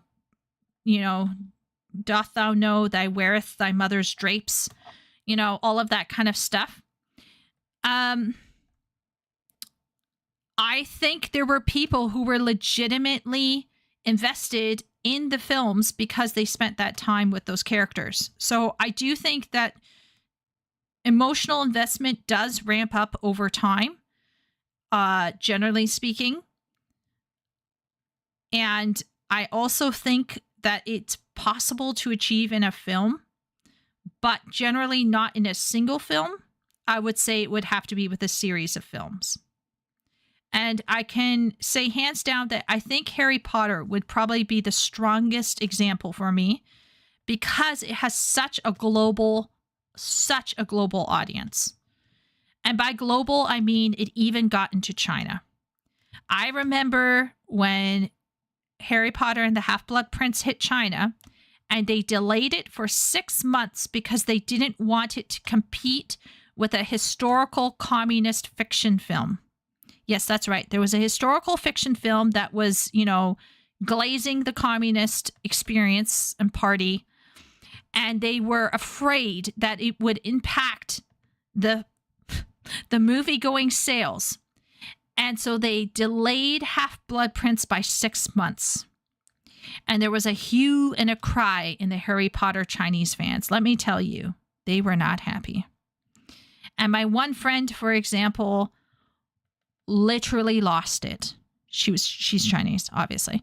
And she was like fuming. And she was like, no one wants to see your shit communist film. F you, F this.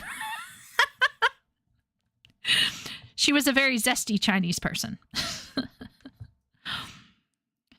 And I do think that there are ways for films to completely engage people over a long period of time. So I do not disagree with him that time increases investment. time does increase investment, and therefore video games, by making you spend more time with them, can, that's a key word, can increase investment. But I think films can also achieve that. I do. I don't think it's only for video games. And I'm going to go one step further. This constant exposure that leads to investment may, I'm using the word may, lead to monkey house syndrome at its worst. It's a slippery slope down to monkey house syndrome, where you have people wearing rose-colored glasses about something that has obviously gone sideways because no one wants to really admit that there's a problem.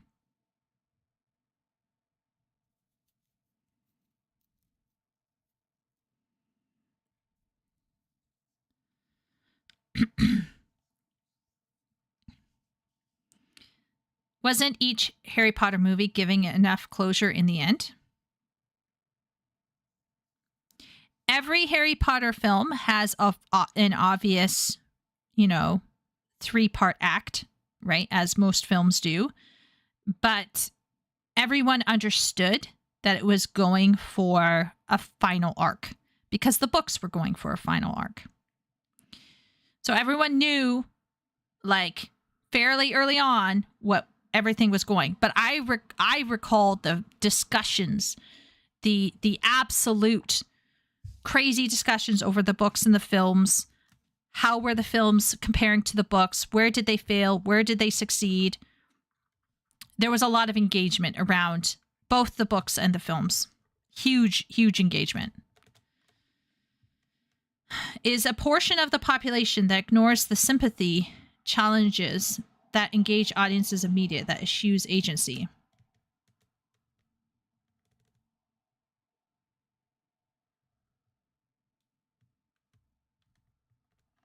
Sympathy and practicing sympathy can be highly engaging and entertaining.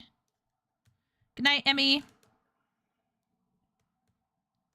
Agency is not an absolute good. I think people mistake agential experience as being naturally deeper or more meaningful. I am not 100% certain that is the case. I think it is meaningful and impactful for sure, but I don't know if that makes it objectively more so. I'm not sure about that. But once again, it might be a subjective point of view where people can feel like that is more important, and for other people, it isn't. Yes, I agree, Wooly. Up until Endgame, everything was good-ass with Marvel, more or less. There were still some flops. Let's all be real here. But overall, I think, regardless of the stupid stuff that felt like the poor writing that filtered in here and there, setting all of that aside, I still think that there was a tremendous amount of engagement around the films. The fan fiction scene for the Marvel Cinematic Universe was huge. It was absolutely huge. The MCU sort of ran into the same problem 14 did. A huge swath of the fan base got their cathartic ending for their time investment, just walked away. Yep, that's true. Yep, that's absolutely true, Jonathan. Yep. Yeah. So yeah, I'm just wondering about how that is. You know what I'm saying? Like, I'm just wondering, maybe this is a case of where some people really need that experience, that long-term grind in a game to feel like it matters, to feel that achievement, to feel that investment, where some people can maybe shortcut it because they're archetypally more sensitive, or they're psychologically or emotionally more sensitive, and so that they can kind of plug in faster without needing all of that long-term investment to build into it. But of course, I don't want to negate that long-term investment. I'm not saying that taking time in a video game is bad, but what I'm suggesting is that I think there's some people who can hop, skip, jump, and and plug instantly, almost instantly, into that hyper investment because of that kind of sensitivity to certain aspects of reading and writing and all of that kind of stuff. But I will suggest that when Yoshi P said that they will continue to make the MSQ for Final Fantasy XIV mandatory, I 100% agreed, because I think part of playing Final Fantasy XIV is playing the MSQ. Now, I understand that there are people who buy story skips. I understand that there are people who skip the cutscenes. But I would argue that there are some games like that where the point of the game is the story.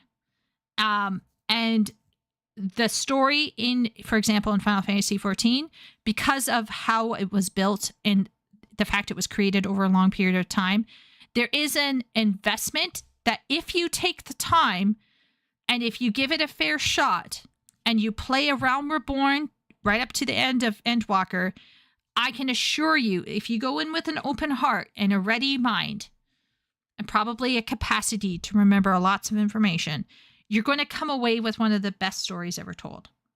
However, there are tons and tons of people who literally story skip the whole thing because they don't care. They just don't care. But that doesn't mean that the game has failed or that the game is not engaging or that the game isn't intellectually deep. It just means that the player has come in with an indifference that the story simply could not overcome. And maybe it's because they're mentally unable to enjoy it. Maybe they haven't formed their taste. They haven't individuated. They don't like reading. They have dyslexia. Who knows? There are so many factors as to why a person might not enjoy a story in a game. But what I'm trying to suggest is long-term investment in a game is all well and good to talk about. And I would argue that sometimes when you spend time in a game, particularly narratively, I feel like, yes, that can create more investment. That being said, we saw with WoW, and we are seeing it with 14 as well, where some people get skewed ideas about stuff and they get monkey house syndrome, and that's also dangerous. Haven't had one of those good gaming experiences. Now, there are some downsides to games because of the depth of play, and one of them is that games can be addictive. This has been on the radar for quite a while now, is people compulsively playing video games, particularly MMOs, because MMOs are giving them something that they don't have. They're giving them a rush, they're giving them endorphins, they're giving somebody a bunch of things that they don't have, and therefore they can be highly addictive to the point where the person will shunt their real life responsibilities, sometimes in really disastrous ways, in order to have access to the game. Now, my redirect on that is that, first of all, something can be addictive because it's good, right? If something is really enjoyable, there's a potential for addictive behaviors or maybe compulsive behaviors with that. But looking in our world in 2024, can I really blame people for wanting to spend time in an MMO? There may not. Oh, monkey house syndrome? You really will know the monkey house syndrome thing if you know Tim Gunn. I don't know if Shay heard it from there, but Tim Gunn explained the monkey house syndrome during Project Runway. But basically, it's if you spend a lot of time in the monkey house, you start to think that things are fine because you get used to the smell. And then basically you think it's okay, but it's actually not okay. It's actually really bad. It's you simply have like gotten used to the smell. So that's monkey house syndrome. If that makes sense. So when I was working at the turkey processing plant, when I first walked in, it smelled horribly, like really bad. It was kind of like, right? But over time, I got so used to the smell that, like, it didn't matter anymore, right? Because that's part of how humans adapt. Yeah. So the monkey house syndrome, I heard about it in Project Runway, and it kind of like, it's that moment where you get used to bullshit. You get used to shit, and you stop being able to understand when things have gone wrong, because you're just used to people treating you that way, or you're just used to having the subpar product that you get. There's an interesting dynamic that's sort of implied by what you're saying. It helps me understand the emphasis on hours played and the need for devs to pad games. It clicked for me. Thank you. Yeah. So the monkey house syndrome, I think, can happen in video games, Wooly, where some people who play their MMO, this is something I want to always be careful with Final Fantasy XIV. I don't want to be a toxic positive Andy. At the same point in time, I don't want to be a negative clickbait grifter who's going to say the thing to get the clicks. So you can see where I'm kind of stuck in this weird middle ground right now about, let's say, Final Fantasy XIV. It would be very, very simple for me, I think, to just lie and go on to my YouTube channel and say Final Fantasy is dying and it sucks, and here's why. I think it would be very, very, very simple for me to do that kind of thing. But I think that would be a bit of a lie, because I don't think I think a lot so far, what I've heard of the criticism, it's not yet comprehensively dug into where I think the trouble lay. And there's and I've seen some criticism that is, I think, completely off kilter. At the same point in time, I don't want to be a toxic positive Andy where you're like, this is fine, but the room is on fire. So a monkey house syndrome is basically where you stop smelling the shit. And it could be in a game. It could be in a book series. It could be with a video, like a film or a film series or whatever, where you just get used to low quality shit. And so then you think this is great. And the real truth is that it's not. You just think it's fine now. I actually think WoW players suffer from this to a large degree.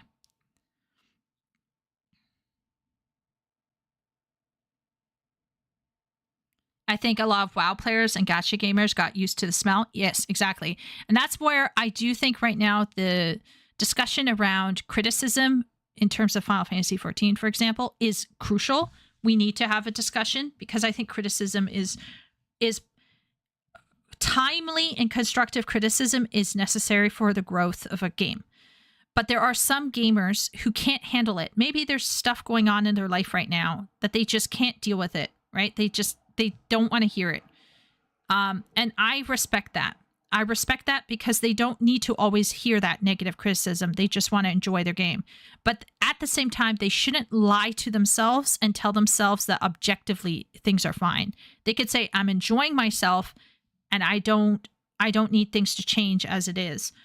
But they shouldn't lie to themselves and say, this is fine. You can enjoy something that's not fine. You know, like everyone enjoys something that's a little bit shitty, if you take my meaning. So same thing with WoW players. I think there's tons of WoW players who would like to see the game improved, but they're okay with the way things are right now, more or less, because it's fine for what they need right now in their life. They don't need this, that, or the other, right?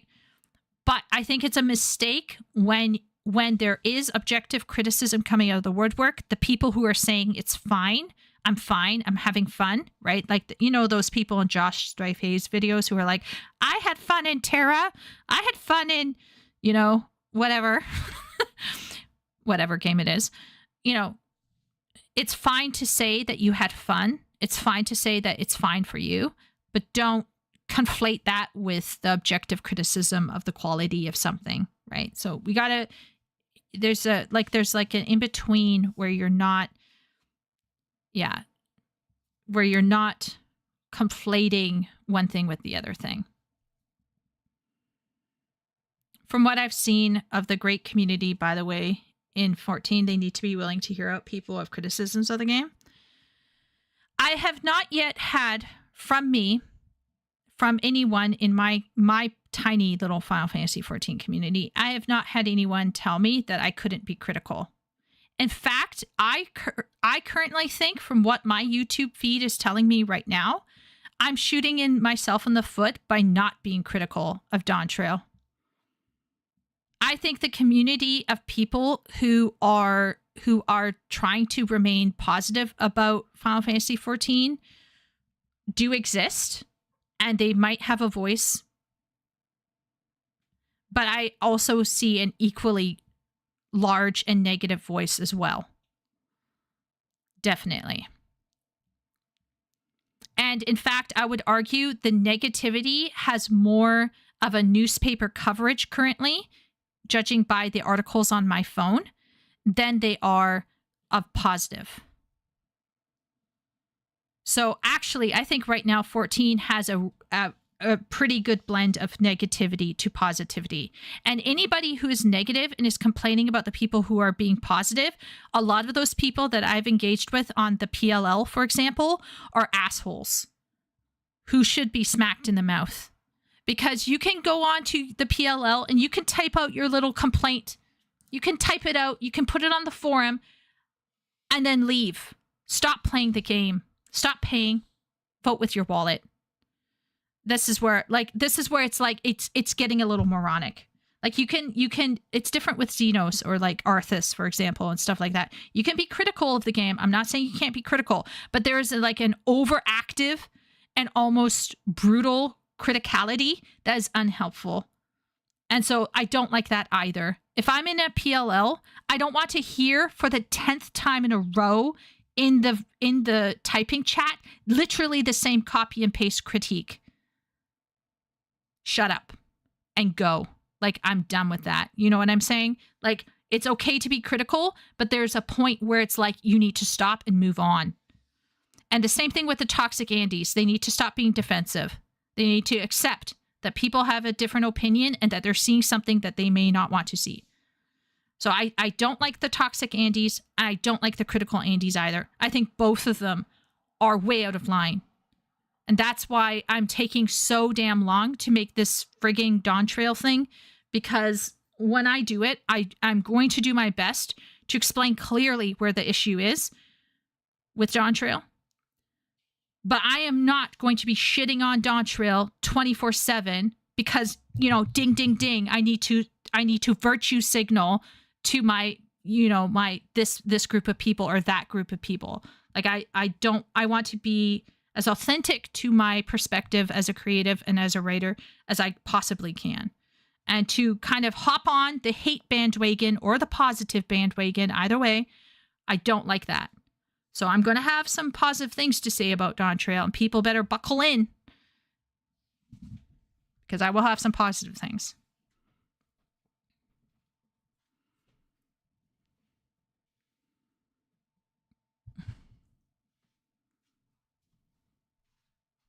The positives of Dawntrail is that it allowed for criticism 14 to be more widely accepted. I think it started highlighting some things, but I still think some people are not quite there yet. Yeah, Shay, I want to find the Project Runway clip about the monkey house. Hi, Epic. You're totally right, Chieko. Screw people who disagree with you. I just don't want to go all negative or all positive. Because most things in life usually is a mix. Especially when it's made from a group of people who are genuinely trying to do their best, which I do think is the case with CU3. I don't think CU3 was phoning it in. I don't think they're lazy. And if you think, wow, Chieko, what do you mean phoning it in, lazy? That's some of the criticism I've heard. I think that's not great. Not great. I took a temporary vacation for an hour back to the Grindstone Herman, are you writing tonight? We live in a crazy world where Xenos has the most balanced mainstream take on 14. I have tried to stay away from Xenos a little bit while I'm writing my review. Suffice to say that I have seen some videos where Xenos talks about 14, and he is so based. And his beard, I'm not into beards, okay? I'm not into beards. But some of his takes have been so nuanced and thoughtful that his beard is looking handsome. It's insane. You know that someone is saying something amazing when I start thinking that they're physically attractive.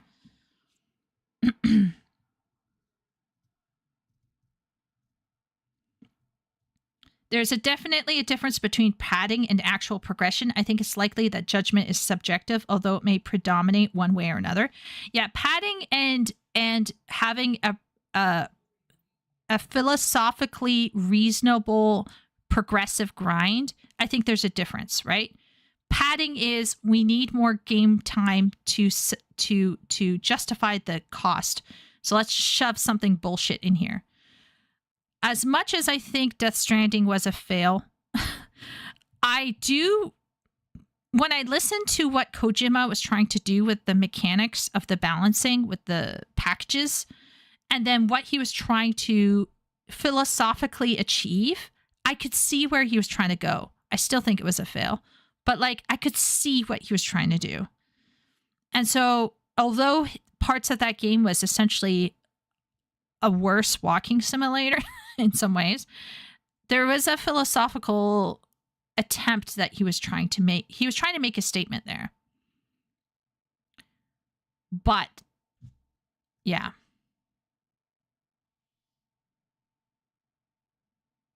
My point is that some players need to be engaged through actual good progression gameplay, and other players are going to see that gameplay and think it's unnecessary. Exactly. And that's the same thing. Like I said, it's like it kind of ties back to classical novels. There are some people who can't even grasp why a certain classic novel is so solid. They can't even grasp it. They don't have the taste for it. And by taste, we're talking about a level of knowledge and educational awareness to understand why something is good. It would be like me tasting wine. You could come to me and say, this is the best wine on the planet, and I'm going to drink it. I'm going to be like, this tastes like crap. Is my experience of it tasting like crap invalid or unreal? No, it happened. But my perspective on it is actually incorrect, right? This is where we go into the facts don't care about your feelings kind of thing. Because I can feel like that wine tasted like shit. But objectively speaking, it is actually the best wine on the planet. I simply don't have the taste for it.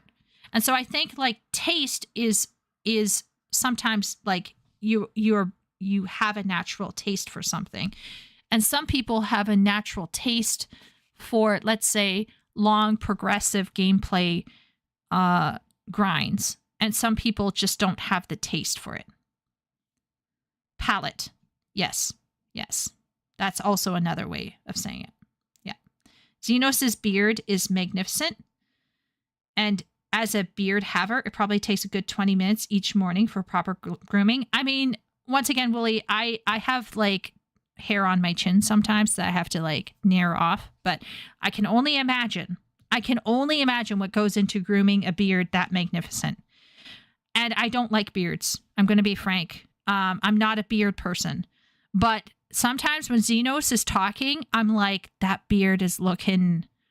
He's looking like I want to put blue tattoos on his skull and I want to turn him into a Viking warrior.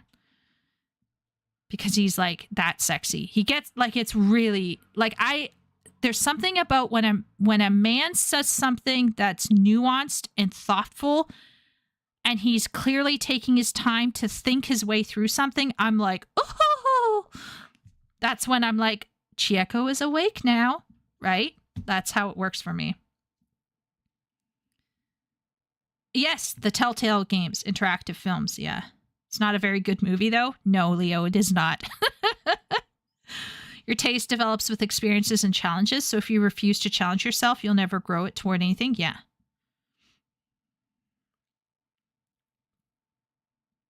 Taste evokes preference.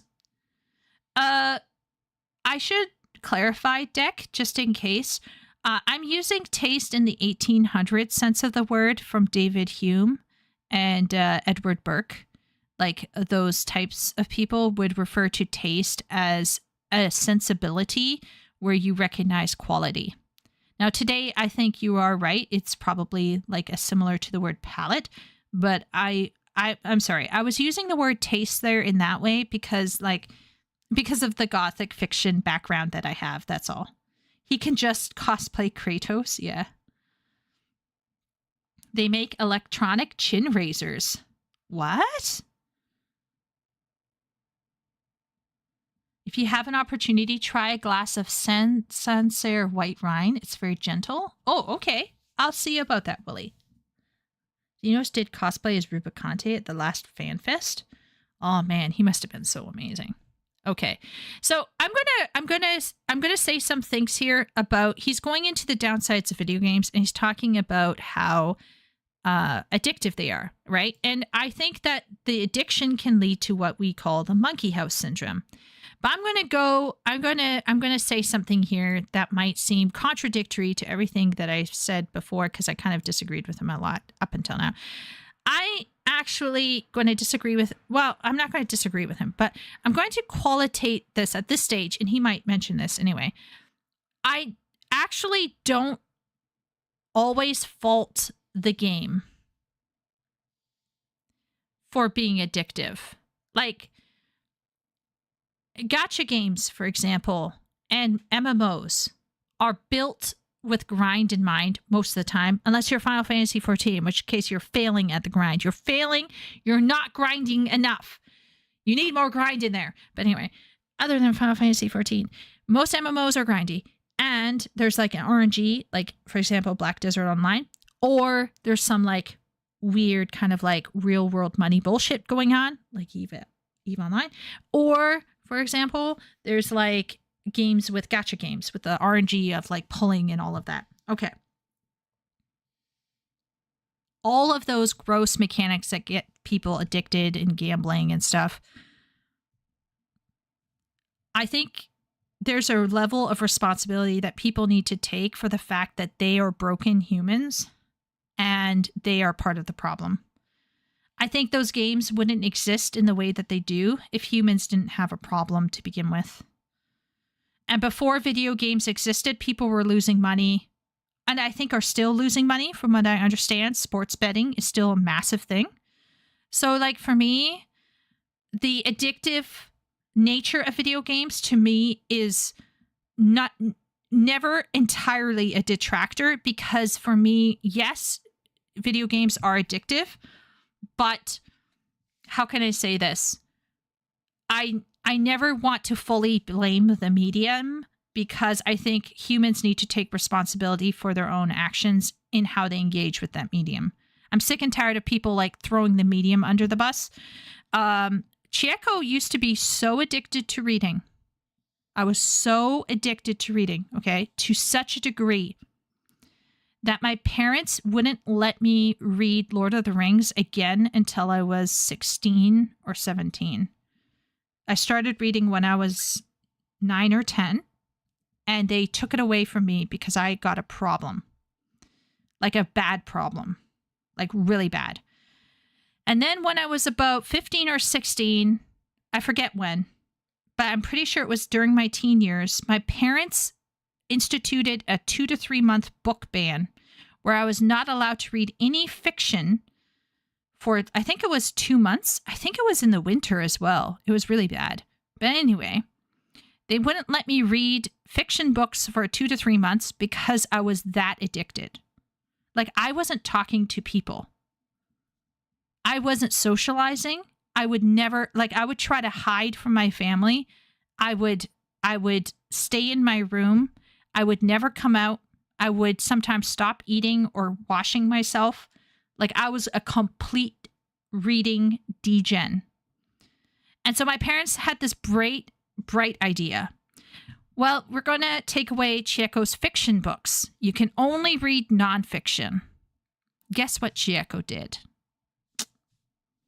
Yeah, that was my nonfiction biography documentary book arc, where I caught up on all of my autobiographies. I read 7 Pillars of Wisdom by T.E. Lawrence. I read, did you know Sir Alec Guinness wrote a autobiography? You'll be interested to know, Wooly, that Sir Alec Guinness became an extremely devout Catholic man, and he actually went to Mount Athos and would do spiritual retreats with the monks every year or something like that. So, thank you, Party, for giving me some more tea. Tea. Perfectly made by Party. Okay, let's keep going. So, all this to say, I agree that video games are addictive, but I think the disposition for the addiction was always there. And I've been addicted to books. And there was a period in time where I overwatched anime as well. I was like burning the night oil late at night secretly.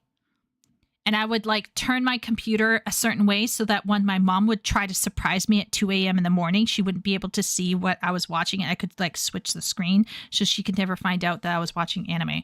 Because at that point in time, my parents thought anime was like demonic. So anyway, let's keep going. Be a lot of, there may not be a lot of opportunity to experience the things that an MMO gives you in real life. That is advancement, meaning, social interaction, status.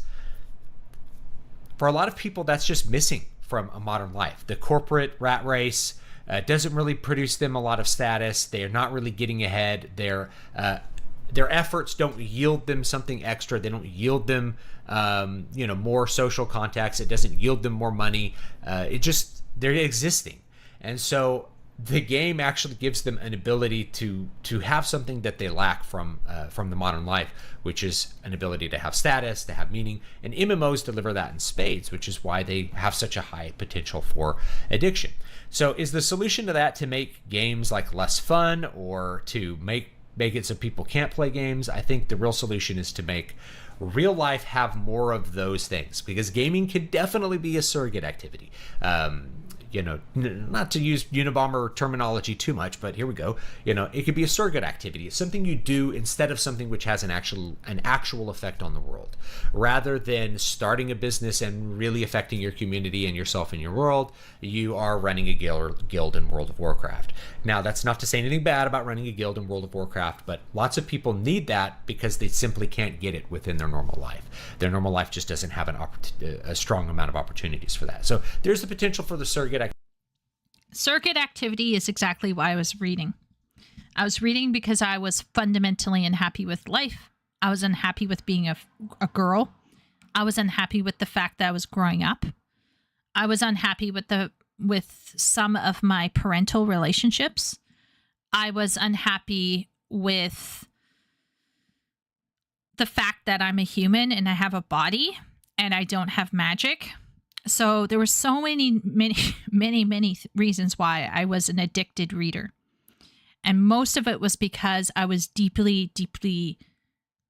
I was running away from so much that some stuff I shouldn't have had to carry. And some stuff I simply wasn't willing to grow up and deal with. And so I totally understand the surrogate thing. And another surrogate activity is going on YouTube, watching some sort of video. It doesn't matter what it is. It could be Hassan. It could be Asmongold. It could be Nuxtaku. It could be Mudahar. It could be Charlie. It could be anybody. It could be Destiny. I don't know where on the spectrum you are watching, whatever. But you get in and you watch something and you get this ethical, moral outrage, and sometimes people will even start typing things and getting into fights on the internet when their life is in absolute shambles. And it started happening to me in 2016. I was still in China at the time, and leading up to the Trump voting being elected in, there was a lot of political talk among the Americans I worked with, and a lot of the Chinese young people that I rubbed shoulders with. And it got to a stage where I remember sitting and talking with my one Chinese friend, the one who I said was angry about Half-Blood Prince. And I realized that my engagement online with the political sphere was a surrogate activity because I was facing the reality that I was going to have to return home to get a master's degree. And the idea of leaving China with the cushy job that I had, air quote cushy, it was actually not really well paying, but we're not going to get into that. But anyhow, the cushy job that I had, I was going to leave behind all of these relationships. My friends were going home and getting married. There was a lot of things that was happening at the same time as all of that. And I was realizing that life was changing again. And I didn't want to deal with those kinds of things. And so I used not YouTube, because you can't access YouTube in China, but I was accessing bits and clips from my one friend who had ways to get stuff. And she and I would talk about things and would foment. And that's when I realized that a lot of the online conversations that I have were surrogate activities, because in my real life, I was facing challenges that I didn't know how to fix them, or I was facing decisions I didn't want to make. I was facing challenges I didn't want to tackle. And I find that games he's absolutely right here, and I do agree, games for men in a world that is currently shitting on a lot of men, games provide the illusion of achievement. And I say illusion because I don't want to take it away entirely. Like, I shouldn't say illusion because there is an achievement. I think men should pat themselves on the back if they beat a Souls-like, or if they do like an Iron Man thing in OSRS. I don't want to shit on a guy. If a guy says to me, oh, I beat Dracula in V Rising, I'm like, wow, that's cool, right? I don't want to take away that achievement. But at the same point in time, I will admit that I will get concerned about myself or other people in my life if that is all that they do. If that is all that they do. If you aren't building relationships, or if you are not engaging in some sort of physical or community-oriented crafting or creating or something where you're giving into a community, you're volunteering your time, or you have family that you're regularly or semi-regularly in my case, engaging with on some level at some point. And by the way, I'm not speaking from a pedestal of achievement here, guys. Out of my whole family, I'm not the worst one. I have a couple brothers who are worse than me, but I am a low engager in my family. But even I will say that, like, my mom recently reached out to me and was like, hey, like, I'm feeling concerned. You know, I feel like the people in your physical real life don't matter as much as your online friends. And I'm like, kind of true. Yeah. And so, like, ever since that time, I've been trying to meet with my parents once a week for lunch, because I love you guys, you know, in my own way. I love my community here. I love chatting with you on Discord. But there's also, my mom is kind of right. And Party and I had to have a talk about it. And Party really called me out and was like, hey, are we being as healthy as we should be? And so this is where, like I said, my writing is important to me. My writing is how I'm trying to give out into the world. Now, it's not going to be America's next great novel. I'm never going to pretend to do that. But I want to paint this painting for my mother. I want to finish this quilt for my sister. I made like a little butt pad for Party. And these little things that I can do in real life to bless the people in my life, that's where I should find most of my meaning. And if my cat boy isn't 100% Omnicrafter, I have to be fine with that. I can't lose my whole life to Final Fantasy XIV as much as I want to. I can't do it because there's other things that I need to be doing as a creative, as a writer, as a sister, as an aunt, as a daughter, and as a YouTube. Albeit, I will admit, recently my content creation has gone down the drain again. But I hope chat understands kind of where I'm coming from here. I think sometimes gaming helps men cope with the fact that they're not achieving anything in their real life. They don't have a wife. They don't have kids. They aren't having it next. They're not creating the next generation of great thinkers. Maybe they don't have a hobby that's sustained correctly. Maybe they don't have friendships in real life, right? All of this kind of stuff. You can see where video games can become a surrogate activity. But I personally don't blame the video game. The video game can be partially blamed for being very, immersive and interesting for a male brain. But I don't blame the video game, actually. I think it's the person's problem. The video game is just tangential to what's actually going on.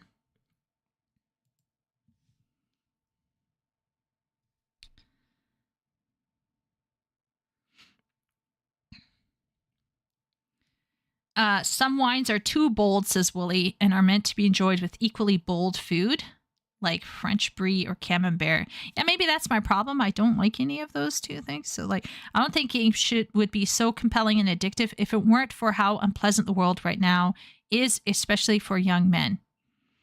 I kind of think that's true. That's true. There were times I stayed out of home after school to read a book I just got from the library under a streetlight. Oh, I remember that story, Wooly. And then you basically ruined your eyes, and now you have bifocals. How sad. Streaming platforms like Twitch have ways for viewers to give you alerts to hydrate regularly. Oh, yeah, they do, Deck. Yeah, I don't think YouTube really needs to up its game. So then I don't have to go to Twitch. Movies were attractive in the past to a lot of people because they saw stories of losers like them turn into heroes.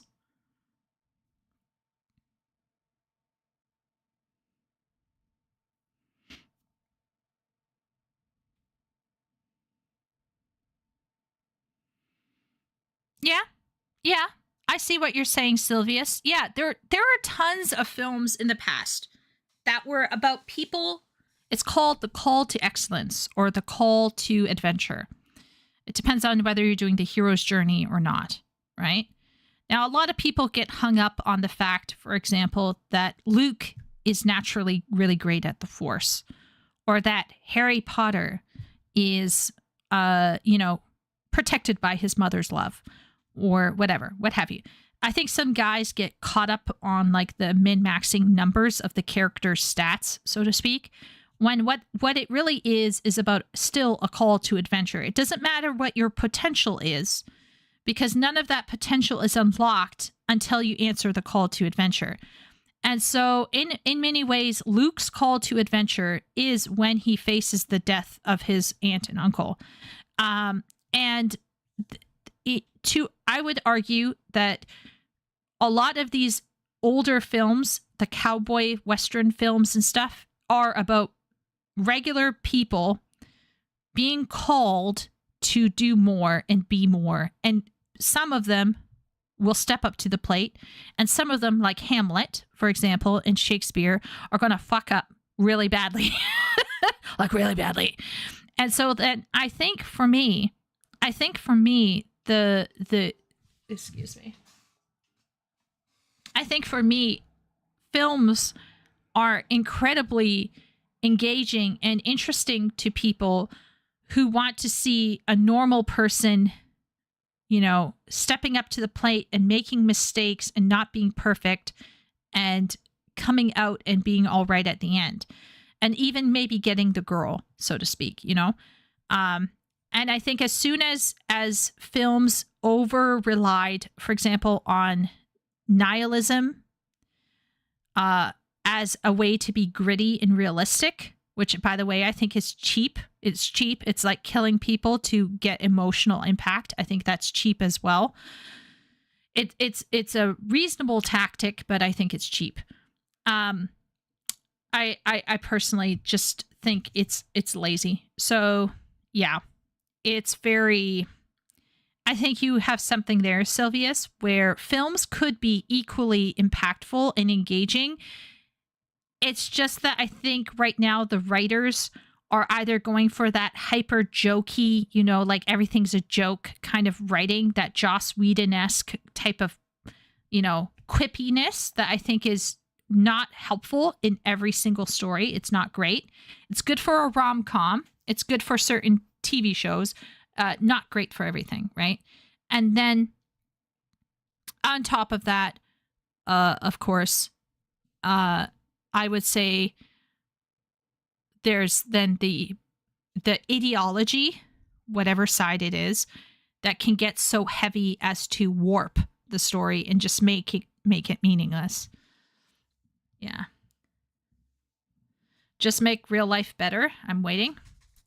Well, that's where, like I said, Deck, it's a lifelong battle, right? I grew up kind of effed up in the head.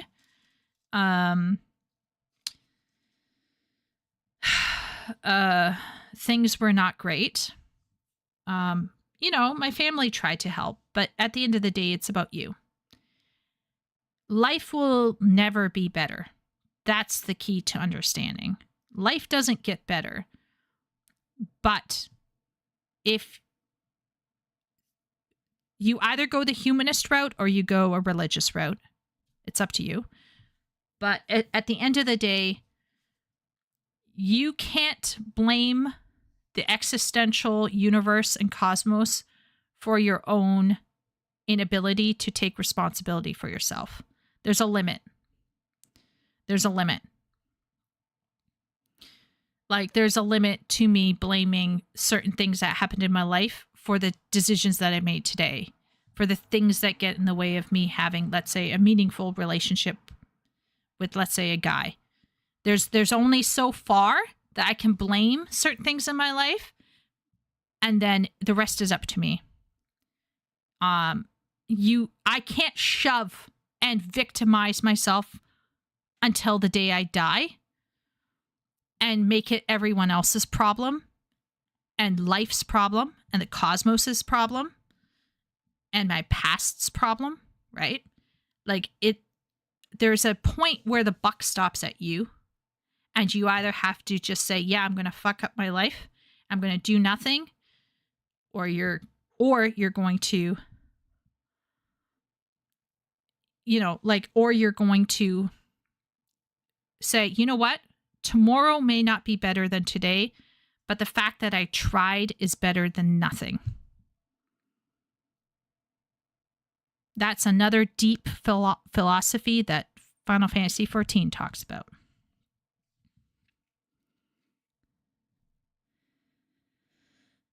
Epic said, I feel like addiction is something I don't actually suffer from, though I define addiction as something you will pursue even if it becomes more harmful. Yes. Yeah. Addiction is when you are actually hurting yourself long-term or short-term for the pursuit of something. And I was addicted to reading, and it was very harmful. But I don't think gaming is always the problem. I think that sometimes people are the problem, and the game just happens to be tangential to it. Although I will say, of course, MMOs, like he said, MMOs, and especially stuff with RNG. So anything with RNG, anything with massive collection systems, and I would say gacha, for example, is the worst because it has the collection aspect with the RNG. So gacha is probably the worst form of this. But essentially, MMOs and gacha are like the peak, where if you are in a mentally unhealthy state and you get into one of those two, you're kind of effed.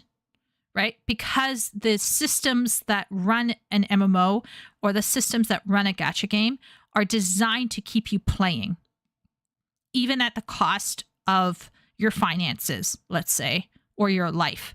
I think MMOs burn your time. Gacha burns your wallet. But in either case, well, I mean, some MMOs do both, don't they?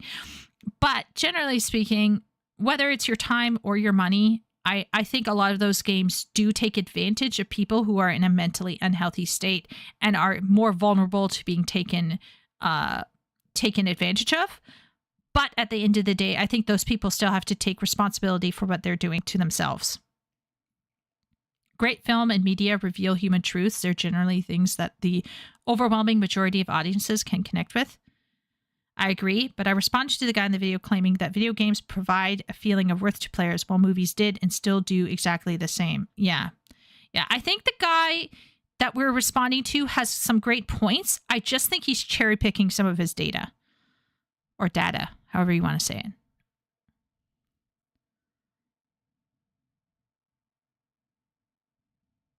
A famous game seller here told this lady the same about her son who wouldn't stop playing Skyrim. Does he get bullied in Skyrim? Does he get the girl in Skyrim? Does he kill the dragon in Skyrim? It was a 14-year-old boy, not a 35-year-old. Yeah, once again, I am not coming at this whole situation of addiction from a pedestal, okay? I need to be very clear. I do not have my shit together. I do not, okay? But let's be real here. Just because I don't have my shit together doesn't mean that I don't know what's wrong. I definitely know that if you are in a mentally unhealthy state and your life is going nowhere, you will choose a surrogate activity by which you will formulate the appearance of meaning.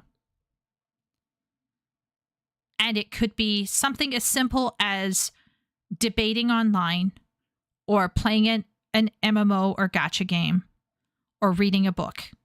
And I will include reading a book in there because that's what happened with me when I was a teen, right?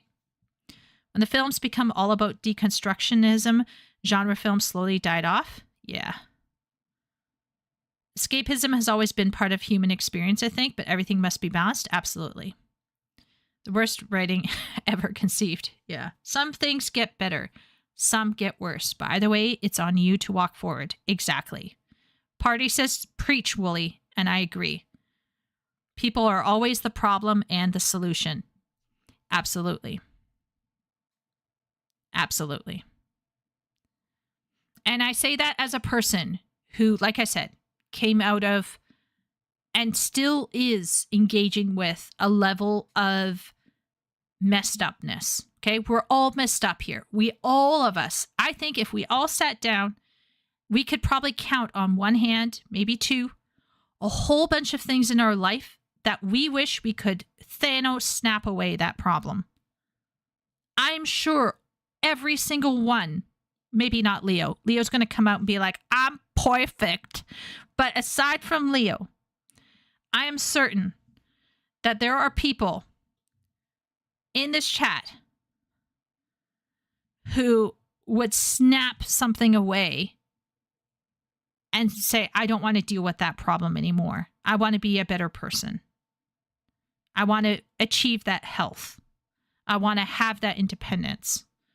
I want to be healed of that trauma or whatever it is. Oh, well, you are special, Leo. You are special. Or snap it back. Oh, yes, that's right. We know that some men here are unfortunately afflicted with the loss of hair. Now, we're not going to do a hand-raising poll in chat about how much hair has been lost in chat. Party, don't talk about the loss of your hair either. But,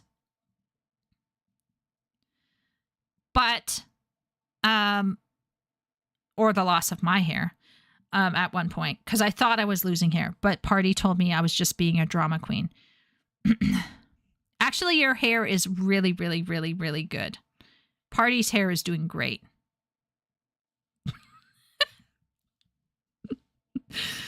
Where were you going with that, Ben?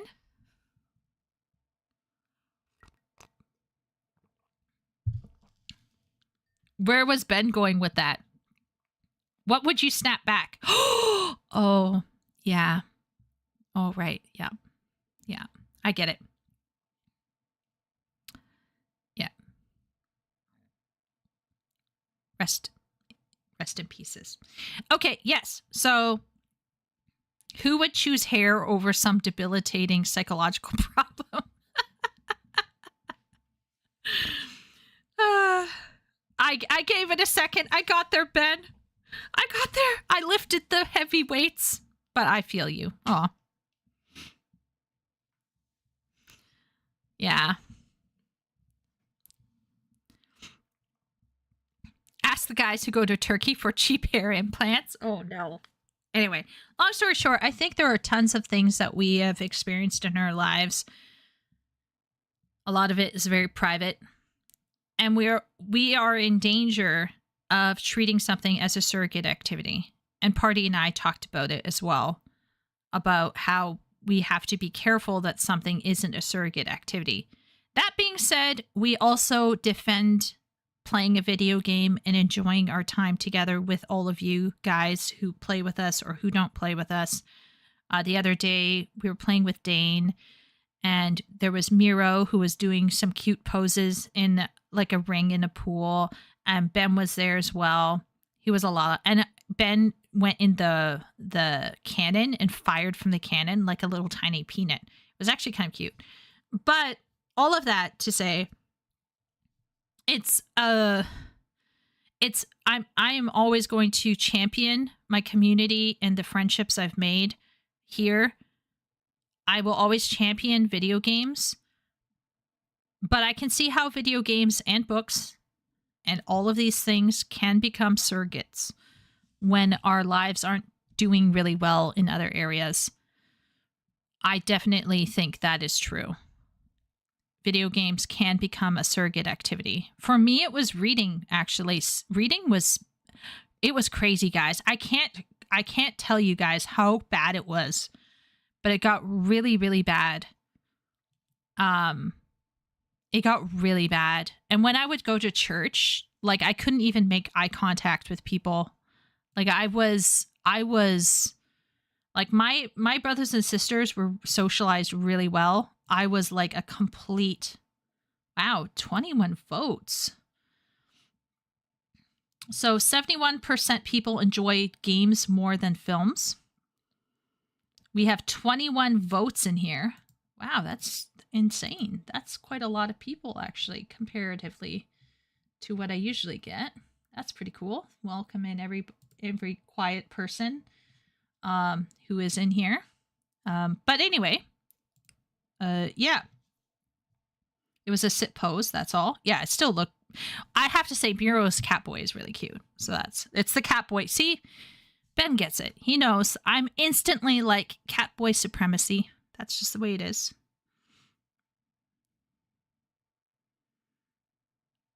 Yeah.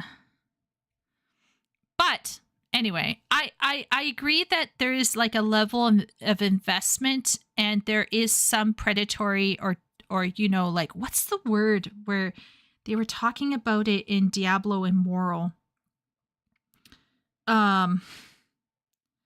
What was it? Dark practices? Shadow?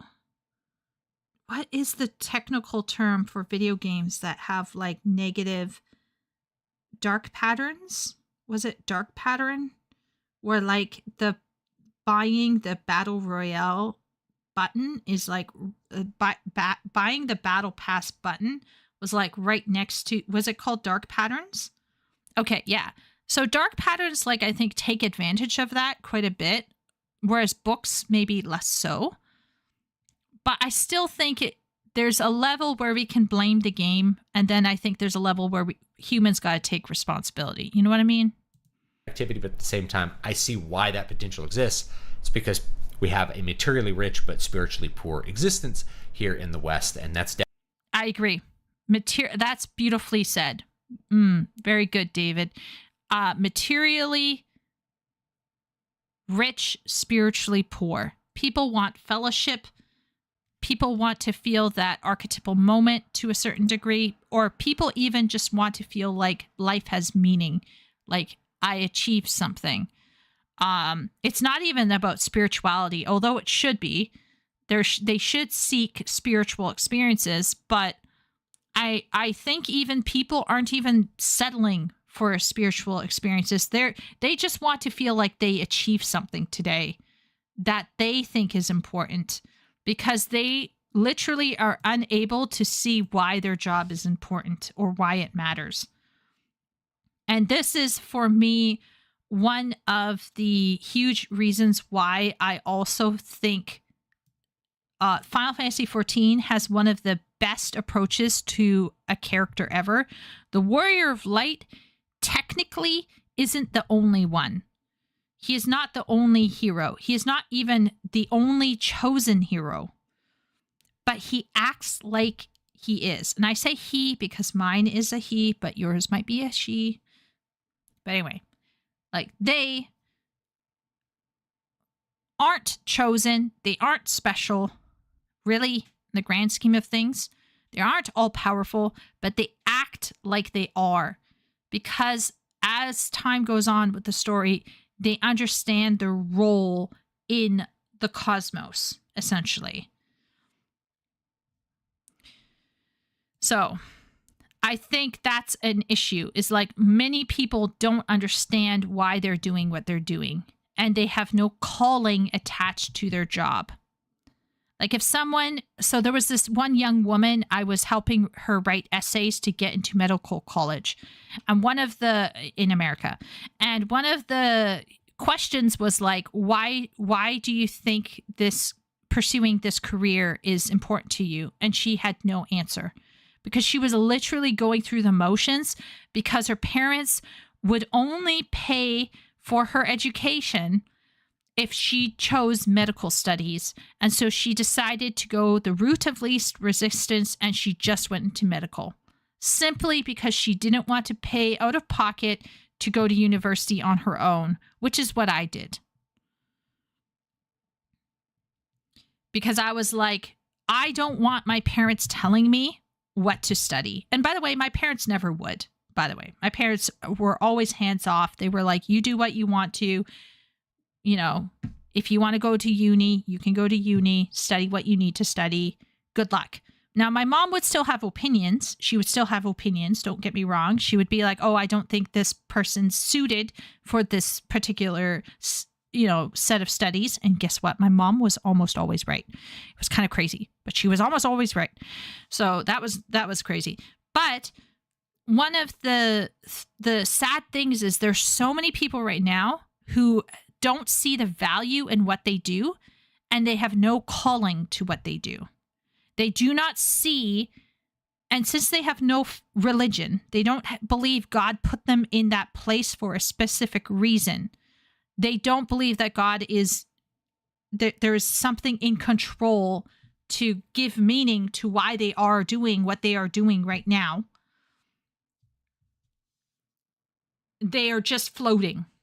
There's no reason for why they are doing what they are doing. And some people can just kind of pretend that it doesn't matter, and they can kind of just keep trucking and they're fine. But there are a lot of people who are sensitive and who feel the emptiness of just going through the motions. And so it becomes imperative that they do what is important to them, that has value in their spare time. And so when they go into an MMO, it's about me. It's about my time. It's about how I want to achieve this thing, because I have already given up 12 hours of my day, say, to helping my kids who I don't really like, who I might care about, but like I might be even struggling to understand why I even had kids. So like you have the kids, the family, the wife, this, job. And if you have a vague sense of emptiness about all of that, when it comes time to your entertainment, what you value and what you want, what triggers the achievement, rush in your brain is going to matter a lot, because you're going to feel like you just gave up a whole chunk of your life for this moment. And so then when you have people infringing on that moment or fucking up in the dungeon, your patience is going to be at an all-time low, because this is your time. you know. That's probably also another factor for why bullshit goes on. But if you have like a sense of well-being, if you're mentally in a good space, if you believe that your life has meaning and there's a reason for why you are where you are, and you have created either artificially or organically value in your everyday life, when it comes time to your entertainment, you're not going to require your game to carry everything for you. You're not going to require that game to be like doing all of that illusory achievement feeling for you, because you already have it in your life, in your real life. You're already doing that stuff. But I also happen to know that there are some people like Party who have like this completionist thing, and like they just really love checking off boxes. It's this like feeling of like, I achieved this. And that can also be like a personality thing as well.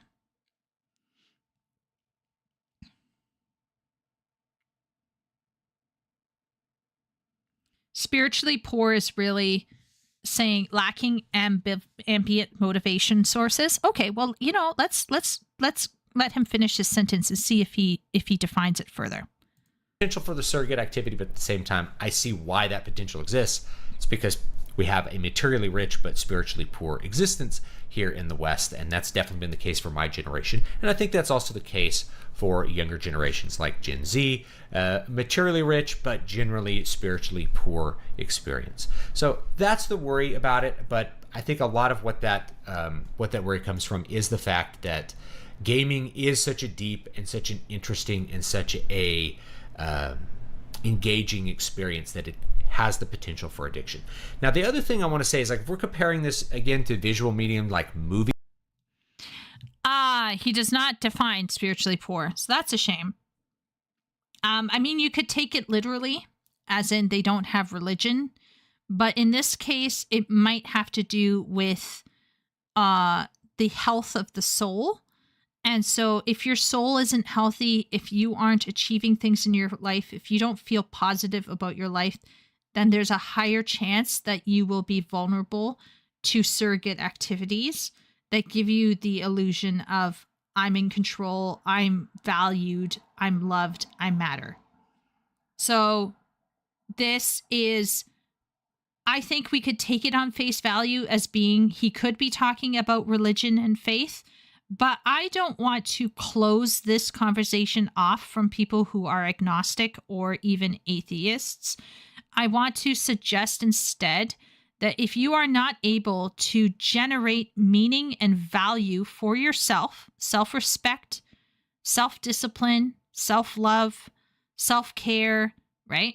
All of these things, if you aren't able to value yourself and your time, I think you are more likely to, and so this is perhaps I would say you want to throw back to humanism at its base form, which I think is flawed, but it's a whole lot better than nihilism or the entitlement of certain woke groups, which is actually based in materialism, which is very fascinating thing to consider.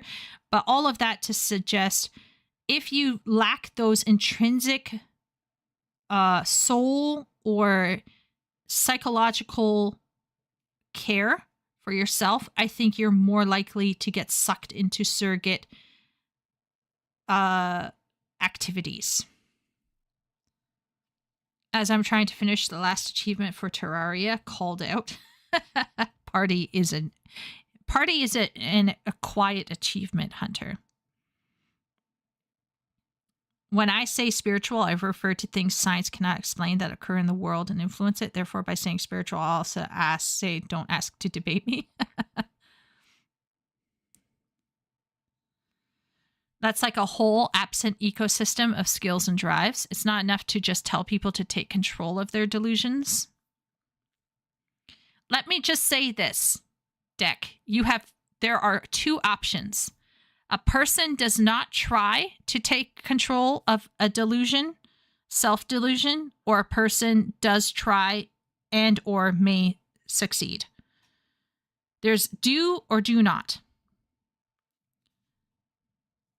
And part of the do might involve a try. So there's try or try not. And maybe in the trying, you may succeed. But there is no certainty in a materialist humanist philosophy. There's no certainty that you will succeed or that it will even bring meaning for you.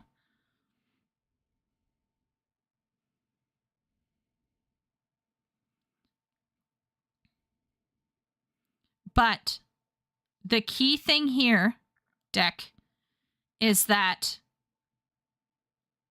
what I'm trying to suggest is that I personally believe, I'm a religious person. I go to church every week. I hate using the word religious because I think religious has this very institutional feel that's not always helpful to people. But let's just say I believe that I have a relationship with God. And I've had spiritual experiences in my life. I don't talk about my faith a lot because I don't want to use my channel entirely as a proselytizing platform. That's not what this channel is intended to be. But since we're going to just touch a little bit here on living, I personally think I understand the answer to finding meaning. But the answer that I have discovered and that I believe to be true is not something I can tell you and you can just do it. And that is why I always add a more humanist philosophy as a tagline after it, because in my opinion, if you can't get yourself to a place where you understand and experience a spiritual relationship with God, then the second best thing you can do for yourself is to essentially lie to yourself and fake it till you make it. Like literally go through the motions until you can essentially lie to yourself.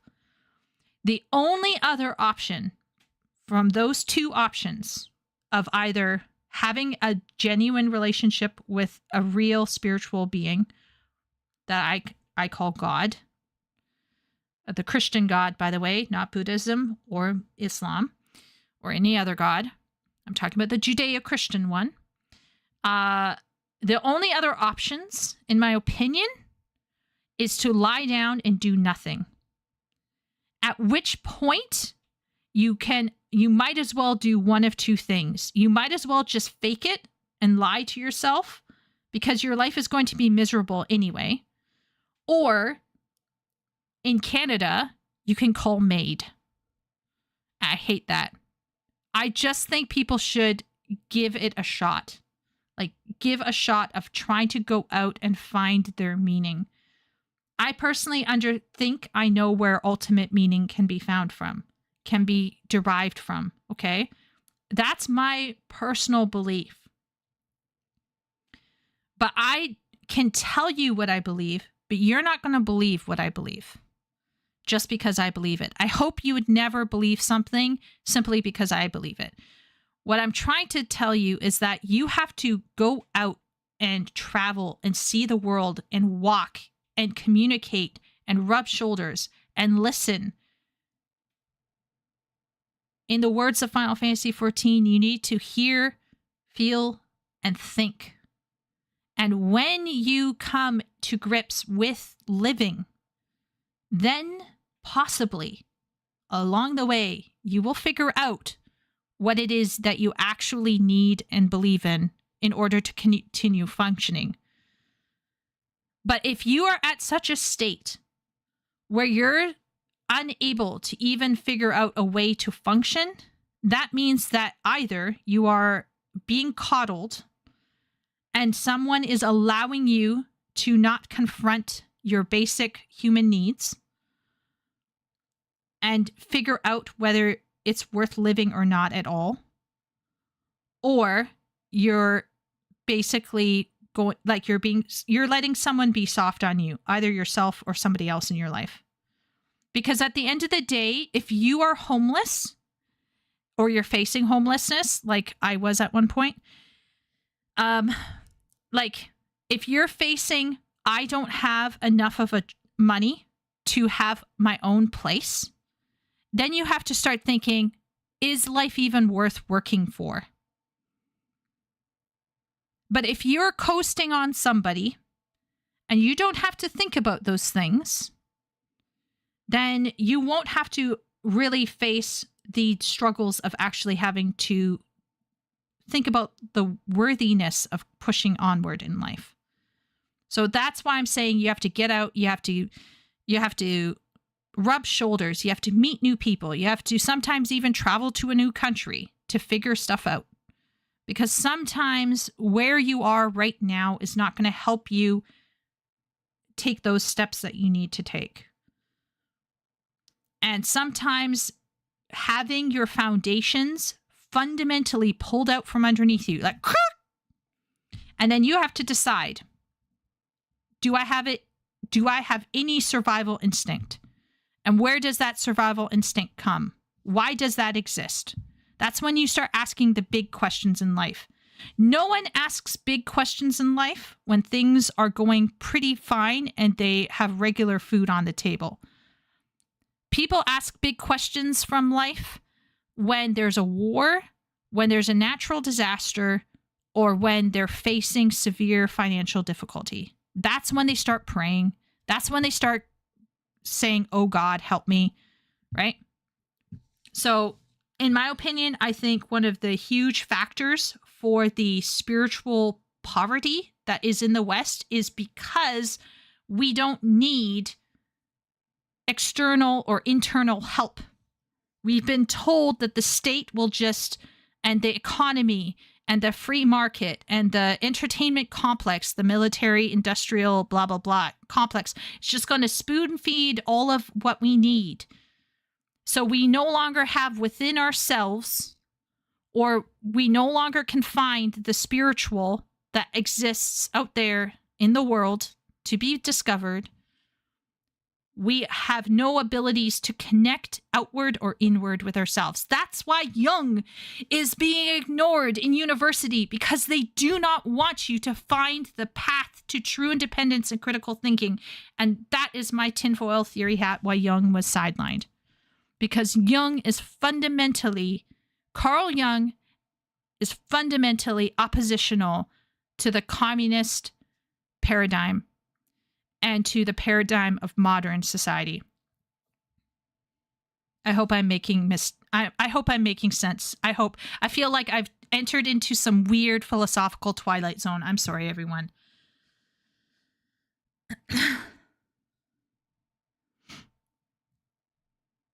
But I personally believe that our reliance on technology, our blessings that came to us because of the hard work of our ancestors, is now gotten to such a point that we no longer need to turn to anything, and we just float along. And if we have someone to carry us, we will continue to float. Don't be sorry for being honest. Yeah, I just don't. I sometimes worry, Miro, because you know me, I get really harsh sometimes. I can go a little crazy, right? Like the bitch in Chieko can emerge.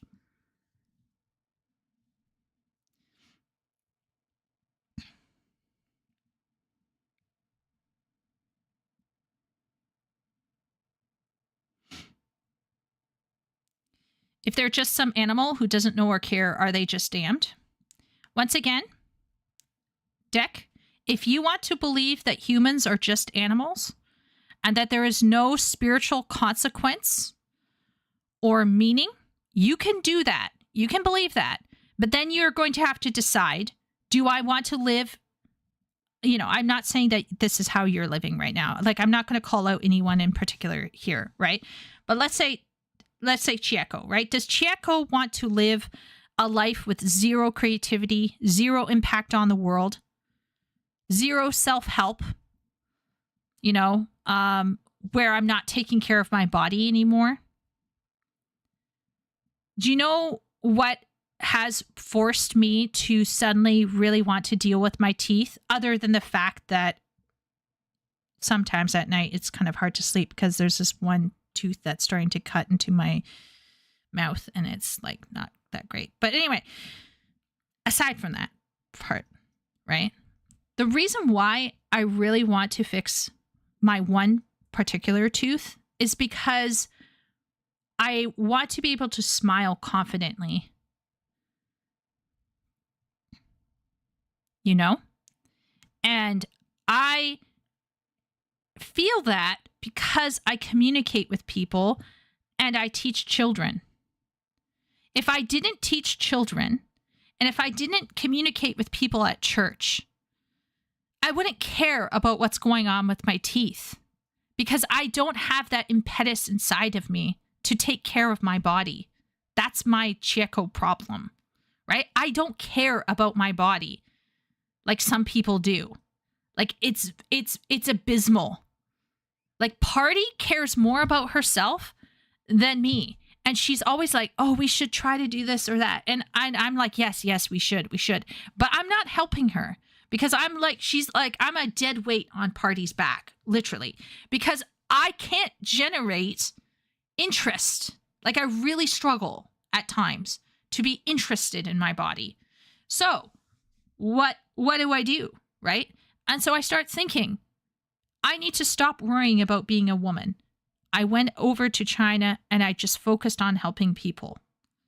I didn't understand my life. I didn't understand why I was a woman. I didn't understand, like I didn't want to be a human at some points. Like I wanted to go into a robot body. I decided I can't fix this. So I'm not going to try to. What I'm going to do is I'm going to go over to this country that I barely know, and I'm just going to try to help some people here. And in my spare time, I'm going to volunteer my time, to help with low-income Chinese children.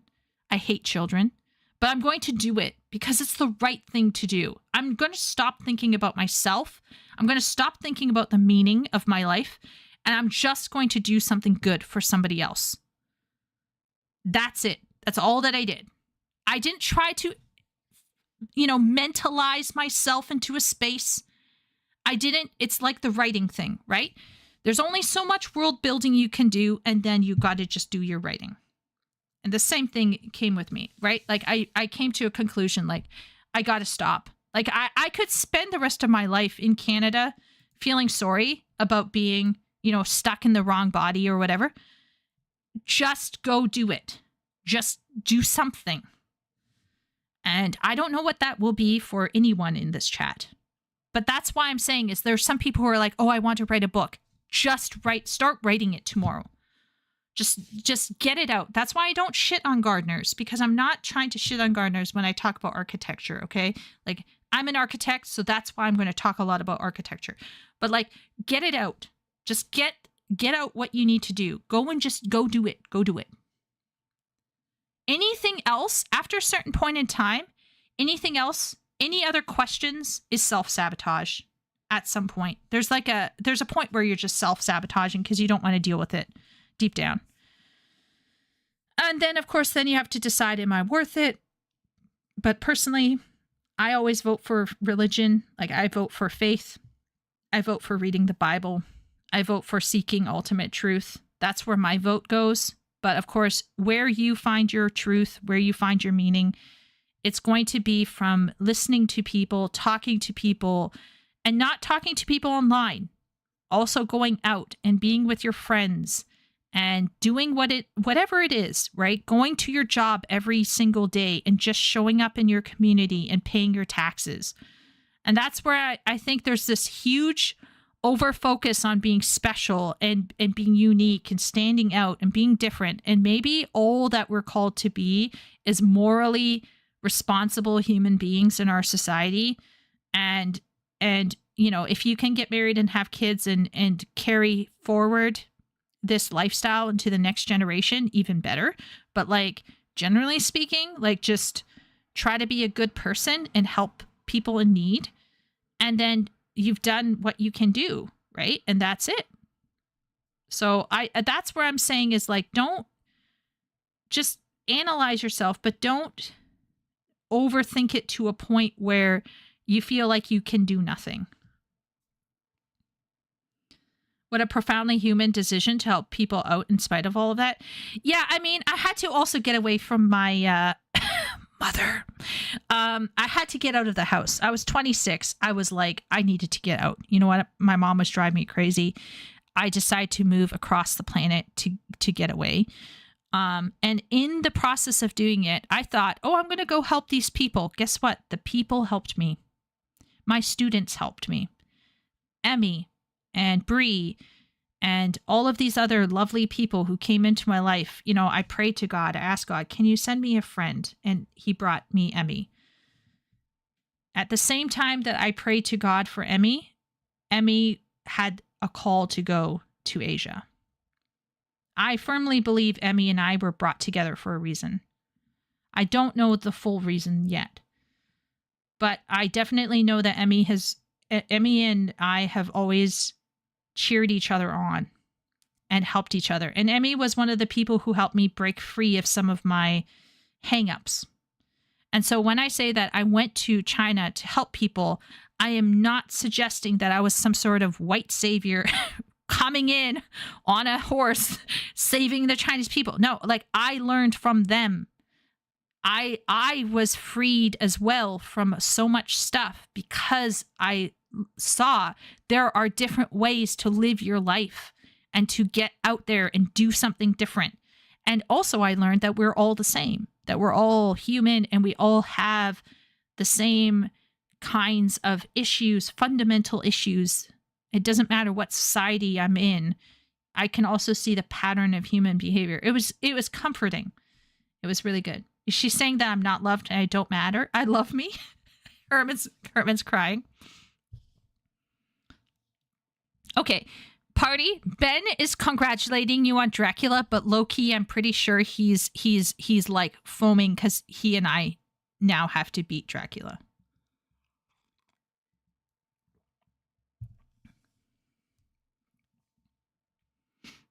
I believe in the you that believes it. Something like that, Ben. Gurren Lagann. There are no atheists in the foxholes, I think is a World War saying. Yeah, something like that. I also tend to be harsh on myself a lot. That's another thing, Miro. Sometimes our harshness is our worst enemy. We have to be gracious to ourselves without also being complete, enablers. We have to be gracious and we have to be tough. There's like that balance that you need to be. I think there is an element of cultural momentum that can get transferred to individuals in their search for purpose. David Stewart is calling that out, I think. Yeah. Cue smile. I hate children. Yeah. Sylvius, I don't know how I'm a teacher. It's a miracle. Stop thinking about your life and live it. Yes, Ben, 100%. What a profoundly human decision to help those people out in spite of all of that. Yeah, I don't know how I did it, but I got on a plane. And honestly, best thing I did. And I learned a lot from the people. It's a good goal to live in a way where you feel you leave the world brighter than you left it. Honestly, my grandfather's, my beloved Bapa's favorite song was Jesus bids us shine with a clear, pure light, like a little candle glowing in the night. In this world of darkness, let it shine. You in your small corner and I in mine. So basically saying we all have a little candle and all that we have to do is keep our candle going and bless the people with words or with whatever. And those little things may help you find meaning and self-respect and self-care, like one piece at a time. And I think that's what Final Fantasy XIV is about. If you know the scene with the walking through the darkness, those who know, that is exactly, that is exactly what I'm talking about. ScarJo treatment in China. It was so you could get her into FF14. I live in one of the windiest parts of Europe. My candle won't stand a chance. Your corner will fly away. Is this okay? You know what? Be quiet, movies, party. And TV. Movies are an entertainment product, right? So if you're doing it as a leisure activity and watching movies, there's nothing wrong with that. But we have this weird double standard when it comes to games, where somebody having games as a leisure activity is somehow worse than other leisure activities, right? Like they should be reading books. It's like if you look at the people who like read a lot of books, they're reading like, the 40-something women who read bodice rippers all the time. They're not getting better. Like that's not bettering their life by reading books, right? If you're reading Janet Ivanovich, you're not becoming a better person as a result of reading books. I get that we have all this messaging towards kids. Read. And there's nothing wrong with telling kids that it's good to read and wanting kids to read. But the way that you usually get them to read is to read things which they enjoy. And things which they enjoy don't necessarily make them better, right? We're not making kids read, Plato and Thomas Aquinas, right? And people who read Plato and Thomas Aquinas aren't reading it for a leisurely entertainment experience. They're reading it to understand something. They're reading it to gain knowledge, to gain wisdom. That's why they're reading philosophical texts or those difficult to read things. It's not just for pleasure. Reading Harry Potter is not going to make you a smarter and better person unless the level that you were at when you started reading Harry Potter is already very low. So compared to other leisure activities, even books, I don't think there's anything wrong with games. Just know that they're a leisure activity. And the only problem is if you're doing too much of a leisure activity and therefore like not mowing the lawn or not going to work, that's a problem. But people do that with TV. They get home, they watch TV, they don't mow the lawn. So that happens with people as well with TV and with movies because leisure activities are fun. We want to do a lot of them. Okay, so a lot to unpack there. First off, I agree 100% that, and maybe this is the whole crux of the video, guys. We may have come to the motivation of why this video might have gotten made. He might just be sick and tired of people shitting on games as being a lesser form of a leisure activity. And I think that kind of defense of video games is very appropriate because people who usually shit on video games don't understand what some video games can achieve. And as he points out, they often overrate something like books or film. Now, I'm going to be honest, I find that more, and he himself, did you notice how he doesn't talk about film? He shifts to books there because I think the heaviest critics of video games actually comes from the book reading community, not from the film community. So this kind of undercuts his whole point of his video. But anyway, so let's get into the next part. So he suggests, and we already covered this ground, that certain books are certainly not improving you or are not intellectually any less or more deep than a video game. Like Janet Ivanovich, for example. If you know the Stephanie Plum series, you know what that is. You know that when people are reading that, they aren't necessarily coming away a better person. Now, he then talks about Thomas Aquinas and other stuff like Plato. Personally, I do not consider them to be fiction. I consider those to be nonfiction. Nonfiction in my head is automatically self-educational. You're not reading usually something like that in order for entertainment, although like on occasion that does blur for some people like me. Like I genuinely do find reading about archaeology entertaining, but generally speaking, equating reading nonfiction to fiction is first off a mistake. There's a spectrum. I also don't like how he does appear to have basically said reading books is not going to better you. And he tied it to Harry Potter and books in general. And he cherry-picked, again, by talking about two book series, Stephanie Plum series and Harry Potter. Now, I will absolutely agree that a lot of Bodice Rippers and Stephanie Plum type series are absolutely not intellectually deep. However, I've said this before and I'll say it again. The reason why a lot of romance stories work is because there is an archetypal, almost biological as well, drive behind that kind of stuff. So obviously it's going to have that kind of like meaning, secondary meaning for people that can, alas, become surrogate for the lack of intimacy in their relationships. A lot of women who are married and reading those books may or may not be placing upon their disappointing male partner the archetype of the man that they're truly seeking, and they're doing it out of neglect. They're doing it out of unhappiness or laziness because they don't want to work toward that kind of a relationship with their husband or partner. But sometimes it comes out of a genuine spirit of being hurt, of being neglected. And so they turn to those kinds of books in order to fill that missing void that their male partner or female partner, if they're lesbians, is not giving them. So it's not always from a place of negative malice of like, the same thing goes with men who are playing video games. It's not always because they're lazy or because they're phoning it in or because they're not wishing to deal with philosophical issues in their life. Sometimes it is coming out of a genuine sense of hurt, right? Out of I'm psychologically in pain and this is how I need to kind of go away for a bit to heal.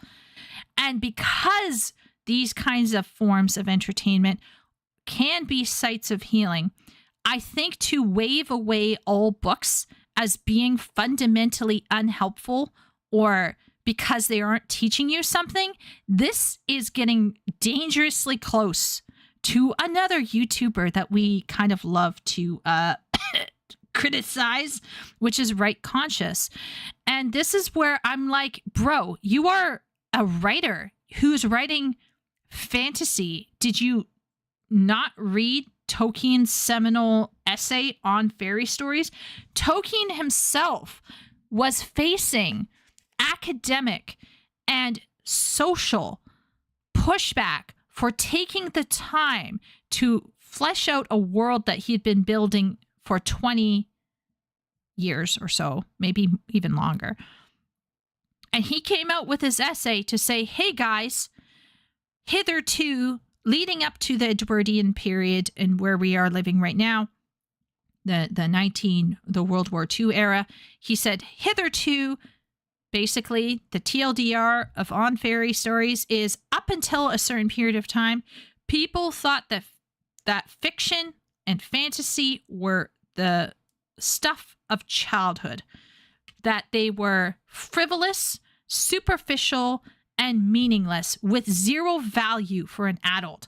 And Tolkien came out and said, no, there is psychological, emotional, and spiritual value to reading.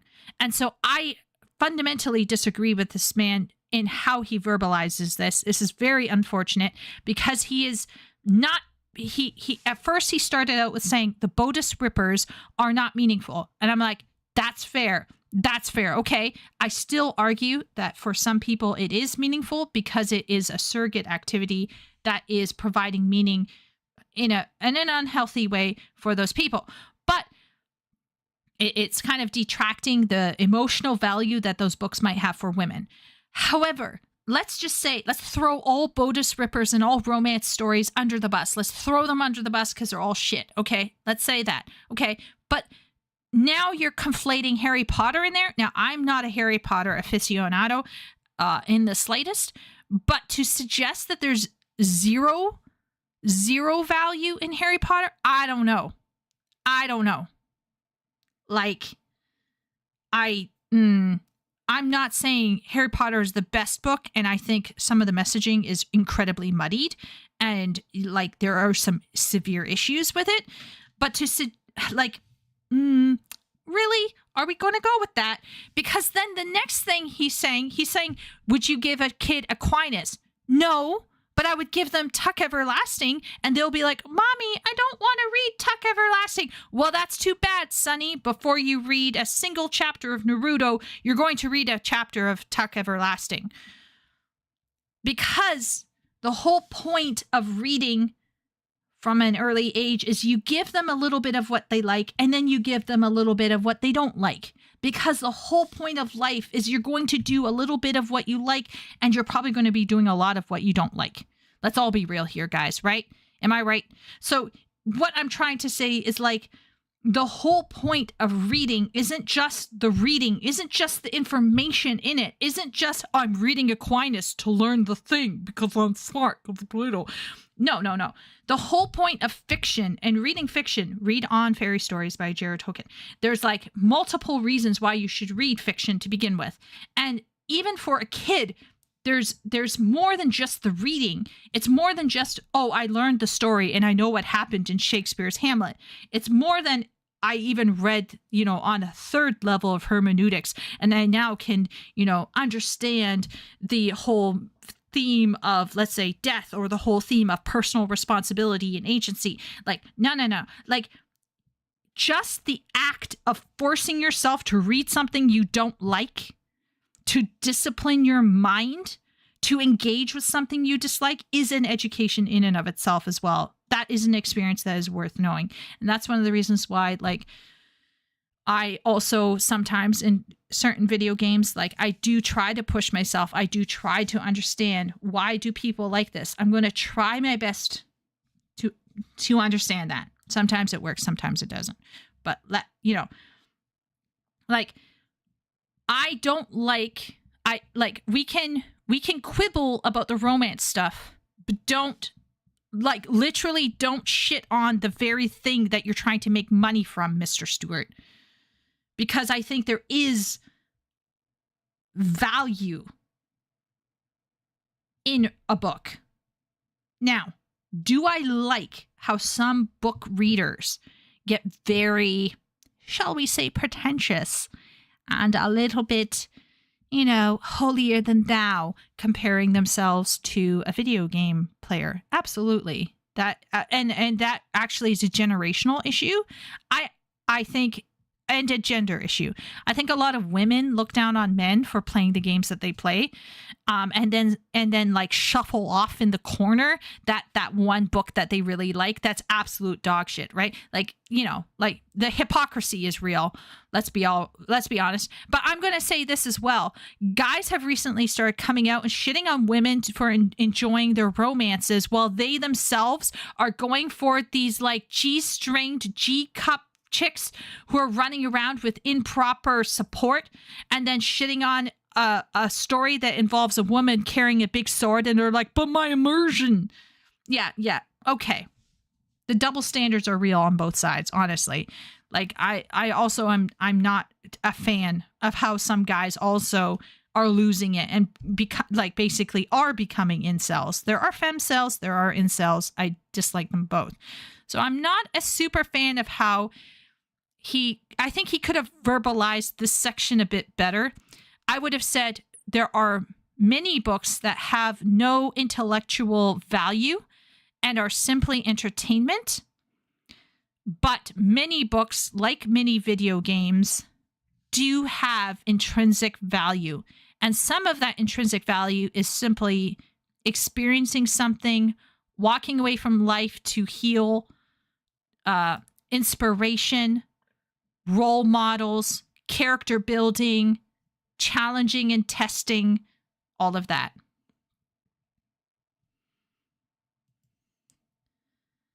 Gonna wait for the next emotional manipulation for 14. You know what's better than leisure activities? Sleep. Yeah. Some book readers have an inflated view of themselves. Yeah, they do. Oh, yeah, they do. Yep. And I would say it's generational. So I think the boomers are worse. And I do think some women get on a high horse. But I will say that the women who are getting on a high horse about men's gaming often are also going after other women for their poor taste. for like, you know, like not having the high taste that levels that everyone else has. You can find value in the worst lemon fanfic if you want to find something. I think you could. Mr. Stewart would be elitist even with games, I'm sure. He would say the same with games that aren't deep. I don't want to believe he's like right conscious and says those things about female taste. Once again, we aren't quite sure what David is fully going to ascribe to. But what I will say is that I just wished he had been a bit more clearer in this section, because I agreed with him. And then boom, I was like, what's going on here? You put a black pill in that cup of tea, didn't you? Yeah, party. Did you put a black pill in my cup of tea? It's such good tea, though.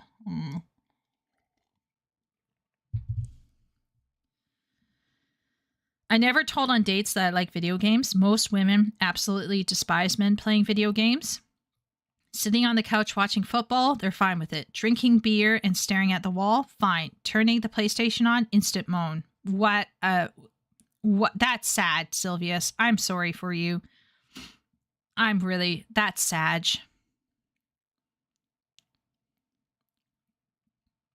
I know that there are some cultures, maybe, where that's more prevalent, where there's like a dislike. A lot of my female friends were nerds and like gaming, but maybe it's the circles I'm running in. An RPG player would be required if I were ever seriously looking. I'm not going to lie. If I was dating a guy and the guy was like, video games are lame, I think I would have a bit of a struggle. I'm not going to lie. I think I would struggle. Because I'm not saying that you have to do everything with your partner, but if they can't respect the thing that you enjoy and keep a civil tongue in their mouth, I think there'd be a problem. Good night, Miro. Rest well. Thanks for hanging out. I'm serious. They see it as an absolute waste of time. They accept sports or drinking because it's social. They can't grasp the fact games can be social too. Yeah, that's not great. Sylvius, are you from, like, where are you from? Can you, like, give us a continent?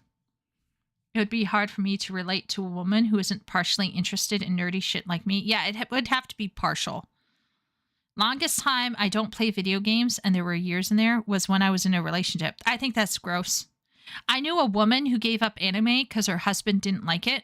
I thought that was gross as well. I thought that was really gross.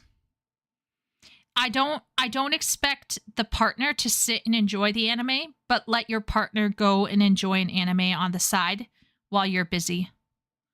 Like, never, like, if you're breathing down your partner's neck and telling them what kind of a medium they can enjoy for their entertainment, I think there's a problem. Netherlands? Interesting. That's crazy. Note to self. Don't hang out with women from the Netherlands. My dad was actually born in Almelo.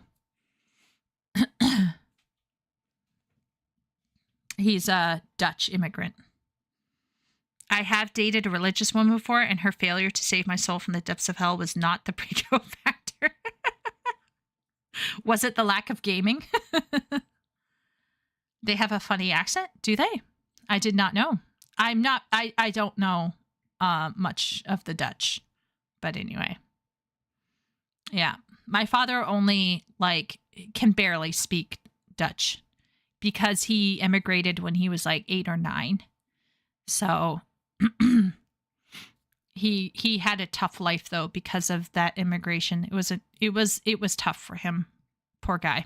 But anyway, long story short, I don't think partners should be breathing down the neck of their partner and being like, "Oh, you can't play that game." That's gross. I know 3 married women with a console in their house for their husbands. Maybe it isn't a problem here. Yeah, I mean, maybe maybe it's a Europe versus South America. Maybe there's a cultural factor going on. You know what I mean? Who knows? Tend to ignore a lot of the boomer complaints about like, hyper stimulating games and that kind of stuff. To me, I think games are more engaging because they're just a deeper experience overall, right? That's what I think about it. So when I think about movies versus games in terms of what potential experience they offer, movies can't really compare. It's not that I don't watch movies. I watch movies and I enjoy them. But if I'm comparing the two experiences, games are usually going to offer a better experience. They could offer a worse experience if it's just not a good game. That's the thing too, right? So if we're just looking at the two experiences and comparing them, there's no comparison. Games are more fun. I don't like to turn my mind off. And in fact, when I watch movies, I prefer to watch them at home because there's a pause button. And I'm not pausing the movie because I don't have the ability to focus. You guys have seen me stream doing write streams where I will write 3,000 words in one sitting. That's focused work, right? I know how to focus. It's that I want to pause and think about something I saw. I want to pause and consider the images that I saw. I don't want a bunch of rapid fire words and images to assault my mind without me being able to pause and really consider them. And that's me turning a movie more into a book, which is to say I'm able to have a deeper experience of the movie with the pause button. So to me, like if I'm comparing the cinema to home is usually going to win, even if the cinema has a better overwhelming stimulation experience. It's louder, like maybe bigger visuals. Of course, you can always sit a little closer to your TV, right? There's a lot of things that are really good about the cinema experience. Even if that's better, I probably prefer it at home because I don't feel like I have to disengage to think about something that happened and like focus on my inner self. I can pause it and really think for myself for a minute and then like continue on with the movie. That's something that I tend to want to do a lot. I don't like to turn off my mind and relax for pretty much anything. I realize that's just not who I am. I'm not a super laid back guy in that way. For me, relaxing, I like to relax with a deep experience because most of my day is spent, interacting with children. That's not a super deep experience. It could be a fun and enriching experience and a wonderful experience, but it's not something that's really challenging my mind to grow all the time. It's more like me pretend playing Legos and teaching kids how to phonetically read a word or like do a math problem. That's not super challenging work for me. Leisure stuff needs to be deep, and so that means games get an extra boost over movies, which are something more kind of passive and maybe relaxing, but I don't necessarily want to relax to relax. I want to go deep to let my mind do something that it really needs to do every day, which is to have a deeper experience, even with something that's a leisure experience. So anyway, leave me your thoughts down below in the comment section. I'd love to know, are you a gamer and like games are where it's at? I like games.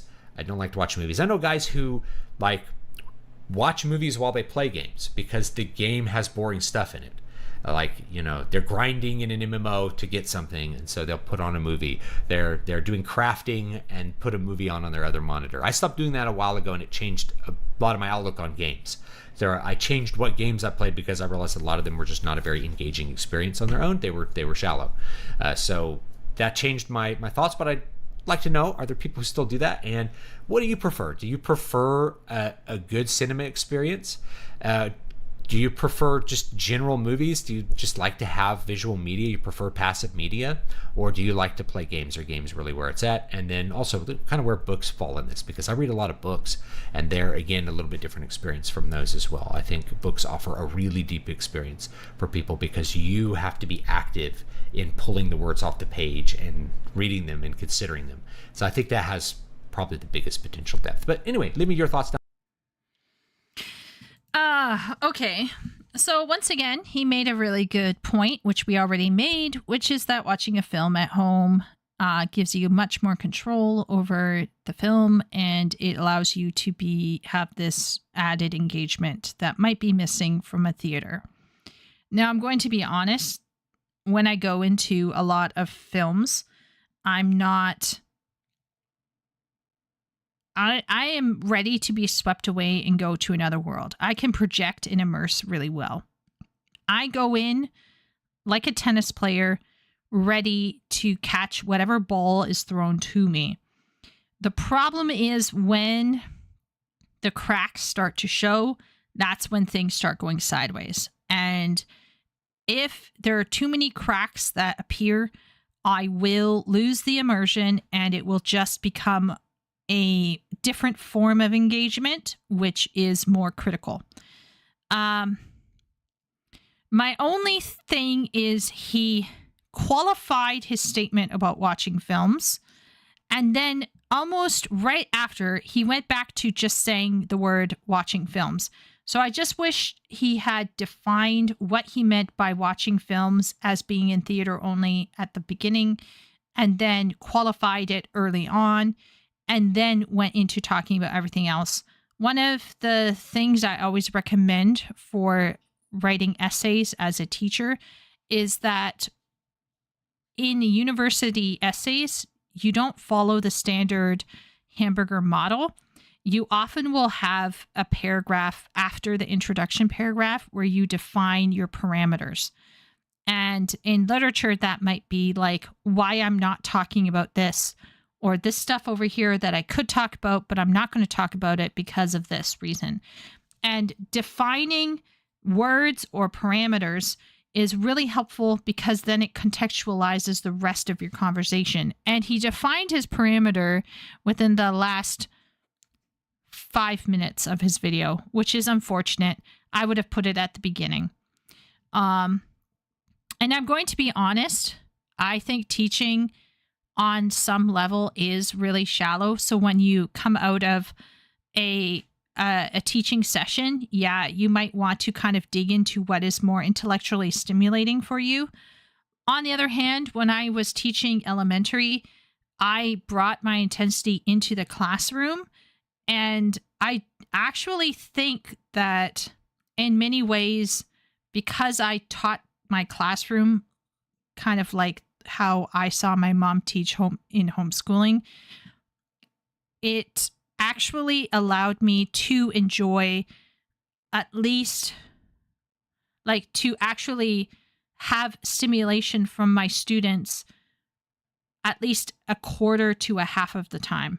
So I wasn't just a glorified babysitter. I would bring my intensity into the classroom and bring my interests into the classroom. My students knew that I liked the pyramids. My students knew that I liked Star Wars. My students knew that I liked there was a barrier in terms of authority, but there was not a barrier in terms of interest. And the reason being is that I feel that when you bring your intensity and your engagement into the classroom, particularly in the class that I was teaching, it can return to you tenfold. And I think my classes that I ended up teaching in China for a short period of time were brilliant and wild, and we did the craziest stuff. And like one time for our Christmas door, we did Christmas hazards, and we made hazard signs of all the ways that you can get killed during the Christmas season, from like ridiculous things like getting stuck in a chimney to Santa Claus ramming into the back of a plane or like getting killed by an avalanche of gifts. And we put these like really traumatic signs on the schoolroom door of all the ways that you could die. Oh, there was one that I made that one student drew, and we had a drawing exercise where we all learned how to do stick figures, because we wanted all of the stick figures to be the same we wanted them to all have the same size. So one of the, here, wait one sec. Where's my brush? Yeah, too thick. So one of the stick figures was like, like we all practiced it so all of the signs looked the same. So it was like your basic government stick figure of like your basic person.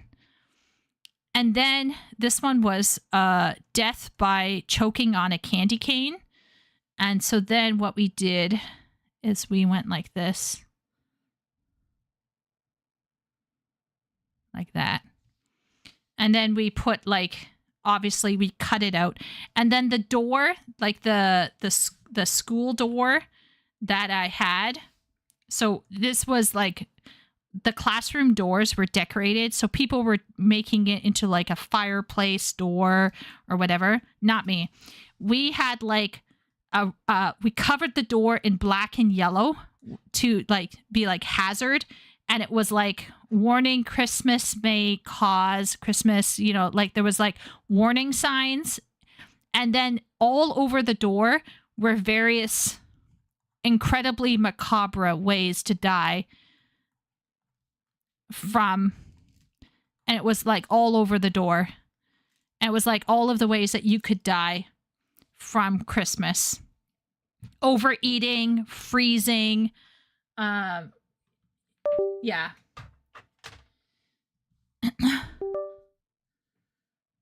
Oh. Did someone hear a ding? Am I still okay? Nope, things are okay. So anyway, so like I didn't hide myself when I was a teacher. I was a bit wild. She was making reverse Manchurian candidates. Yeah. I watched some movies and series on 1.5x speed. Interesting. If we took a shot every time he said deep, we'd all be dead halfway into this video. Probably. He needs to make a video about his definition of the word deep. Yeah, that would be very interesting. Get tested for ADHD if you have to watch TV and movies while playing games. I will admit that I am a 2 to 3 screener. There was this one moment where I had one streamer that I wanted to support with views. So I had him in the corner of my second monitor. I had a second streamer taking up the rest of the monitor. My third monitor had a YouTube video going, and then I was playing a video game. And my brother walked in and he looked at me and then he walked out. He was like, no. But I do think I'm beginning to realize, like I looked up ADHD in women and it's possible that I have I have a problem where I can hyper focus to the exclusion of a lot of things.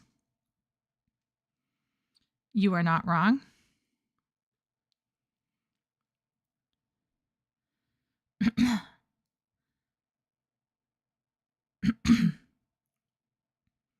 Yeah, I'm not going to watch Lord of the Rings or something on 1.5x. Have you seen the slop that came out the last few years? I'm going to be honest. If I have to watch something at 1.5x, the chances are I'm not going to watch it at all. The only thing that I put on 1.5x is like my mom or my friends when they send me voice chats. Everything else, if I have to put it on 1.5x to make it have value, then I'm not watching it at all. I just don't watch film at all, basically. Was the government on there? No. So those kids matched your macabre? Yes. Yeah, they did. We had a black Christmas tree. We had a Christmas tree that we decorated in black. Chico, I hate kids. Kurokumo ruins Christmas, basically. Your PC made 2 dings. Something unplug and reconnect? Yeah, I think so. I'm checking my microphone and it's working, so that's all that matters. It might be my phone. Might be my headset. Down below, I'd love to read them, and I'll see. Yeah, it was probably my headset. Anyway, well, we got through one video, and it's already 1 a.m.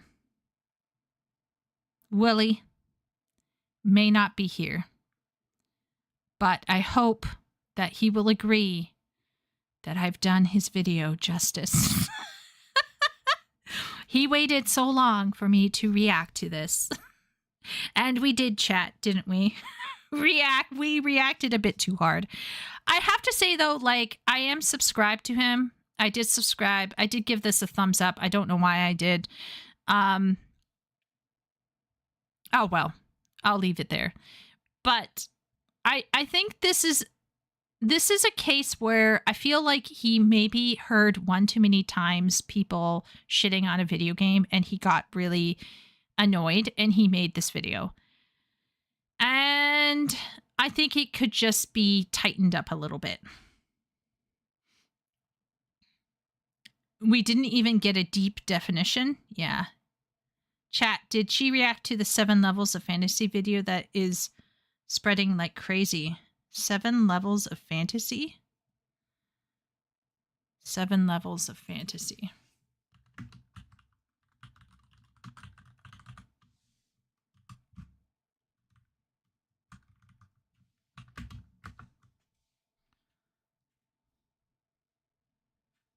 No. It's by Daniel Green. Oh, wasn't he the one that was almost canceled by that lady? Okay. Brandon is 5? Okay, let me guess here. Let me guess. Tolkien is at 7. Brandon is at 5. I don't see George. Does anyone see Jar Jar in here?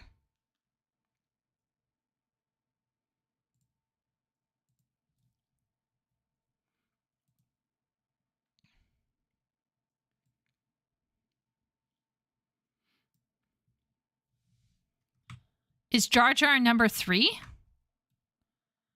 What is 6? Is that Ursula Le Guin or somebody? What is 6? Who is 6? What's this lady? Who is she? 3 is Aragon, maybe.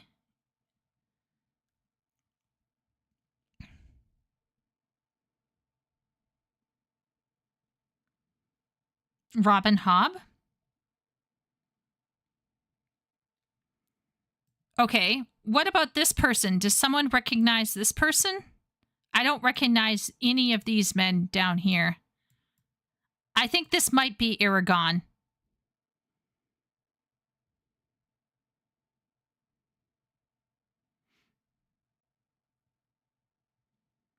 The sadist? Who's a sadist? Number 1?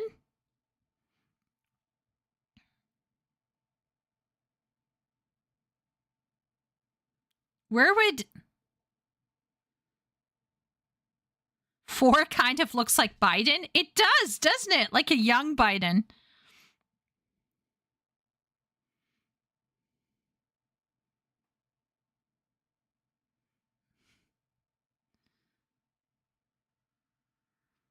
Oh, I don't know who it is, but I won't spoil it for 2.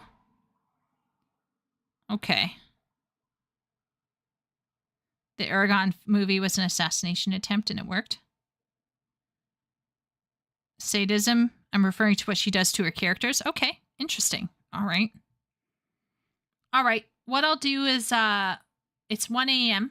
So I'm going to recently I was doom scrolling my life away and I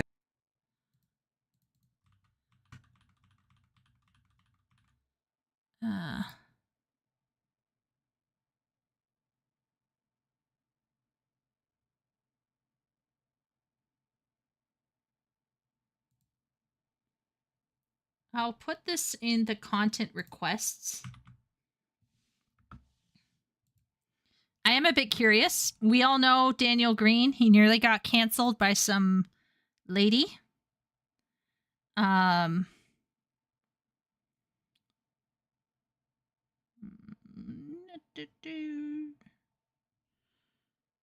So it would be...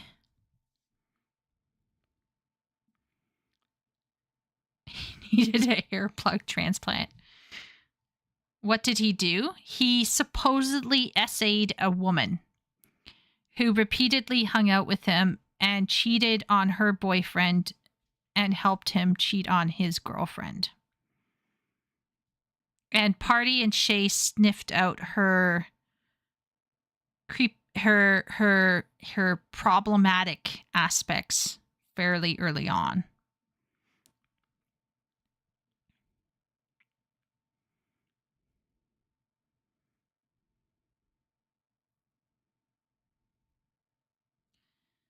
But yeah. he nearly got canceled. Let's just say that. And I will admit, like, I'm not the best judge of people, but I think I hardcore noped out of the video when she said, I know what it's like to be cheated on, so I reached out to his girlfriend to tell her what we did. Imagine the intellectual dissonance and dishonesty that you have to live with in order to cheat with a guy and then call his girlfriend because you know what it feels like to be cheated on when you're the other woman. Like, just like that's when I was like, no, I'm sorry. You're crying and no. Like, no. When Party gets like teary and starts crying, I want to like fix her world. But when that lady started crying, I wanted to get out of the room. It was just not good. It was not good at all. It was like, nope. And like I said, it was just like the level of cognitive craziness that was just like, and once again, I'm not saying that Daniel Green's a good person. He's probably scuzzy, right? Like, if you're cheating with someone else on your partner, like, obviously you probably should be ashamed of yourself. We should like brand the scarlet letter onto your forehead. But there's a difference between being a social hoe, being a fuckboy, and accusing somebody of SA. You know? Like, SA is a serious crime. It's a serious crime. Don't throw that around. And if it's real, like if it did happen to you, be a model for other women. Go and get help right away. Go to the police right away, like right after it happens. Like, get help right away. Because it's a role model for other women to take care of themselves. A lot of women hand wave it away and are like, oh, it was fine. I can fix it. I can fix him. And it's really good to hear from women who are like, no, I went and got help. And I know the system isn't always going to help the women. Like, let's be honest. Some systems struggle to even do a basic good job with pursuing the criminal in question. And there's corruption, obviously. Like, there's corruption, but in going for help, you're at least a role model to young women to continue going for help, even if that isn't going to necessarily go. Yeah, it's the point is like, anyway, I just thought that the way she handled it was sussy. And then Party and Shay were like, no, that's crazy. Bi-curious, pagan, boho, goth, Barbara Jean. Yes. I remember Shay and Party went so hard. They were basically doing like a light version of a flesh search. It happens a lot. And I'm speaking from what I've seen in real life. Talk about the whole cheating and then revealing thing. Right. Yeah. Yeah. It's really gross. I'm going to do this immoral thing that I hate, know is wrong. So I'm going to inform the person I'm wronging to make this act feel right. Yeah. Jonathan, the mental gymnastics that woman did was insane. And I think I only got in like 5 minutes in. And I was like, no, I can't handle this.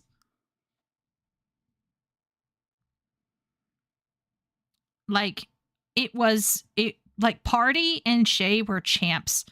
They went and they watched the whole thing. I had to like nope out. I was like Pain when he's fighting Naruto, like that GIF. I was like, nah, I'm out. Where is it? This one here.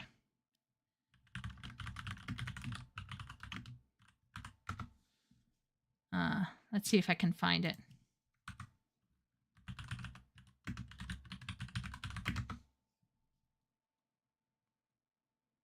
I don't know.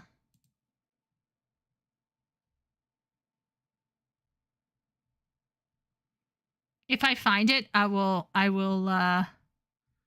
I'll share it in Discord.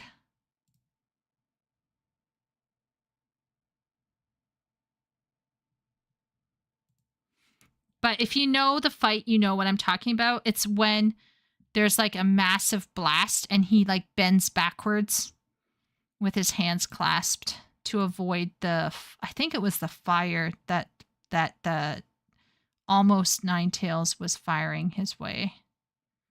I forget.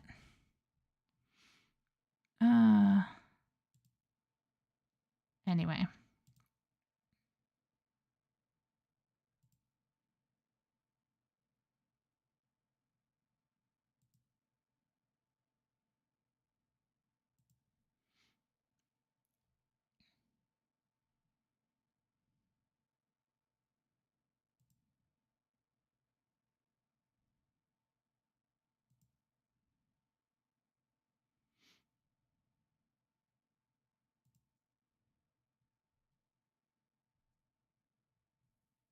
Let's see what chat is doing.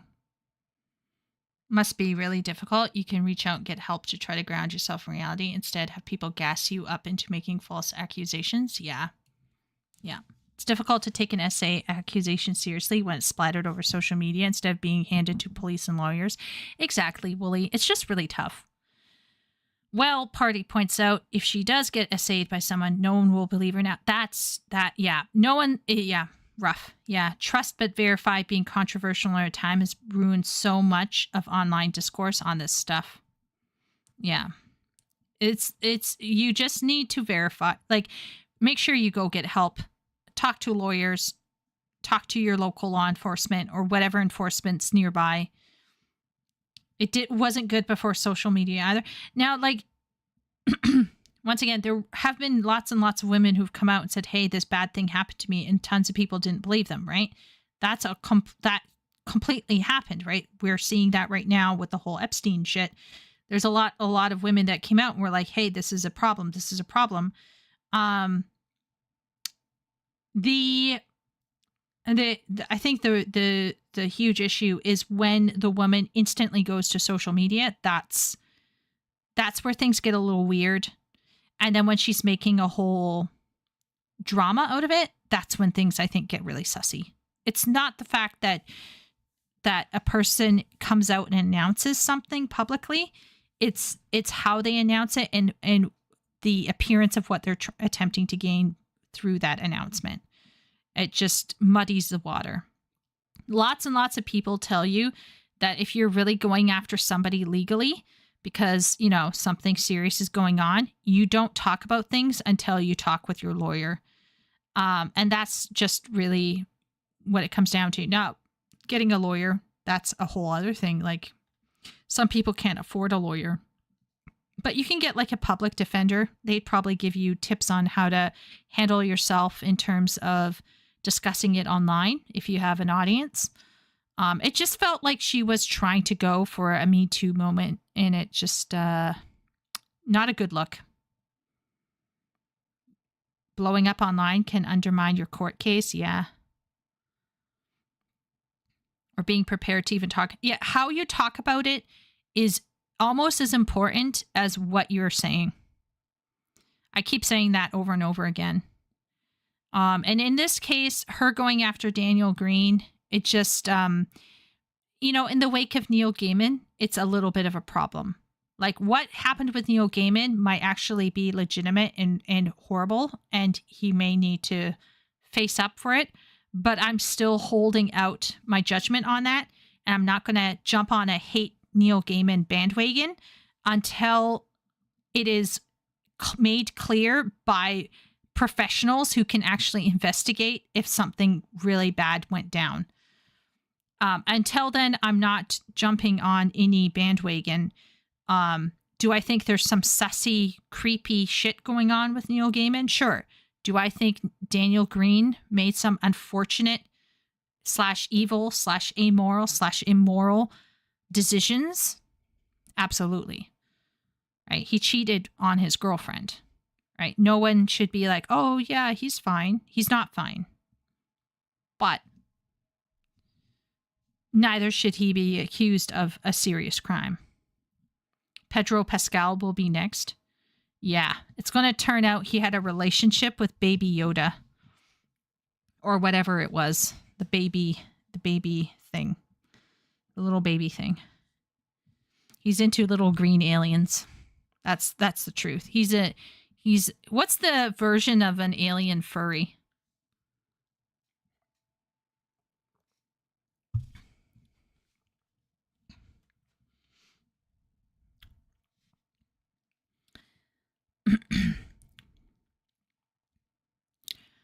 We're going to probably start winding it up. But Jungle Warfare, thank you for recommending this. I put it in the Discord Xenophile. Xenofurry. Yeah.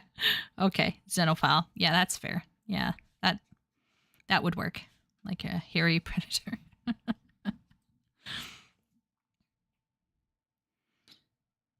Yes. Yeah. Pedro Pascal is into a very small green aliens. That's the joke I'm cracking. It's okay.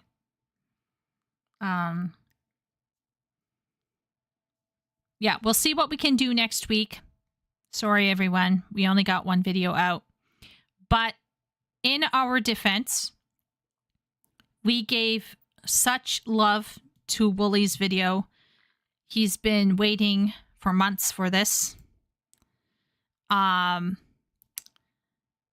He's been waiting. He's been like that Titanic lady. I've been waiting 80 years. And we dissected it, and I think we came up with some strong ideas ourselves. And I think we still came out with all of us, including myself, saying that they really do enjoy video games more than films. But for me, it's more of an indicator that films have really shit the bed recently. They're simply not creating things that I'm interested in. They're not pushing into different genres. They're not reflecting nerd interests enough, in my opinion. They keep putting out stuff with women in it, and I'm not averse to... I know that makes me sound like a complete misogynist. I swear to God that I'm fine with some women. Like, I like Gillian Anderson, who was Scully in X-Files. And I really like Hinata. And I really like Karen Gillian. I really like her. And I like Zoe Saldana. And I like ScarJo. And I if I could crawl into Tilda Swinton's body, I would. But I can't. Because, you know, she owns that body. But, like, if I could, I would. So, I have deep... Gal Gadot is another female who I think is very smart, intelligent, beautiful. But I kind of just like to see some hot men being, like, kind of hot. You know? Like, I would like to see... Good night, Chieko. Rest well. Have a good one, chat. Good night, Wooly. Thanks for hanging out. I went into this knowing that. Oh, my Lord. Ben. Shay agrees with me. Oh, most movies are awful now. The few exceptions are mid to low budget stuff, kind of like video games. It is interesting, isn't it, Leo? I would have dropped the old lady before I dropped the gem at the end of the movie. To try to censor that. Ass out, pecs out. I'm just saying.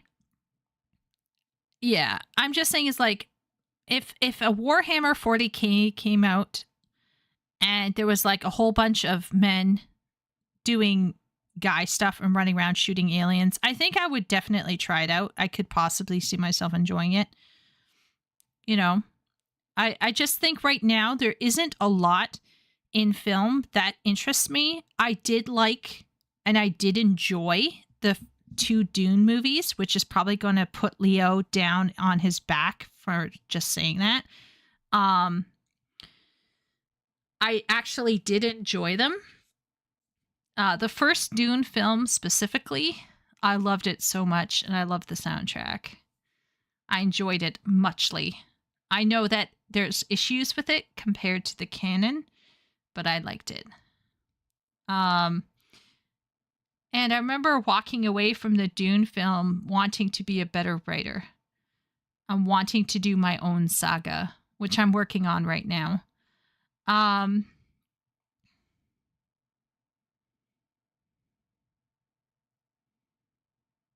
it's been a while. It's been a while.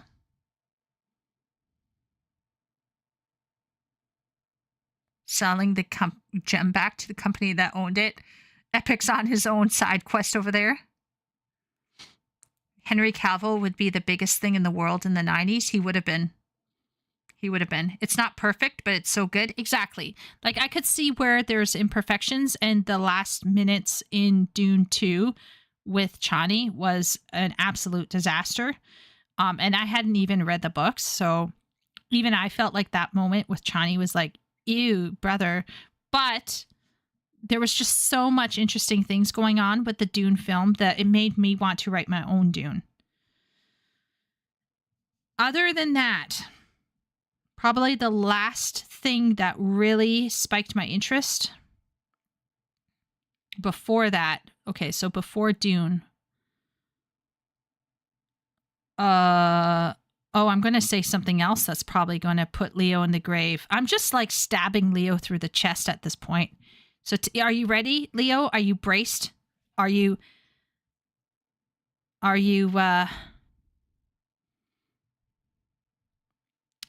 braced? Okay. I actually liked Shang-Chi. That was the last film before Dune that I enjoyed, where I was like, oh, I went to see that, I think only twice. And I think I saw it a third time at home. I need to do a video on it. Good night, party.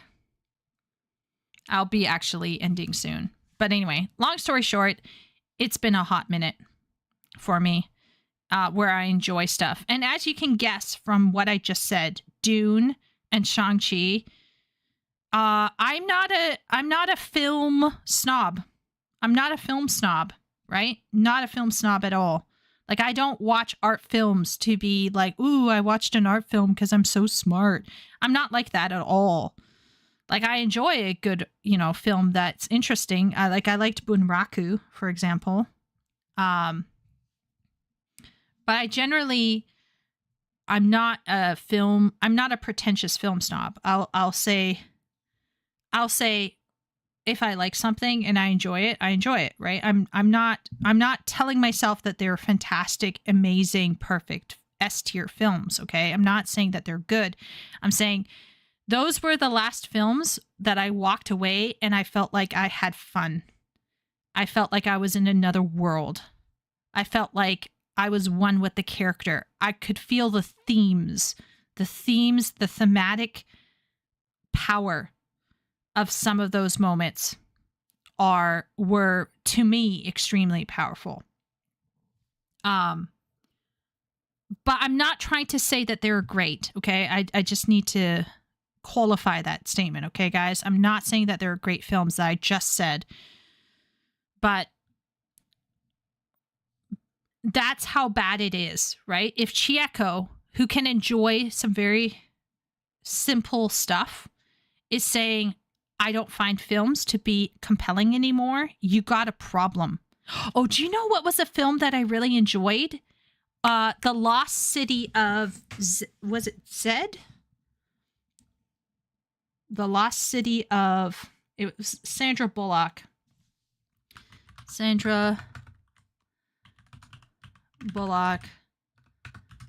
Lost City? Yeah, The Lost City. Did anyone else see it? It was like 2012 or something. It's like the last rom-com.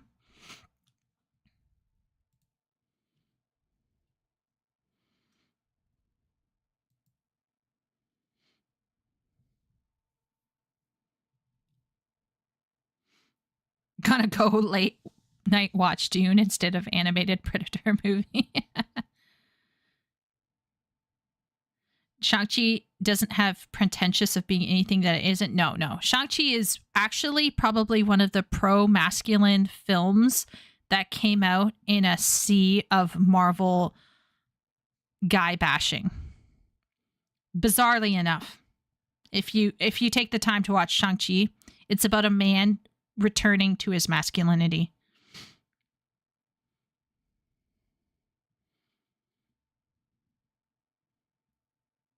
I watched it and enjoyed it. Felt very early 2000s.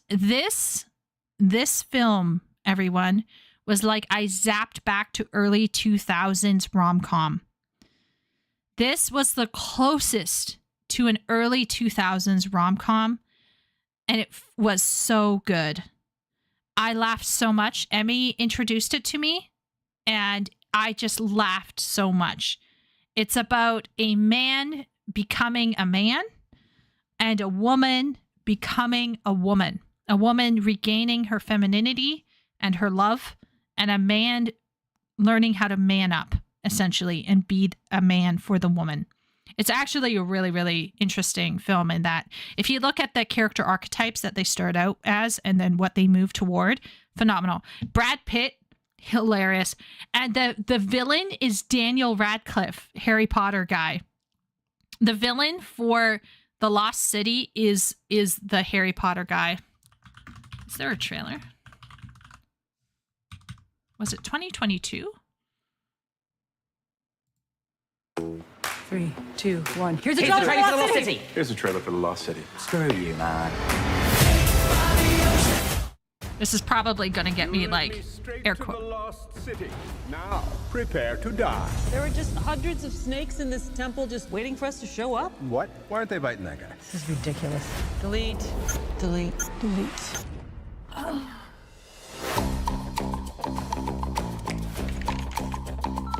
Listen, Loretta, we need you to promote your new book on the Lost City. You can't spend your life in the bathtub drinking Chardonnay with eyes. Ladies and gentlemen, the world's sexiest cover model, Dash McMahon! You do know you're not Dash, right? Dash is a character I made up. Dash! Oh my god. Oh, crap. Miss Sage, I enjoyed your book about the Lost City, and I believe you're the one who can help me find its treasure. I have to respectfully decline. I'm afraid I must insist. Unchain me! That's your seatbelt. Loretta Sage is missing. I'm gonna rescue her. I just want her to think of me as more than a cover model. Start living dangerously. Alan? What are you doing here? We're here to save you. I'm certified CPR, I'm certified CrossFit. I have snacks. After them! This is like your book. We're on a Lovemore and Dash adventure right now. I'm gonna help you out a little bit. Let's go. What are you doing? Don't do Gotta that. go. Oh Come god, on. get out of there. This is not a romance novel. Jungles eat people like us. Ah, what is that? Get it off. Just give me a Please. second. I can Just feel him stop speaking. Please sucking stop my speaking. Just soul. stop Ripper speaking. like a bandit. Don't make that sound. Feels like there's more. Holy mother of more? God. They're just sucking on my butt like a big old Jamba Juice. We're so close. I could actually find the Lost City. If I don't get to this island, my friend and her cover model are going to die. I am driving. Oh. Anyway, guys, this is probably the last rom-com, like legit rom-com that we'll ever see, made in 2022, but it feels like early 2000s. If you want to watch a story about a man manning up and a woman moving into her more feminine power, phenomenal. Very funny. But once again, don't go in here. Okay, don't watch this film thinking that's going to be some sort of like artsy, meaningful thing. It's just a fun movie. Very fun. I laughed so hard I was crying. And we showed it to our mom and she was laughing. And Daniel Radcliffe as the villain, because he's so short, it's hilarious. And I don't think I'm not going to show the rest of it, but you need to watch the rest of it. Oh no, actually no. You know what? Brad Pitt. There's Brad. Oh my Lord, Brad Pitt.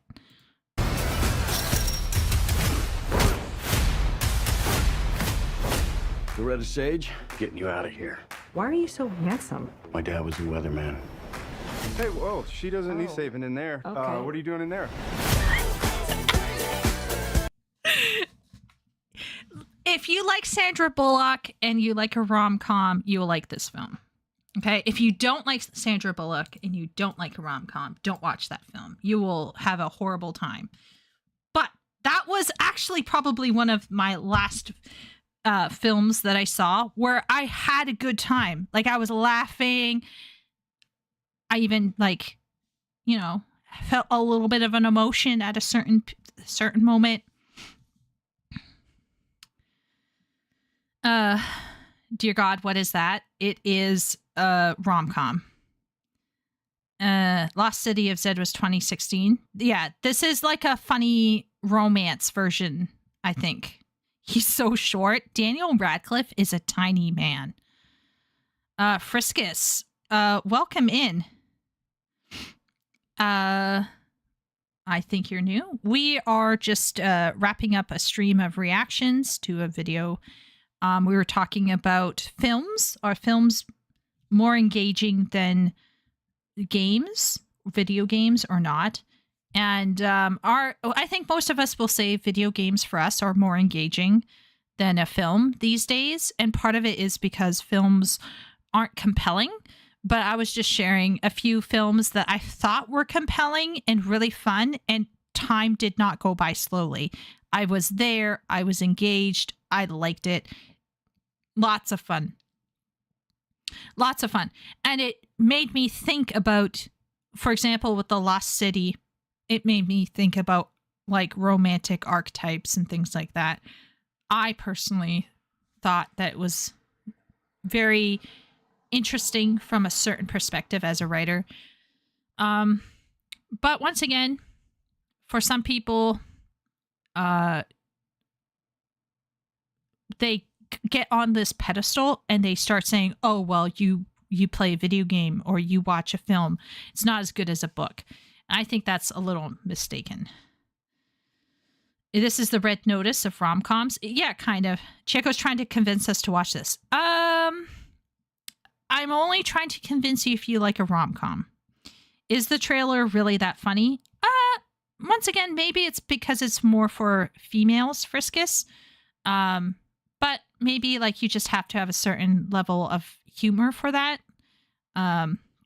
Until you get to make your own movies with AI. I'm not going to lie. I think I definitely would dabble in that sim.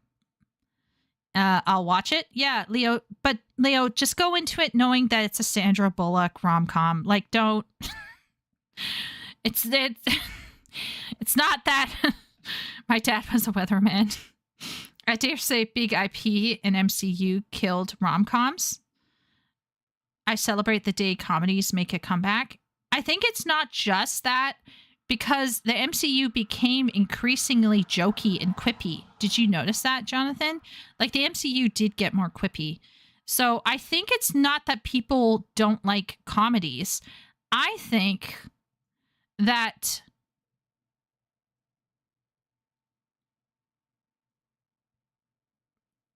tinfoil hat. Everyone get your tinfoil hats on. I think Hollywood was the first target of specific male-female dynamics. And the published romance and self-publishing industry are now the new target.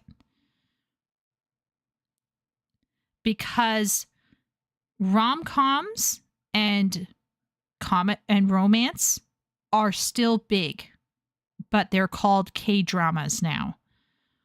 They haven't gone away. The need for them has not disappeared. I think Hollywood discovered that it was politically incorrect to lean into traditional dynamics that are required to make stuff like that work.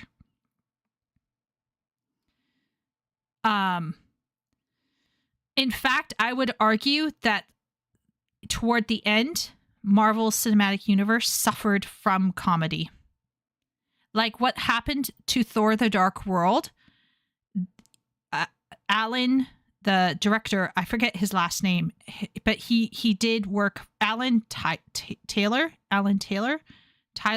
Anyway, he did some stuff for Game of Thrones. He came in, he directed / wrote the script for Thor 2, killed off Loki, killed off Frigga, and they realized that Loki was super popular, so they brought him back. And then the people watching the films, their target audience reviewers, told them it was too dark. So they called in Joss Whedon, and Joss Whedon injected humor into Thor 2. So if you're wondering, gee, there's a lot of tonal shifts in this film, that's what happened. And that's where I think they should have said, nah, we're going to release it as is. It's going to be dark. Get out your handkerchiefs, everybody. And so as time went on, Thor 3 Ragnarok, everyone's laughing their way through it. It is funny. I did laugh. But the second time I rewatched it, I found it to be vacuous and a missed opportunity. I could go on and on about the Thor franchise because I'm a super low-key fangirl. But it was terrible. And in my opinion, I think comedy killed MCU. We should watch this for a movie night in Discord. I watched Anything But You with a friend. Glad at least Sydney Sweeney was in it. Do you think Sydney Sweeney is attractive, Sylvius? What do you think? Do you think she has the right jeans on? That'll never happen. I'm telling you right now. You don't have to tell me is low or highbrow. Watch movies for they are and give them a chance. I'm glad to hear that, Leo. Okay. 100% K-dramas came in and replaced the vacuum left by the absence of rom-coms. She has great genes. Yeah, I bet she does. Yeah, Jonathan, I'm just feeling that what happened is something killed rom-coms. My tinfoil hat is political correctness, but I could be wrong. Something killed rom-coms. Rom-coms went to Asia. And then what happened is MCU picked up the quippiness of modern comedy and romances, and they injected it into the MCU. And some films that absolutely works. It's great. Some of them, it was not great. I loved both movies. I love Thor: Love and Thunder. I really wish I didn't, but I do. Hey, once again, it's very enjoyable, but as a Loki and Thor fangirl in terms of the relationship, it was tough for me. It was tough. It's not just rom-com, it's all comedies. That's fair, Jonathan. That's fair. I think part of it is because there's an irreverence to humor, and you can't have good humor if people are scared. You know what I mean? Like you're not going to be able to bring a level of risque comedy to the forefront if you are afraid of offending somebody. Yeah.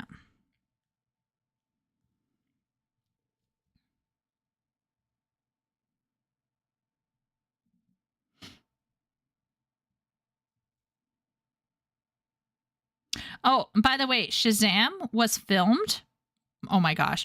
So we were watching this Shazam trailer, I think, and my sister's husband was like, that was filmed here, in the city that we lived in. And then we were like, no. And then he was like, I recognized that phone booth beside that convenience store. And he was absolutely right. It was really funny. But I think a lot of people like the Shazam films. Like, they're just really fun to watch. But once again, I think like this lame sort of quippiness is really not helpful. The first one is good. Okay, not the second one. Not good. Okay. I'm not sure. Like I said, I haven't even seen Shazam. Guys, I'm so not movied. I really don't watch a lot of movies.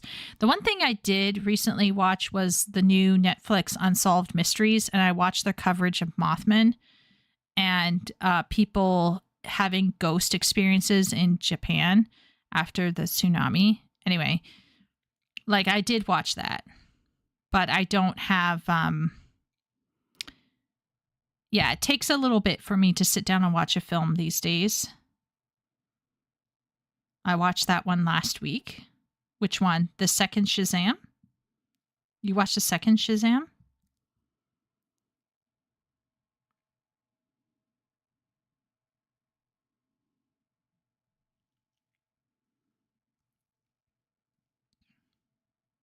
Unsolved Mysteries. Oh, really? Oh, man. I love that. I love that kind of stuff.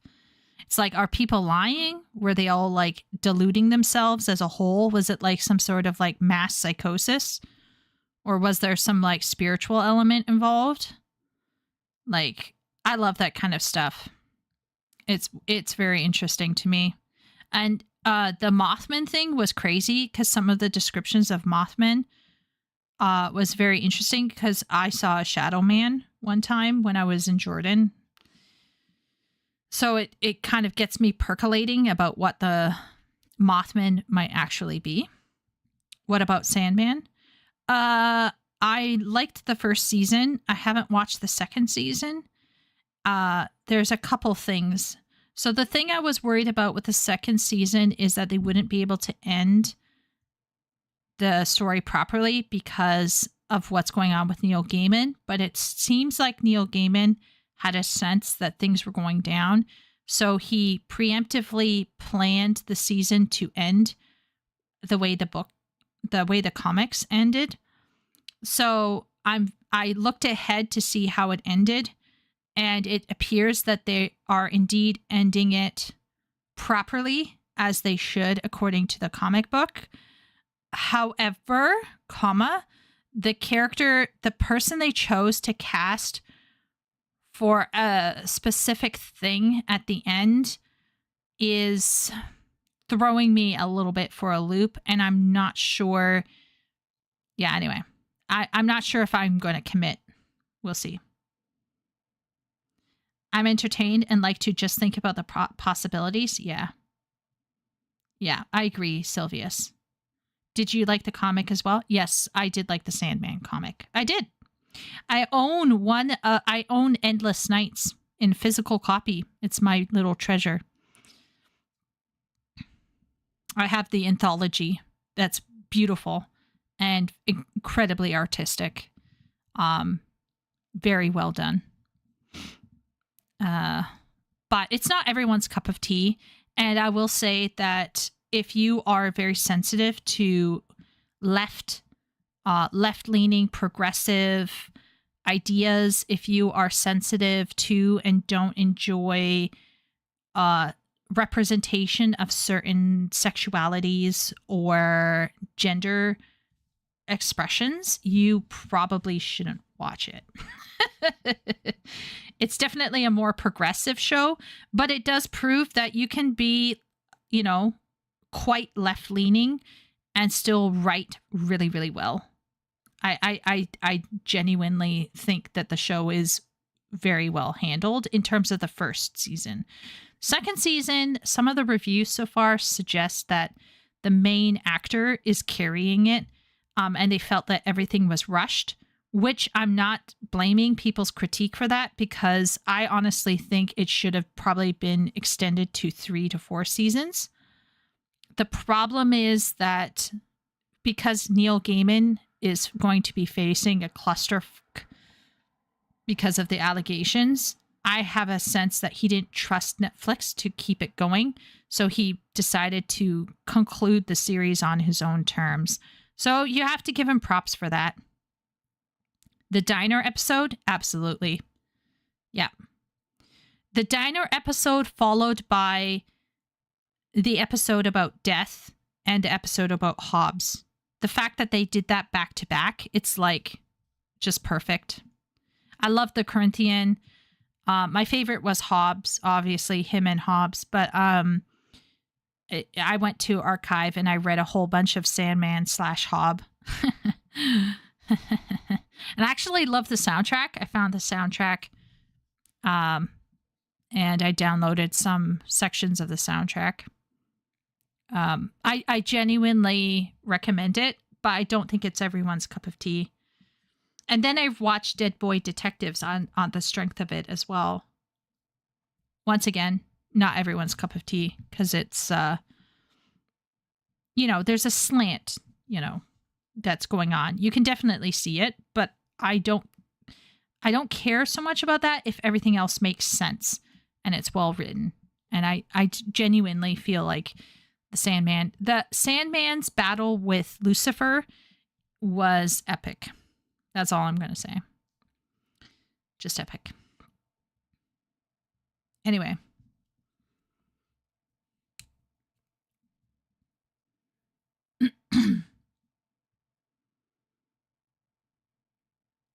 Yeah. Okay, so we're going to start ending the thing here. Chica, you mentioned Shadowman. Do you avoid certain horror movies, not of principle, but rather because it might hit too hard, like supernatural dark spirit movies specifically? I don't consider myself to be actually spiritually very sensitive, but I'm beginning to realize that I might be a bit more sensitive than I think.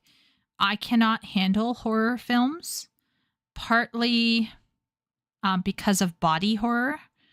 Also, I'm highly imaginative, and I can't dissociate sometimes from. I can't tell. How can I say this? When I watched The Matrix for the first time, I couldn't finish the whole film because we had curfew. So I walked home, and for about an hour, I completely was getting myself to believe that we all were sleeping in pods. Okay. So some people, do you know how this guy, David Stewart, talks about you just sit back and passively consume the movie?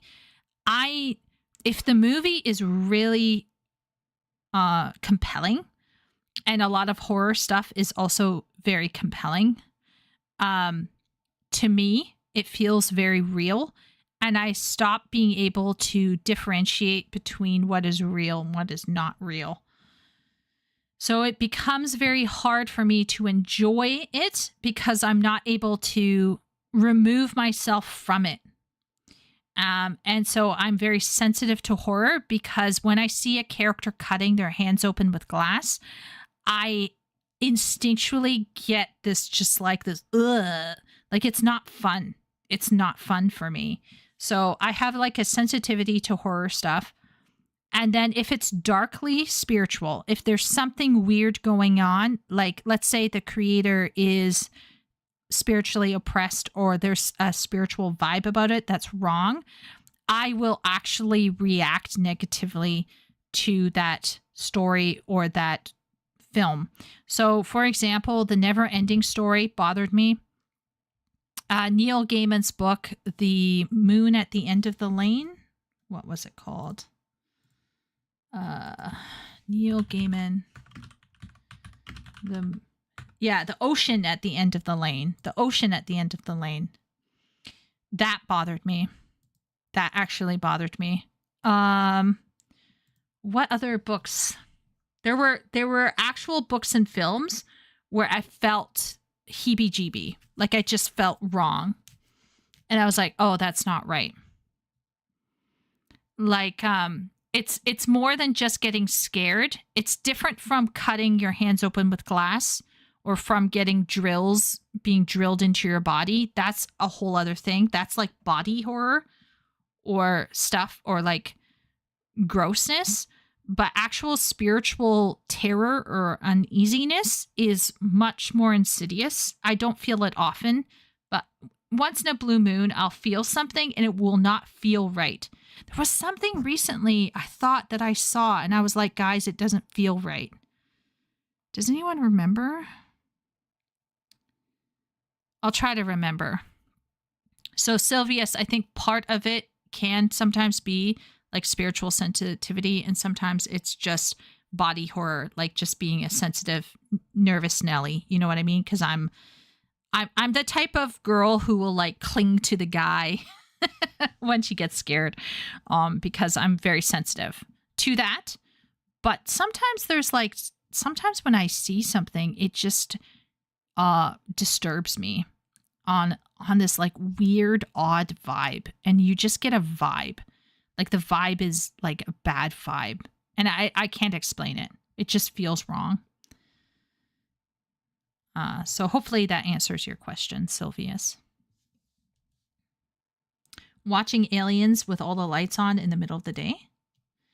Yeah, I mean, I wouldn't, I'm going to be honest, I wouldn't do, there's just some things I don't watch. I'm going to be frank with everyone here. I'm okay with being a nervous Nelly.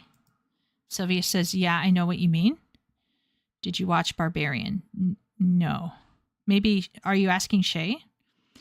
I don't watch any films, guys. On occasion, I will watch, here and there, I'll watch a film, but I almost never watch films. Like, almost never. I just don't have time. And if I'm going to watch a film, it's going to be a feel-good film or like a fantasy elevated stuff. Or an anime. I generally don't. I'm generally very sensitive about horror. Like, I just don't enjoy myself with horror. So, yeah. Yeah.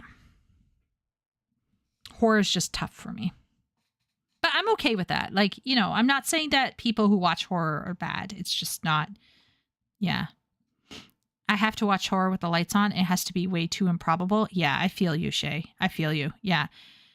Alien.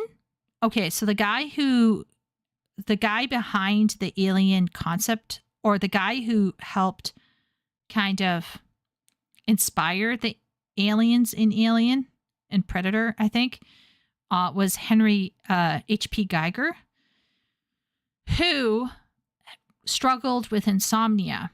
Which is interesting because I think insomnia, if you have severe insomnia and you don't get enough sleep, you start hallucinating, right? So I actually think that he probably saw things that were real in the spirit sense, in the spirit world. And he used those things that he saw to inspire his own drawing. And I believe he died. How did H.P. Geiger die? He walked off a balcony.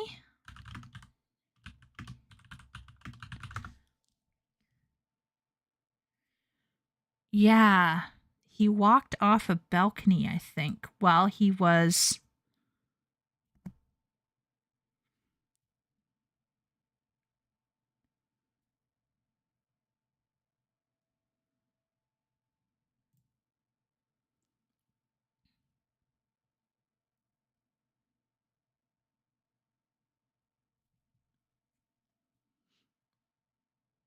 I feel like he fell somewhere. He was really old when he died, to be clear. He held on. But I feel like he suffered from something. And he was taking medication, and then he walked off his balcony or something like that. But I could be wrong.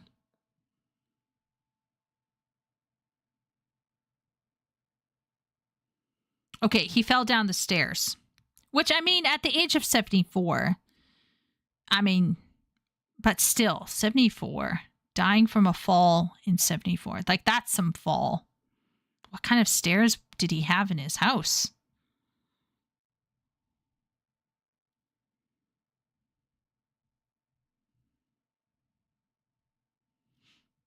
Like this right here, guys. Like, you're not telling me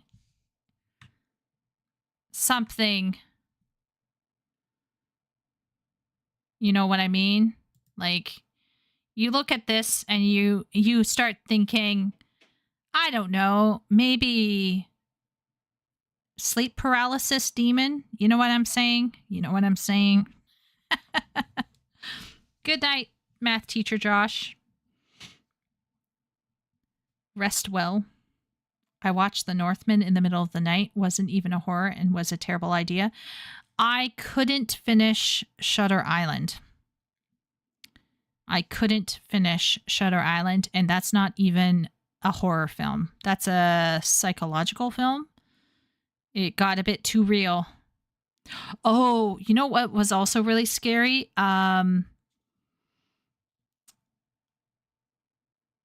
So I watched... Oh, what's the kaiju one?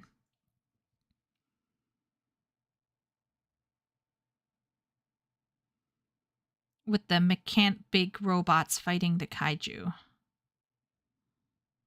Oh. I'm trying to remember. What was it? Pacific Rim? Okay, so I was taking a flight from Toronto over the North Pole. No. Okay, usually when I flew to Beijing from Toronto, you would go over the North Pole and you would go down over the Bering Strait / Russia, and then you would go down to Beijing. Okay, that's how you would usually do it because it's a shorter distance over the North Pole. But there was this one time for various reasons that I went through BC, Vancouver, BC, and you just fly kind of around the Pacific Ocean. And it was on this flight that I saw that they had Pacific Rim. So I started watching Pacific Rim. And yeah, I was like, no, I don't think this is going to... No. Watching it in an airplane was a mistake for me, a severe mistake. So then I was like, okay, well, there's Shutter Island. How bad can that be? And after I think about an hour, I was like, oh no, I have made a grave error. So I spent the rest of the flight trying to sleep while, being mildly terrified because I terrified myself for some very stupid reason. Banger soundtrack though. You switched from Pacific Rim to Shutter Island. Yeah, it was a mistake. A severe error. It could have been the other way around. It could have been Shutter Island to Pacific Rim, but it was two of those back to back. It was just mistakes were made. On a flight from Vancouver to, I think it was to Beijing, but it could have been to Tokyo. But anyway. Pacific Rim is a funny gag movie. Now I have no problem with Pacific Rim. I watched it again, I think, with my friends later on in the year, and it was totally fine. I was totally fine. But watching it on a plane after being mentally freaked out by Shutter Island, I think it was just I got too sensitive. So it is what it is. So yeah.